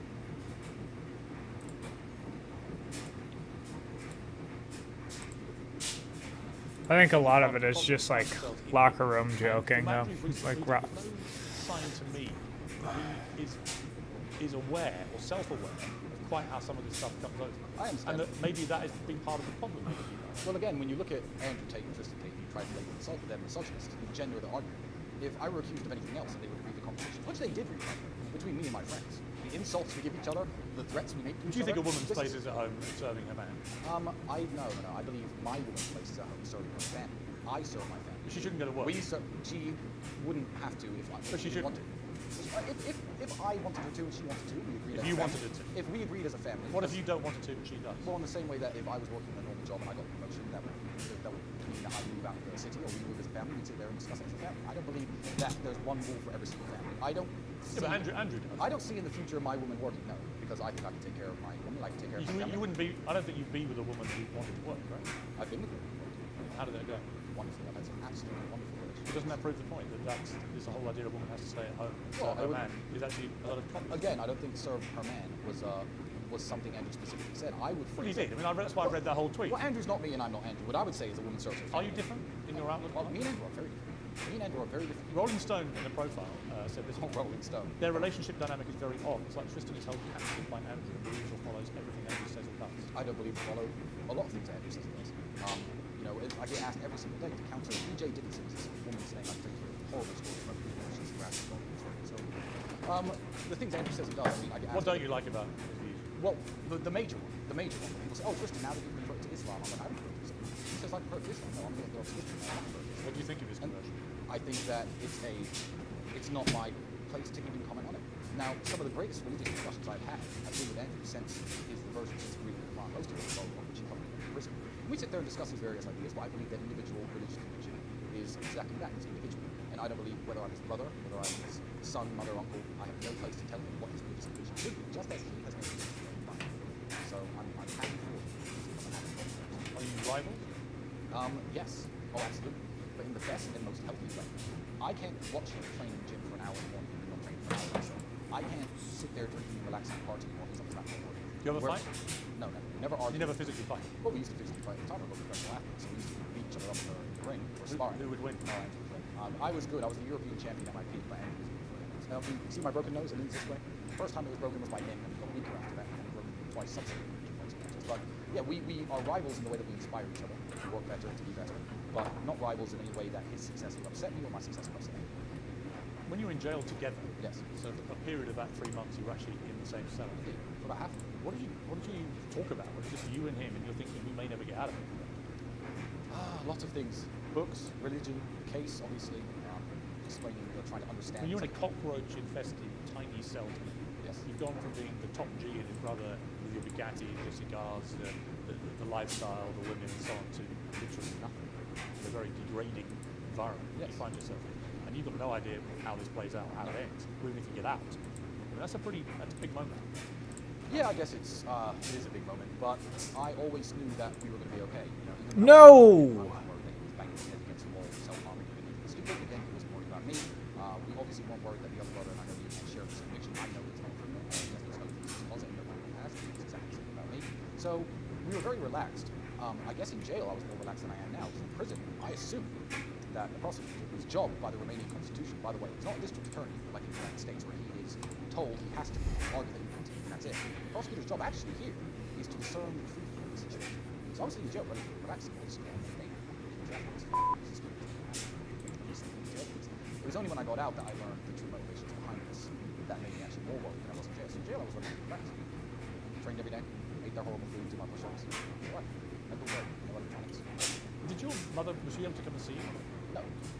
No, in fact, did you speak to her? For some reason, and I cannot tell you why, I was banned from visitors. He was my daughter, the mother of my daughter, and some friends. Was Andrew as well? I don't believe so, but just no one tried to visit me. Maybe they were rejected. Okay, I don't know, but I was at one point. It's on file. It's on paperwork. But at one point, I was banned from using it. Could you make calls?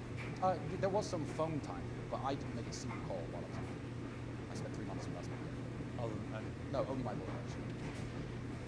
Did you get into similar physical threatening situations?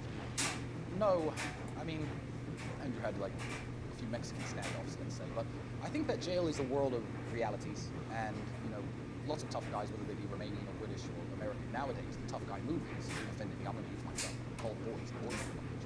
I think that is the standard operating procedure in lots of the world. As Andrew said, I come from a council state. I understand this very well. When you walk into a prison cell, that's not the reality. The reality is if I start to fight with this guy, maybe 10, 15 minutes before anyone shows up, and I'm a 6'4", 17 and a half stone former kickboxer, everyone knows me. Everyone knows me professional. So I didn't have any problems at all. I would say that everyone was very respectful. Not just because they were intimidating. Like, no, absolutely not. These guys there who I should get by. But I give respect, and I think I received that. People No! Say, Fuck! Like over the years, that you're a product of your environment, particularly of your parents. Yes. I really did not want that to happen. My father, Emery, wrote the eternal problem of the alpha male protecting his flock of women. He said, the times I struck a woman in presence in passion, I never left a mark, no trace, hyper-control, super-control of an animal. They love me still. I've never heard that before in my life. I'm smiling, man, because I can imagine his voice saying it. You can. I can imagine his voice saying it. The only times I've struck a woman in brackets in passion. You ever struck a woman in passion? You haven't spanked? Well, once. Let's keep this above board. I want to here, but I'm saying, like, I understand how you're trying to phrase this. No, I don't and understand. Again, my father is dead. No, I'm not trying to phrase it in any way. I'm just curious what you think he meant. I honestly don't know. I mean, keep in mind, my father died when I was 27, and that post was written a long time ago. I've never heard it before. I've never seen it before. But what kind of father was he in terms of the values he instilled in you then? Oh, he was a wonderful man. He was a very protective man for his family. They got divorced many, many years ago, but even with his dying breath, he jumped in to fight 10 men and defend my mother's law. That's the kind of guy he was. Super protective, super, involved in everyone he loves in his life, even if he was far away. And he held us very accountable. Andrew tweeted last year, my dad was a chess genius, CIA operative. My mother was a dinner lady. They had nothing in common. Dad said she fed you boys healthy meals every day, cleaned the house, was largely quiet, and loved her very much. That's literally all men want. Which economic system has proven to be better for countries around the world? Socialism or capitalism? Get the answers from Hoover Fellow Peter Berkowitz in our new video lecture, Socialism versus Capitalism. In it, he examines the distinctions between both systems, along with the historical failure of centralized planning. You can activate your free 4-chapter... Damn it! No! When you do, Fuck! you'll get instant access to your videos. Capitalism and socialism are answers to a question. Are you asking if that's an accurate description of my parents' relationship? Yeah. Perhaps, yeah. But my mother was a wonderful mother. See, I don't think. But they split up. Of course. But that's, well, so when he says that's literally all men want. They split up way before I was old enough to understand marriage was sexual for male or female dynamics. By the way, so I can't comment on that. What I can comment on is how they were as parents. And what I would say is, I don't look back on my childhood raised in a council estate, on state benefits, on free school lunches. I don't look back on that thinking, oh, my mother was a terrible mother, she didn't have any money. Because I don't think it was my mother's job to I guess, provide as much as my father was doing, especially in the United States. But I look back and say, my mother was absolutely wonderful. Square meals a day. She knew how to manage finances, didn't smoke. No. I'll make sure my clothes were always washed, how to mend things. She is. How does she feel about the fact that both her boys are in this series? Well, you have to understand, she's been so tough on hard times. When I was 15, 16, 18, all my friends except brothers because I was down in the kickboxing games. So I found hard discipline, sport discipline. I think kickboxing was massively, largely responsible for keeping me everything. Never tried to drug in my life. Never broke the law in my life. Never broken any law? Speeding. Right. I'm talking about serious crimes. And my mother's known that even at my most desperate, my most poor, I would come home to her and sleep on her couch for 6 months, as opposed to try to find an honest, good way of legal way of making money.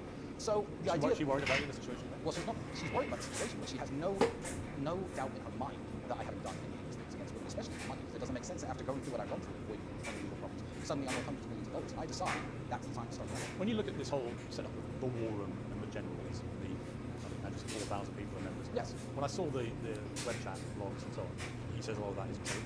I'll have to wait and see whether that's verified or not.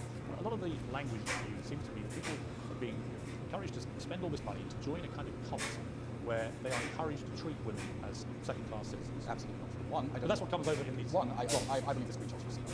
One, absolutely. Two, I would say I'm a member of the member like everybody else, and I find lots of great help in the world within. Whenever I want to do business with somebody, I want to transfer money to some countries, I want to find somebody who has talents I don't, and find it work for me. That's what I use the world for. I don't think any network in the world would exist where men sit around and just complain about trying to be second-class citizens. I mean, surely. It was not complaining about it. I wouldn't want to take part. It's more like there's one of the running themes is to get the woman to tattoo your name on herself. Well, that's clearly not true. What you've read is fake. It's made up by stupid journalists. There's 12,000 pages. There's 12,000 pages. Well, it doesn't matter. It's very easy to find some chat logs and put two lines into it. I don't think. It's also very easy to say, yeah, a bit of it was. Well, here's the thing. If 4,000 people are talking across hundreds of different rooms, 24 hours a day, right now, since the beginning of our interview, probably 300 messages have been sent inside the war. I can't tell you exactly what everyone has said over the last 4 years and what they haven't said. I can't. What I'm saying is, in my experience inside of the war, that is absolutely not what the war stands for. That is not absolutely not what the war teaches, preaches. What anyone I know from the war believes, all the people I know from the war are happy, married men, guys with families, guys with kids, successful businessmen, people run construction companies, real, honest, great people. That is not represented. So I think it's fake. You guys have preached a message of masculinity. I'm all in favour of masculinity. Right. Many other people have categorised it as toxic masculinity because of the misogyny and so on. Do you feel that maybe you have collectively gone too far in the misogyny? And that has been, again, one of the reasons you find yourself in the problems you're in? Well, again, when I say first kind of alpha male rhetoric. What have I said that's misogynistic? No, I'm just asking generally whether you feel that's part of the problem. I don't think that's part of the problem. I don't think it's a problem at all. I think that when somebody has been speaking to the internet for a decade, you have to understand that, first of all, lots and lots of content is produced. It's very easy to cherry pick and take things out of context. And number two, the man is speaking on the internet television who I was when I was 25. I fancied myself a good dating coach, just to give people advice on how to be women, how to make. That's not how I live now. I'm 35, you're not 25. You were 25, but you were very vastly different than you are today. So, I don't think there's a problem with anything I say, because I've never advocated for anything. I never advocate for anyone. I don't advocate for drugs. I do not advocate for violence. I do not advocate for any of these things. So if Andrew said that women can't drive as well as men once, it's very easy to jump on that. See, this man is the world's biggest consultant because he said X. And I think he said a lot worse things than that. I do. That was the original reason. I do think he said a lot of blatant misogynist things. I don't think he's even really aware. I don't even think they are misogynist. But that depends on your worldview. It actually depends on the worldview of where you live. You walk around the country, great country, talk to me, and say some of the misogynistic things you've heard. Andrew, me, anyone else in the world saying England, I consider misogyny. The men and the women here admit, yeah. What? Misogynistic?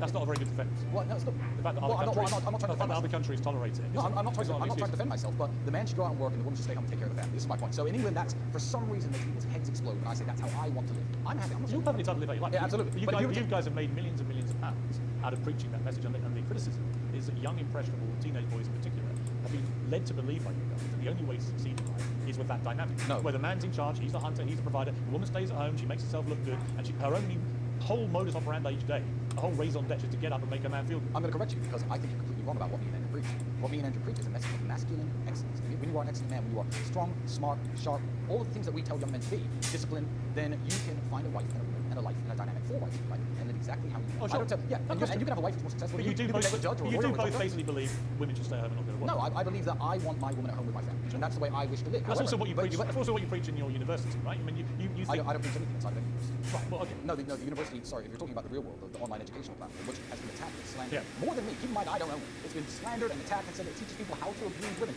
What kind of act would teach people how to abuse women? It's the same. It teaches web design, e-commerce, copywriting, cryptocurrency trading, basic methods of wealth creation. That's it. It actually has nothing to do with teaching anyone anything about it. Well, to the point that women are members. Lots of members. What about the war room? Well, the war room doesn't have female members now. I can explain why that is if you care, but I don't think that's why. Well, I would say that I don't have, or my brother, or any of the men in the war room don't have any business telling women how to be women. So they're not misogynists. If we were to get women into a group to say, hey, women, you should like this, you should like that, no. Andrew tells women how they should be all the time, including Well, a lengthy tweet. I read it. It was only last week. That's my point. I read that whole tweet for a reason. Yes. It went on and on and on. And honestly, it was just blatantly misogynist. Yeah, but people can take that over. This is Twitter. That's a public. But it doesn't make it not misogyny. Well, and you guys, and here's where your massive reach and influence becomes problematic. Because I see on the streets when I walk around in London in particular, a number of kids who come up to me all starry-eyed about the tape films, right? And they're like, top G and blah, blah, blah, blah, blah. But they're being conditioned to think by the constant rhetoric, maybe from Andrew, but I don't think you're particularly that different in your worldview of how women's place in the world should be. But they're led to believe that if a woman wants to go to work, there's nothing wrong with it. And we're in a very different place now than we were in the 50s. You know, a lot of women love going to work, love their jobs, they're successful. Often they may be the main breadwinner in the family, right? The whole dynamic has changed. There's no suggestion that there's a repeating pattern of women who go to work, they have unhappy marriages or lives or unhappy children. No, but I believe society's going to But because of women going to work? No, not because of women go to work. Because of men losing the wages and the children in the household is seen as burden. Now, that's my personal opinion. But I will say that on places like Twitter, what I won't do is get any young man posting or speak to young men posting because you women need to control and can't control this. That's actually not what we do. I think that people raising a very decent point about put something on Twitter and people taking it personally like this. It's not. And you look the way he wants to. And let me tell you, me and Andrew are very different in regards to the way we see relationships. We are both very different people. But he can live the way he wants to. Because one, him and his girlfriend are both executive adults and that's corrupt.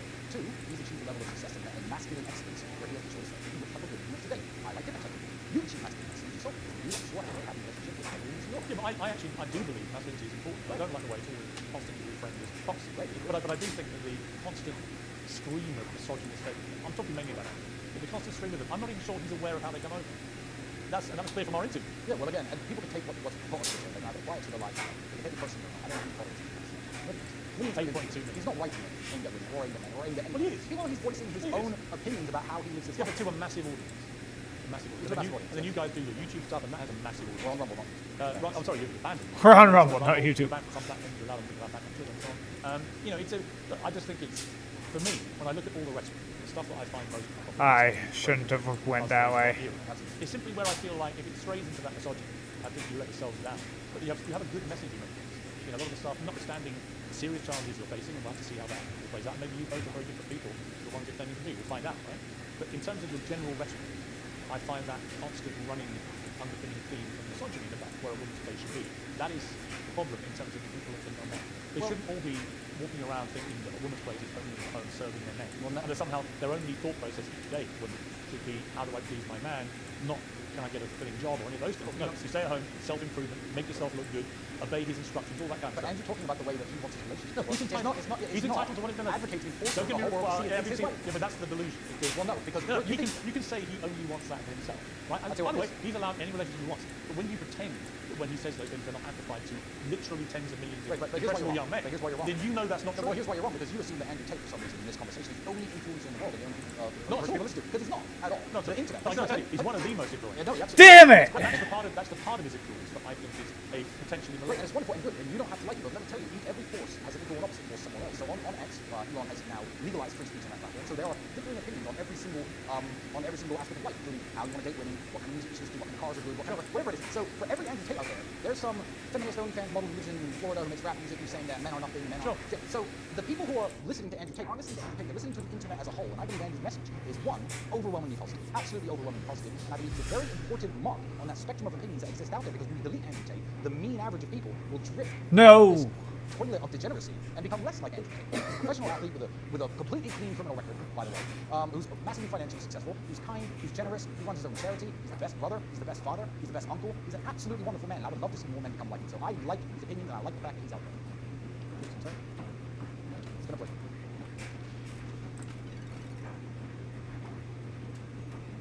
Fucking sweet.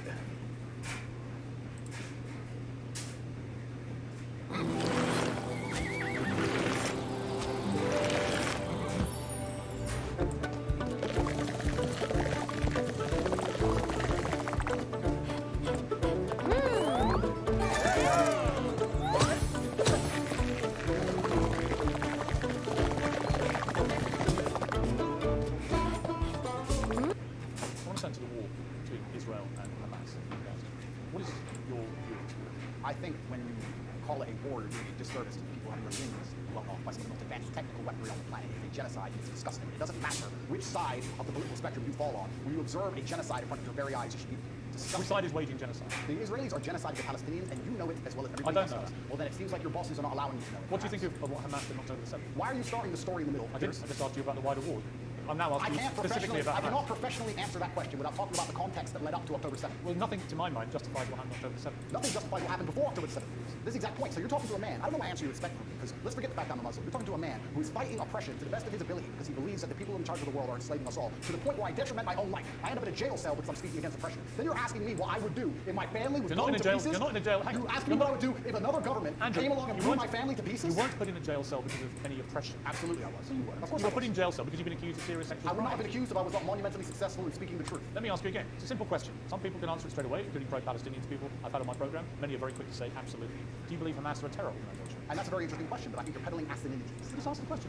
Can somebody do me a favor? Google asininities and find out. I know what it means. If it's not, make sure it's added to Webster or Top Choose Words. Okay, just, are they a terror group? You're peddling asininities because I'll tell you why. Here's, let me answer. No, I'm not. Of course you are. It's a simple question. That's like me I'll asking. tell you why I ask, because the UK, where you were born, prescribes Hamas as a terror They also organization. prescribe me as dangerous to children in schools. Let me explain something to you. You're not If I were to prescribed sit- as that. If I were to sit here and say, is stealing wrong? And you'd say yes, and I go, but what if the person stealing is trying to feed their family, they don't, their family are going to die? Is it still wrong? You're trying to take a You're very equating- nuanced and complicated argument and reduce it down to one sentence, which is failure. You're trying to equate stealing with a mob of terrorists breaking over a border, going to peaceful... Is that what Israel did? Wait a minute. A mob of Wait a terrorists minute. breaking over Let me borders finish. and killing people. Is that what Israel did? Going through a border on October the 7th. Oh, October the 7th. and Ah, yes, massacring young people at a festival, massacring families in their homes and a kibbutz, setting fire to them, cutting their heads off, killing babies. Oh, killing It was 40 the most- babies, that was true. Well, fine. Were the babies vaccinated? Why are you being flippant? I'm not being flippant. The point I'm I making. find that funny. No, but the point I'm making is that the media lies. Firstly, No, secondly, I can ask secondly- you. I can ask you about different things at the same time, right? Sure. So I'm asking you first of all specifically, what is your reaction to what happened on October the 7th? Sure, I'll answer the question professionally. I do not condone the loss of human life on either side. I think anybody doing anything which directly damages civilians is disgusting and abhorrent. However, I would be an amateur if I could not sit and pretend I do not understand the motivations behind either side. This is not even me taking a side. I understand why Israel is doing what it's doing. I understand why Palestine is doing what it's doing. However, I still call the Israeli actions absolutely abhorrent and genocidal. Okay, we're going to come to Israel's actions, I promise you. We will ask that question specifically. But in terms of what Hamas did on October the 7th, do you accept that was an act of terrorism?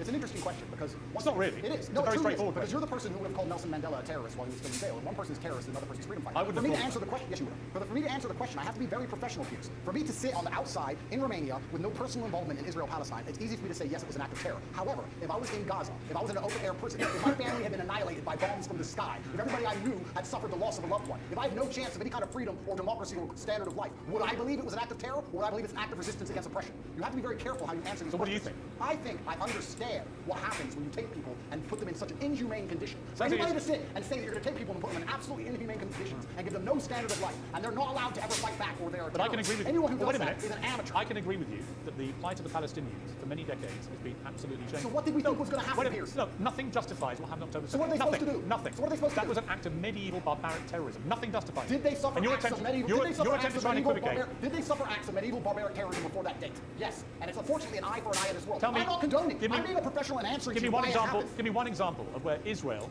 without any provocation, went into a specific question. Went into Gaza and massacred 1,500 innocent people, cutting their heads off, taping and boasting about what they'd done back to their families in Israel, kidnapping Holocaust survivors, bringing them. They wouldn't have, of course, done that. Naked, kidnapping old grandmothers and bringing them back to Israel, kidnapping babies, kidnapping children. When has Israel actually gone in and done something of the scale of October the 7th? There's literally endless examples. Give me one. In 2014, they were bombs. Give me- So, no. you know what? Here's, let me tell you something. I'm not talking about. answering. No, I'm not let me talking about what they would answer. categorise as retaliation for rocket strikes. And there's an arguable point, as there is, for example, I'm vehemently against the expansion of the settlements on the West Bank. I think there are legitimate questions about the proportionality of Israel's response here. Yeah, but in terms of what Hamas perpetrated on October the 7th, there is no instance of Israel doing that to the people of Gaza. first And you have to accept that. If you don't accept that, you're either deluded or you're deliberately not wanting to say the obvious, which is that was an act of terrorism, because you're concerned about upsetting people in Palestine. Is that the case? Let me go back to my first point when I said you're peddling asininities. The reason I said that is because to look at a situation, no matter how heinous, and to ignore all of the context and pretend that you do not understand why said situation happened is Nothing justifies terrorism on that scale. Nothing. It's asinine. No, it's not. It is. Because it's not about justification. Let me tell you why. It's not about justification. It's about understanding the realities of the world. Let me tell you the realities of the world. Hamas came to power in 2005.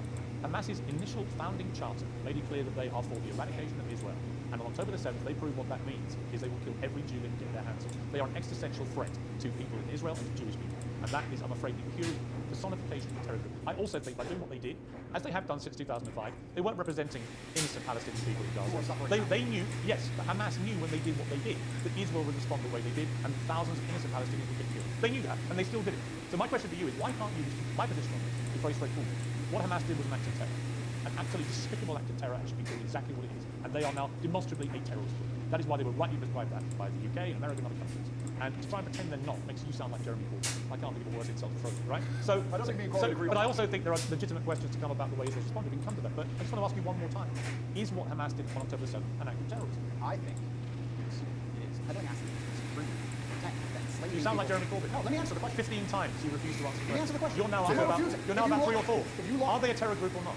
They're one King's freedom fighter, and they're deemed a terrorist. What do you group. think? I think that if you want people in the open air prison to steal their land, they're going to retaliate. So they're not a terror group? I think they're going to retaliate. They're not a terror group? One team's terrorist is Okay, we're now up to about 8. Are they a terror group? And also, another thing I want to make clear to you. Only Jeremy Corbyn has done this. Done what? Refused to answer the question.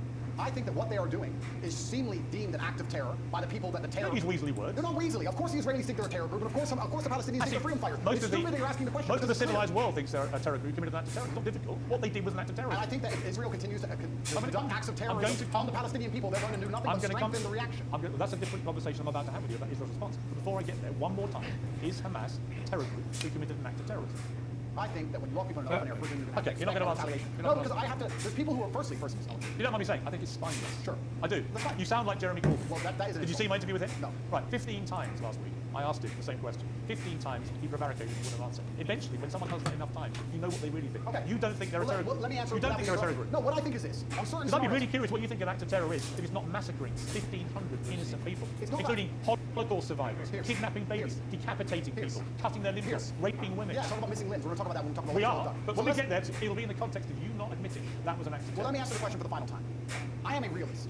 And as a realist, sometimes you do not come to the conclusion of labeling good guys and bad guys. The world is not black and white. Hamas are bad guys. No, the world is not black and white. The world is actually very gray. Anybody who sits and thinks there's nothing clearly a gray good about guy, there's nothing gray about what Hamas did. and clearly a bad guy does not understand how the world works. And as a realist, what you do is you look at scenarios and you understand why they happen, how unfortunate they are, how unfortunate the loss of human life is, how civilians die on both sides, how innocents are dying in a chess game played by the elites on both sides. Both sides, you have innocent people who didn't even vote for the person making the decisions, who are ensuring their death, signing their death warrants. It's unfortunate on both sides. So listen, sir, you would not advocate Russia doing any of the things to Ukraine that Israel is doing to Palestine. You would not say Russia has been doing exactly that. Russia has not done a fraction of the things to Ukraine that Israel has done to Palestine. Russia illegally invaded a sovereign democratic country and has committed a barbaric rampage, trying to seize as much of Ukraine as it can, bombing maternity hospitals, killing innocent women and children. Don't even try and have some kind of this is genuine equivocation of this. I will. A Hamas rocket, a tiny Hamas rocket that can make a pothole in the road, and then they get hit back with cruise missiles. Let me ask you a question. Ukraine sent a drone and hit the Kremlin. A drone attack. It did nothing. It damaged some machine. If Russia decided to then respond with a missile attack on a hospital and annihilate 800 people, do you think that would be allowed? Exactly what it has been. Would you advocate for that? Would you support that? Have you seen the state of Mariupol, which they leveled to the ground? The Ukrainians did level it. Correct. No, the Russians. 2014. The Russians leveled Mariupol. And my question to you is, would you advocate those reactions? Let me ask you another question. This is a genuine question. Let me ask you a question. I'll watch it tomorrow. I'm done.